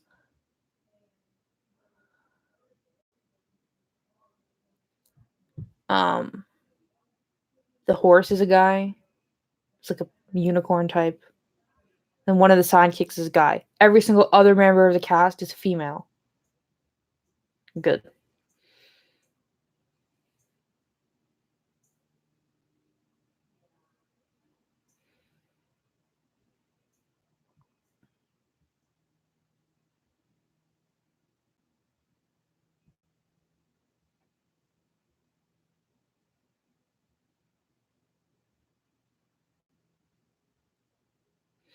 Yeah, I went to Glad Day bookstore, which is I think the world's oldest gay bookstore or something. I don't know, bro. You can look it up. It started this guy who started the Homophile Association at the University of Toronto in the 60s, who was, I think, a pedo. or at least an abusive boyfriend who was a very douchey person. Either way, anybody I've ever talked to who met the guy was like, he was a douche. I didn't like him. But anyway, he started this bookstore by being like, you cannot get gay books in Canada. So I have a backpack full of gay books, and if you meet up with me at any of the homophile events, I can like buy and sell gay books from you. That was how the gay whatever. So the whole thing was like started by males for males, unsurprisingly. And I think the way that they made most of their money at a huge part of like the 70s and 80s was basically gay porn. And they actually fought some censorship laws in Canada. Well, obscenity laws, because we had laws against obscenity. And it just so happens that all the gay stuff qualified as obscenity to the people who were like in customs enforcement, shockingly enough. I don't know. Anyway, so Glad Day Bookstore was like an LGBT bookstore. And I was there recently, and they don't even have a fucking section on lesbians. They have a section on like queer women or something, and like most of the books are by trans women or bisexual women. Like the last lesbian thing I got there was actually this, which is very second wave. But it's like they buy and sell used books, I guess. Or they have, for now what I'm aware, they have like a basement full of old books that are like too controversial to sell now. And this, which I still haven't read.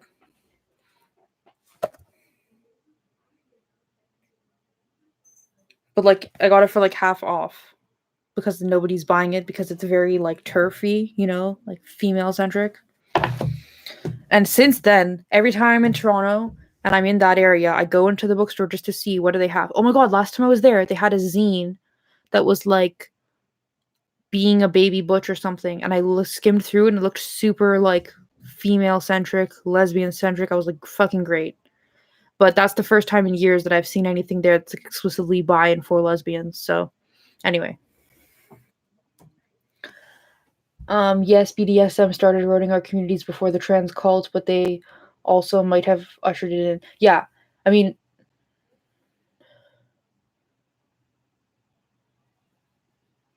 I think the connection between BDSM and queer theory is undeniable. Karina agrees. She's been around for a while. She would know.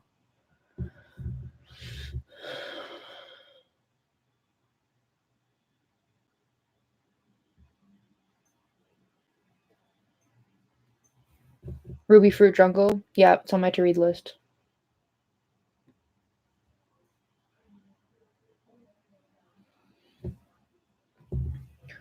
Most of the writing in lesbian erotica was really cheesy, but we didn't care because we were so desperate for representation. Yeah.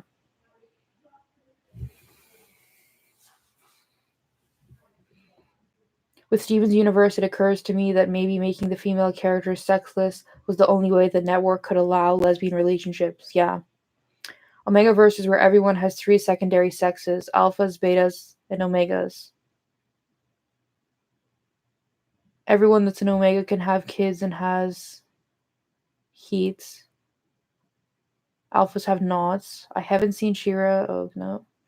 He's basically a way to write smut while having men have pregnancies. Oh, mpreg. Bro, I know what mpreg is. What the fuck is this? Somebody trolling me. Okay.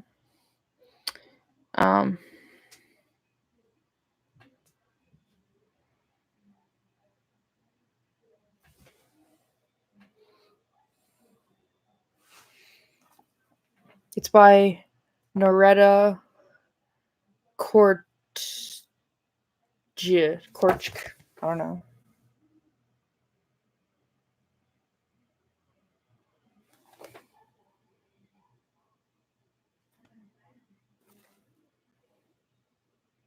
Yeah. I mean, I also got this book at Glad Day because they have turned into one of those places that is now like a bar / cafe / workshop space/bookstore. Somebody spilled beer on this, so I got it for like 50% off. Doesn't smell like beer anymore, so it's good for me.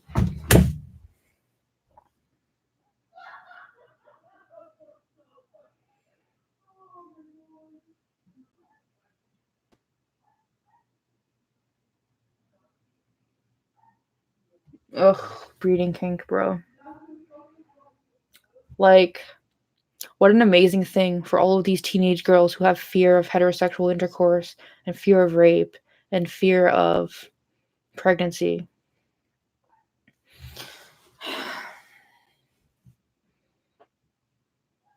I did read, because I wasn't just into gay romance, I was also into urban fantasy. So I did read some werewolf urban fantasy, I guess, where there was like the concept of the alpha and the omega and the beta. So like I know what you're talking about, but like I think actually, you know what? I think I read some gay romance novels that had this whole alpha and omega thing, but there wasn't pregnancy because they were like novels. They weren't fanfics. They were slightly less trashy. Yeah, I think I'm vaguely aware of what you're talking about. It's been a while since I thought about it. Ruby Fruit Jungle, yeah, it's on my to read list. I have like a few lesbian fictions.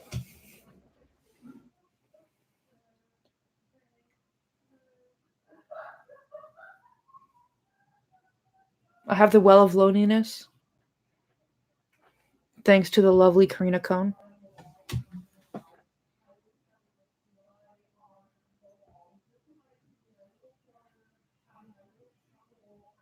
Also, I know it's not exactly lesbian fiction, but I have Orlando by Virginia Woolf. Isn't that like a collection of lesbian love letters or something? I don't know. Anyway. I think I'm gonna try to keep it into like theory and history. Like lesbian history and lesbian and radfem theory. Plus especially like just be completely honest with you. I don't have a whole lot of bandwidth for reading and doing things.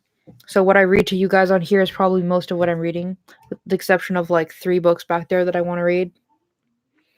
Like The Well of Loneliness. So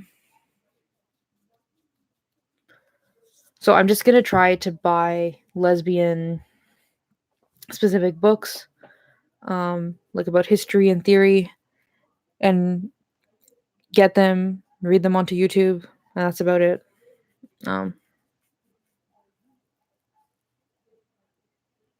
What's Wild Nights with Emily? Is that like a movie?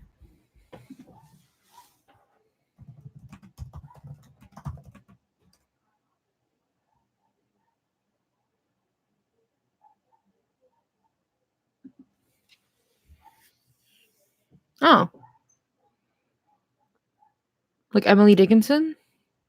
Have any of you guys watched the Emily Dickinson TV show? I think it's on Prime. Lots of people have recommended Patience and Sarah to me. I'm definitely gonna read it. I have like a handful of books like Ruby Fruit Jungle that I'm like I need to read them because they're like lesbian staples and also because like it's a good place to start. Just haven't gotten around to it. People have named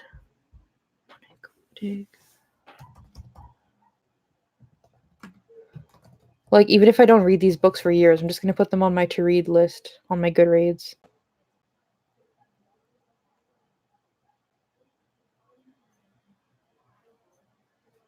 Oh, a French lesbian feminist.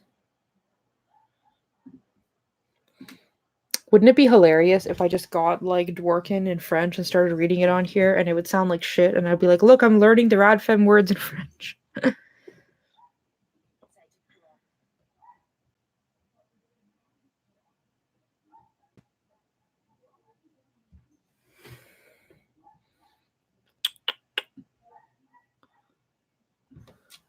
Anybody have any questions, comments, concerns, thoughts? So, probably at some point in the next... Tomorrow I'm definitely not reading anything. And I don't think I'm going to be reading anything on Friday. But I think on Saturday I might read something. I might try to get through 2 chapters of Sophistries. Yeah.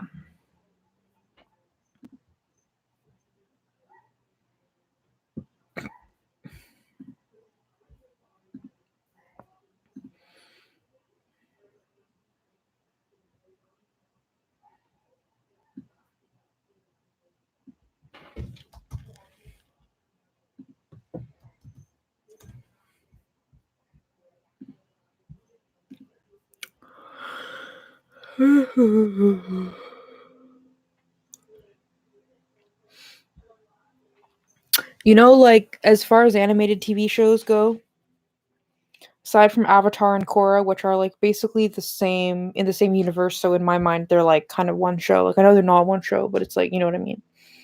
She-Ra, I think, is the best animated television show I've ever watched after Avatar and Korra. Just, like, really saying something.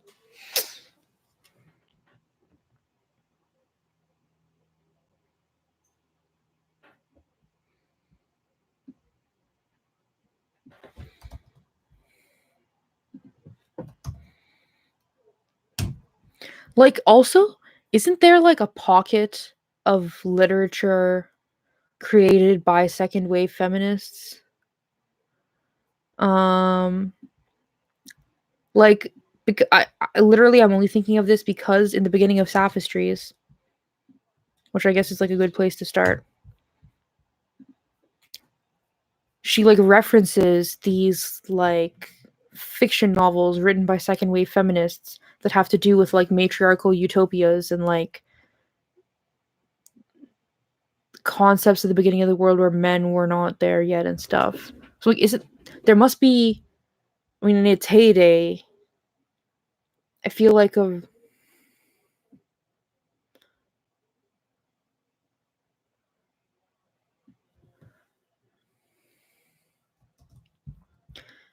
there was, like, a lot of content created by second waivers.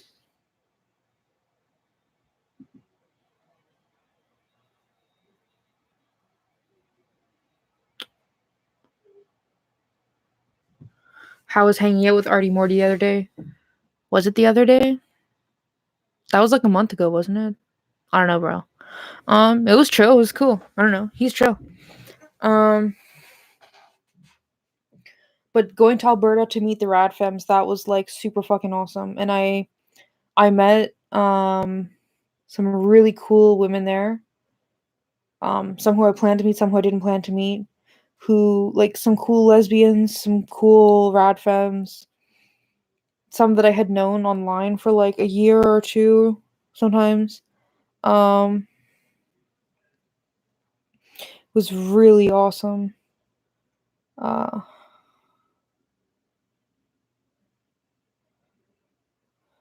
Yeah.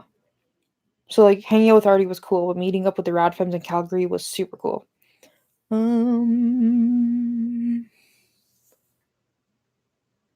Oh yeah, Kate Millett, who wrote fuck, I don't know what the fuck the name of the title of the book is she wrote, but she wrote some kind of thing. It's kind of analysis of sexism or something, right? Claire says, Benji, what kind of projects are you working on these days and where can we follow you? Just follow my Instagram, honestly. Oh yeah, I really need to, like, put a website up because I would like it that every time I do a real life event, like what I did in Calgary, or a YouTube event like what I did here, or publish my writing on some random website, that it's all, like, collated into one place people can follow me. So for now, follow my Instagram, and then once I have a website, follow my website. I know I've been saying for like 2 years I'm gonna make a website since my Medium got removed, but I'm, like, actually gonna do it, guys. I was inspired by the organization of the women in Calgary. Most of what I'm working on right now is community organizing. Um.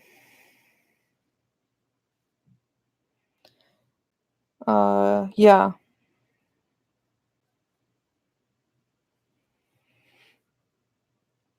Like I have 3 lesbian groups in 3 different cities, which are pretty small right now, but I care more about um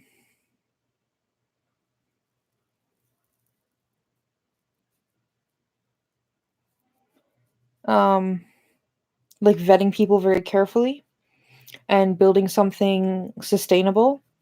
And so even if growth is small, that's okay with me for now. Um, and then detrans community building in Canada. Like I'm trying to organize some real life meetups. Um,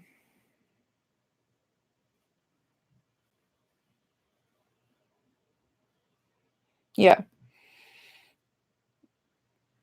And then I'm doing some other stuff that I can't really like talk about because it's like, yeah. Spinning and Reaving by Ruth Barrett. Oh, I know somebody who wrote a part of that, and a friend of mine who like lives in my city has actually ordered the book, and I asked her if when she's done I can borrow it.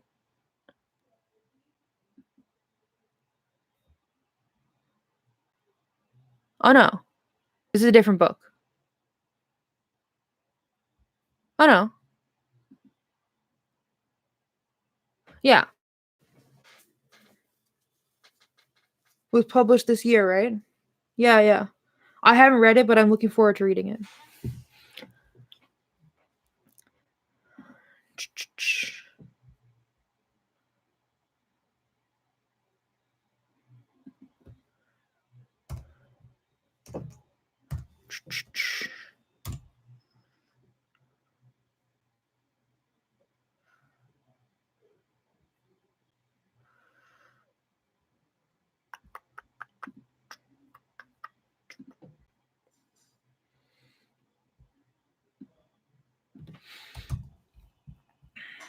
Well, at least I don't have to be at work at 6 tomorrow. So, fuck, I'm tired. So that I'm not like in a huge hurry to end the call or the stream. Bro, I'm so tired. Adrian, if this friend of yours studies feminist utopias of men free worlds, are you talking about like novels, like fantasy novels? Um, because if so, like hook me up. I'd like to read those books. Bro, you have met Nina Paley, Karina Cohn, and Carrie Callahan?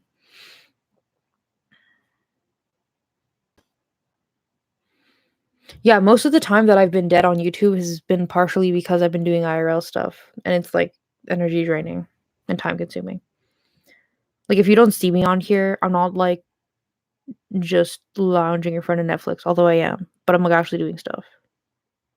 Yo, I have recently been recommended a kind of, well, it's not what the series is about. The series is about some kid, some boy, but one of the worlds in which, like, it's like in the future, one of the like planets that they go to is like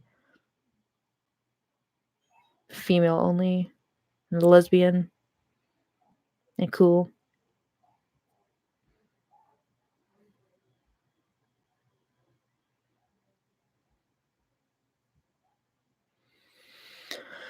Anyway,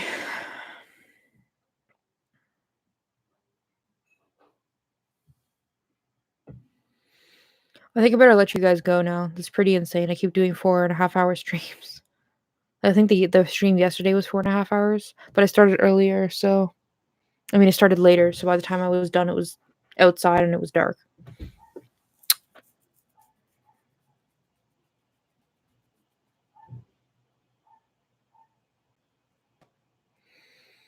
So yeah, let's make a tentative.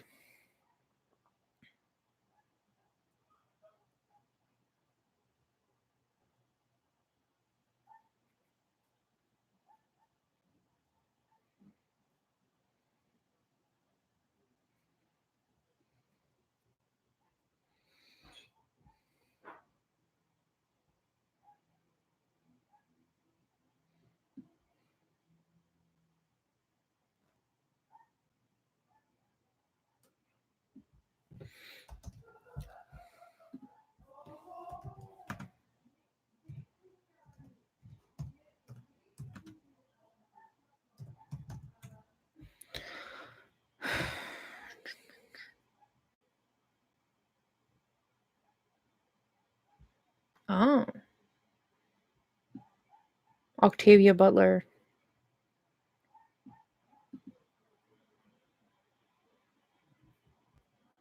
Cool. Thanks, Jay.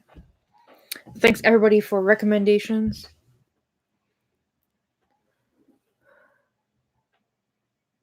And for hanging out with me. So let's make a tentative plan. Actually, let's... What's the rush? Let's see what it says. Oh, Mario, okay. She has her own desk chair. And it just like... I just rolled it.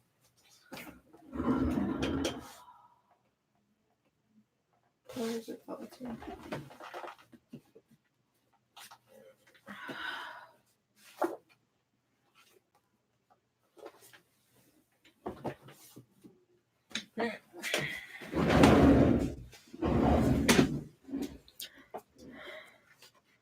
So I think I read...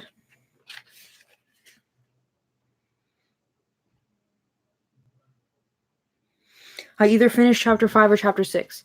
The videos on my YouTube channel of this, I basically tried to do like an audiobook version. Because what I was expecting was something that I wanted to share, and now that I'm like through the book, I'm very pissed off and do not like this book, but I want to finish it. Yeah. I think I'm on page 105. And there's like 227 pages.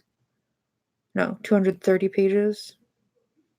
So I have like 130 pages. Could finish that in 3 sittings or something. Just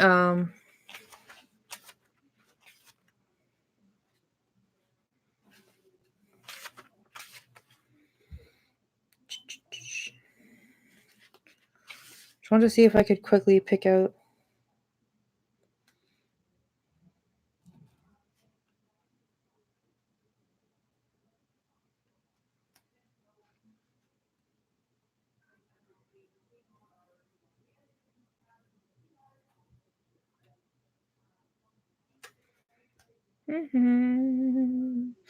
Adrian Rich's Lesbian Continuum. Okay.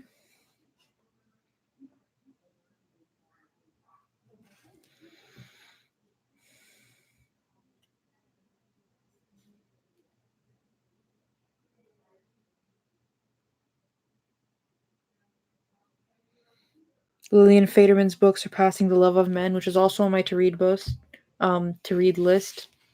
Okay, can somebody tell me how American-centric that book is? Because I want to read it, but after this book, I feel like I need a long break from American-centric shit, to be honest with you.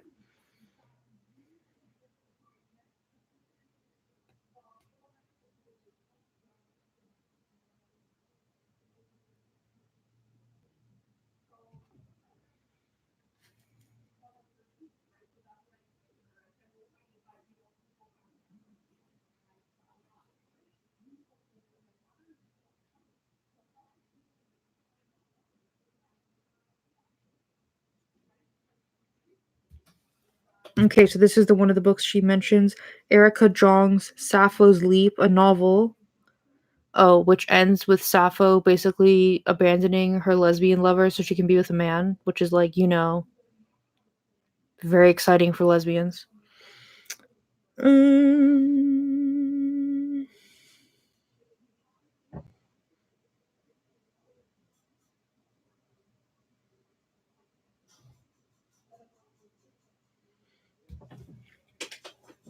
A short story called The Burning Times by Sarah Maitland, to think about the possibilities of witchcraft, accusations, and love between women.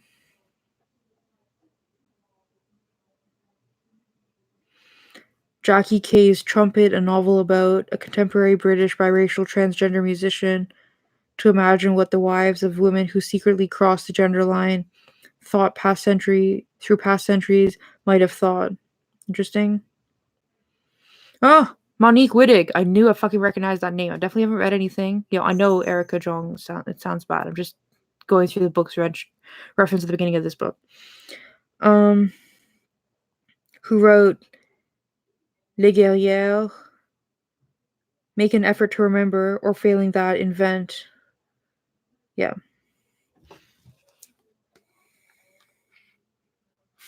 The Highest Apple?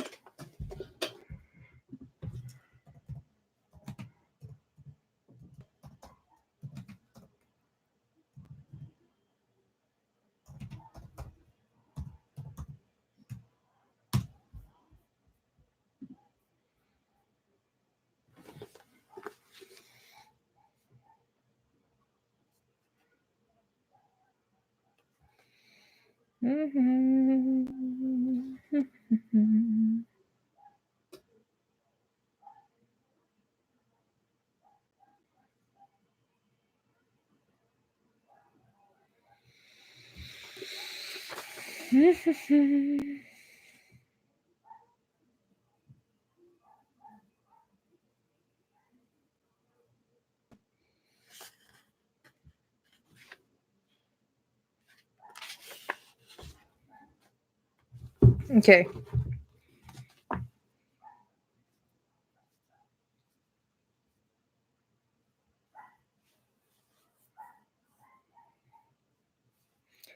See the name of the woman and the year of publication. I do not see the name of the book.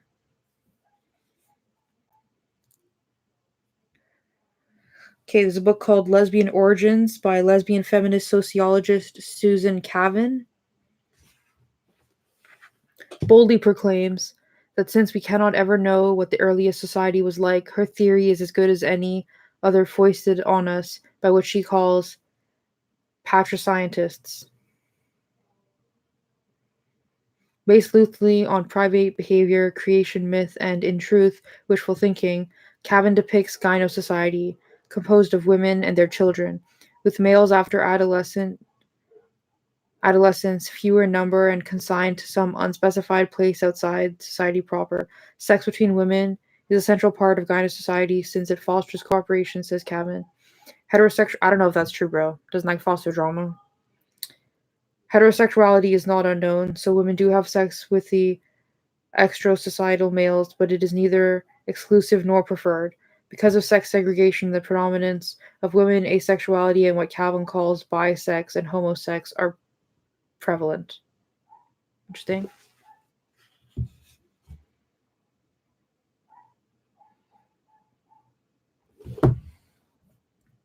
Cool, I'm just gonna like copy and paste this and add it to my reading list.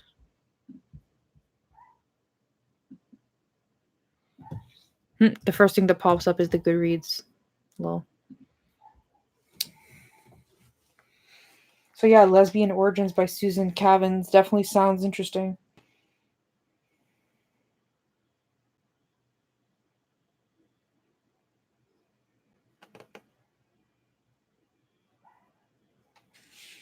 Yo, where's the name of this fucking book?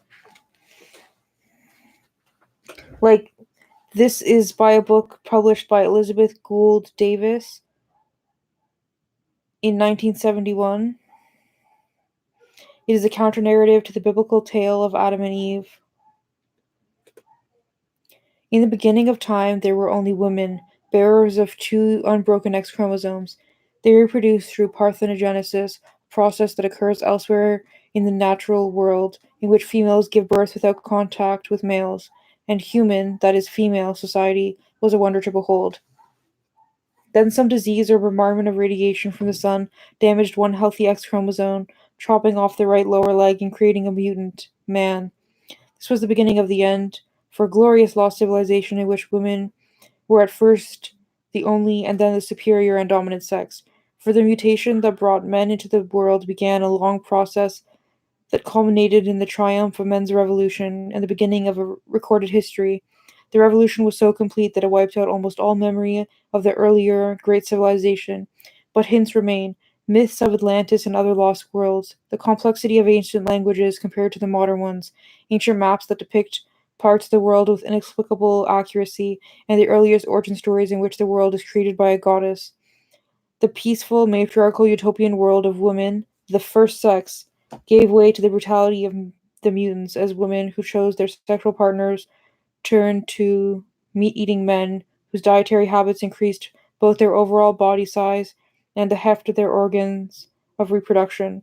Thus, the fall of woman came through the pull of a metaphorical, not literal snake. I mean, yeah. I don't know what the title of this book is. Let's look it up. Elizabeth Gould Davis. I don't even know if I would enjoy it, but it sounds fucking bizarre to me. Like, very interesting.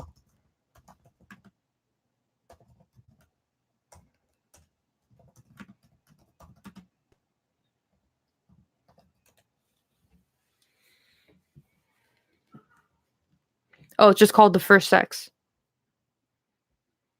Oh, It's like available for free on the internet. That's nice.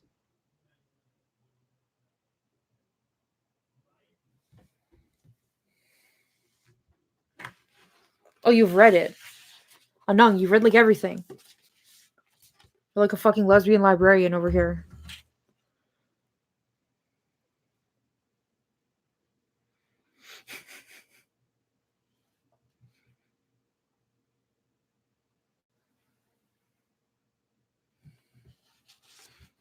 What was your take on it? Good, bad, bizarre?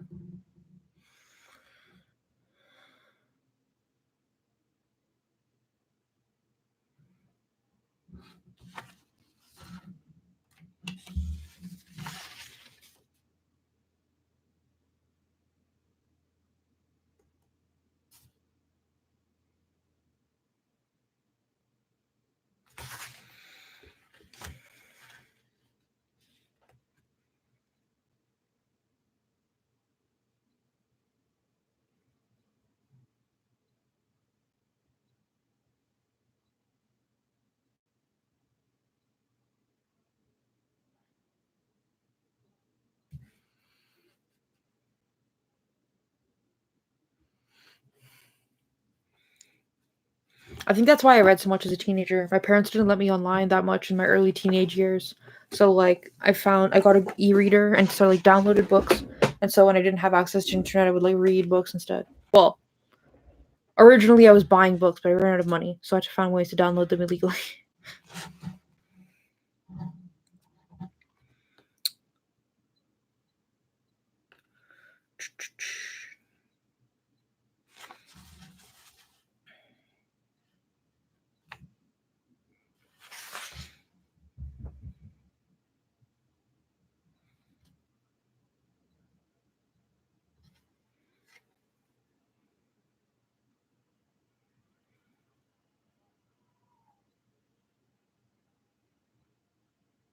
Yeah, anyway.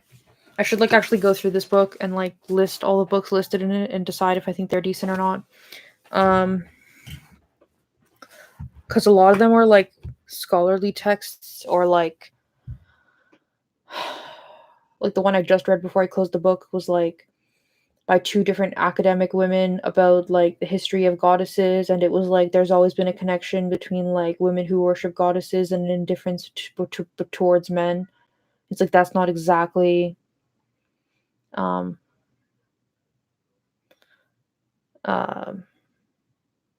doesn't exactly sound like a fun read to me, but I mean, and it's not exactly lesbian related, right? But sounds interesting.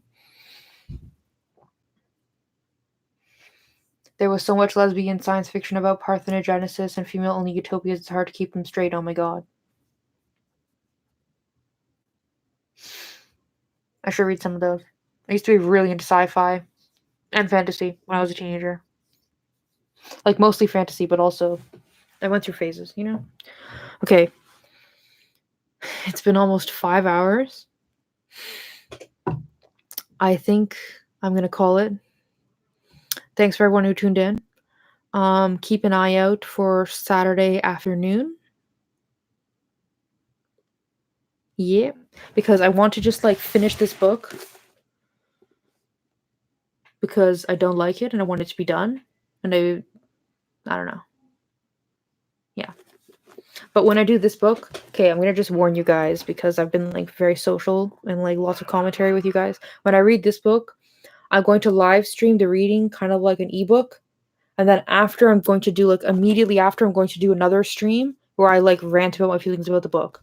Because I wanted to be accessible for women who just want to listen to it without like my interjections every 3 seconds.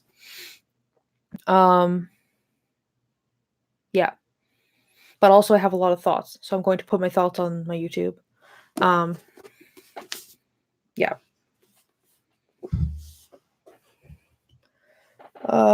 Yeah. Okay. Well, this has been fun. I'm gonna let you go. Probably gonna like collapse into bed and watch Netflix for like an hour and fall asleep, even though it's only 8. Okay. Have a nice night, everyone. I'll see you guys on Saturday. Bye, Anang. Bye.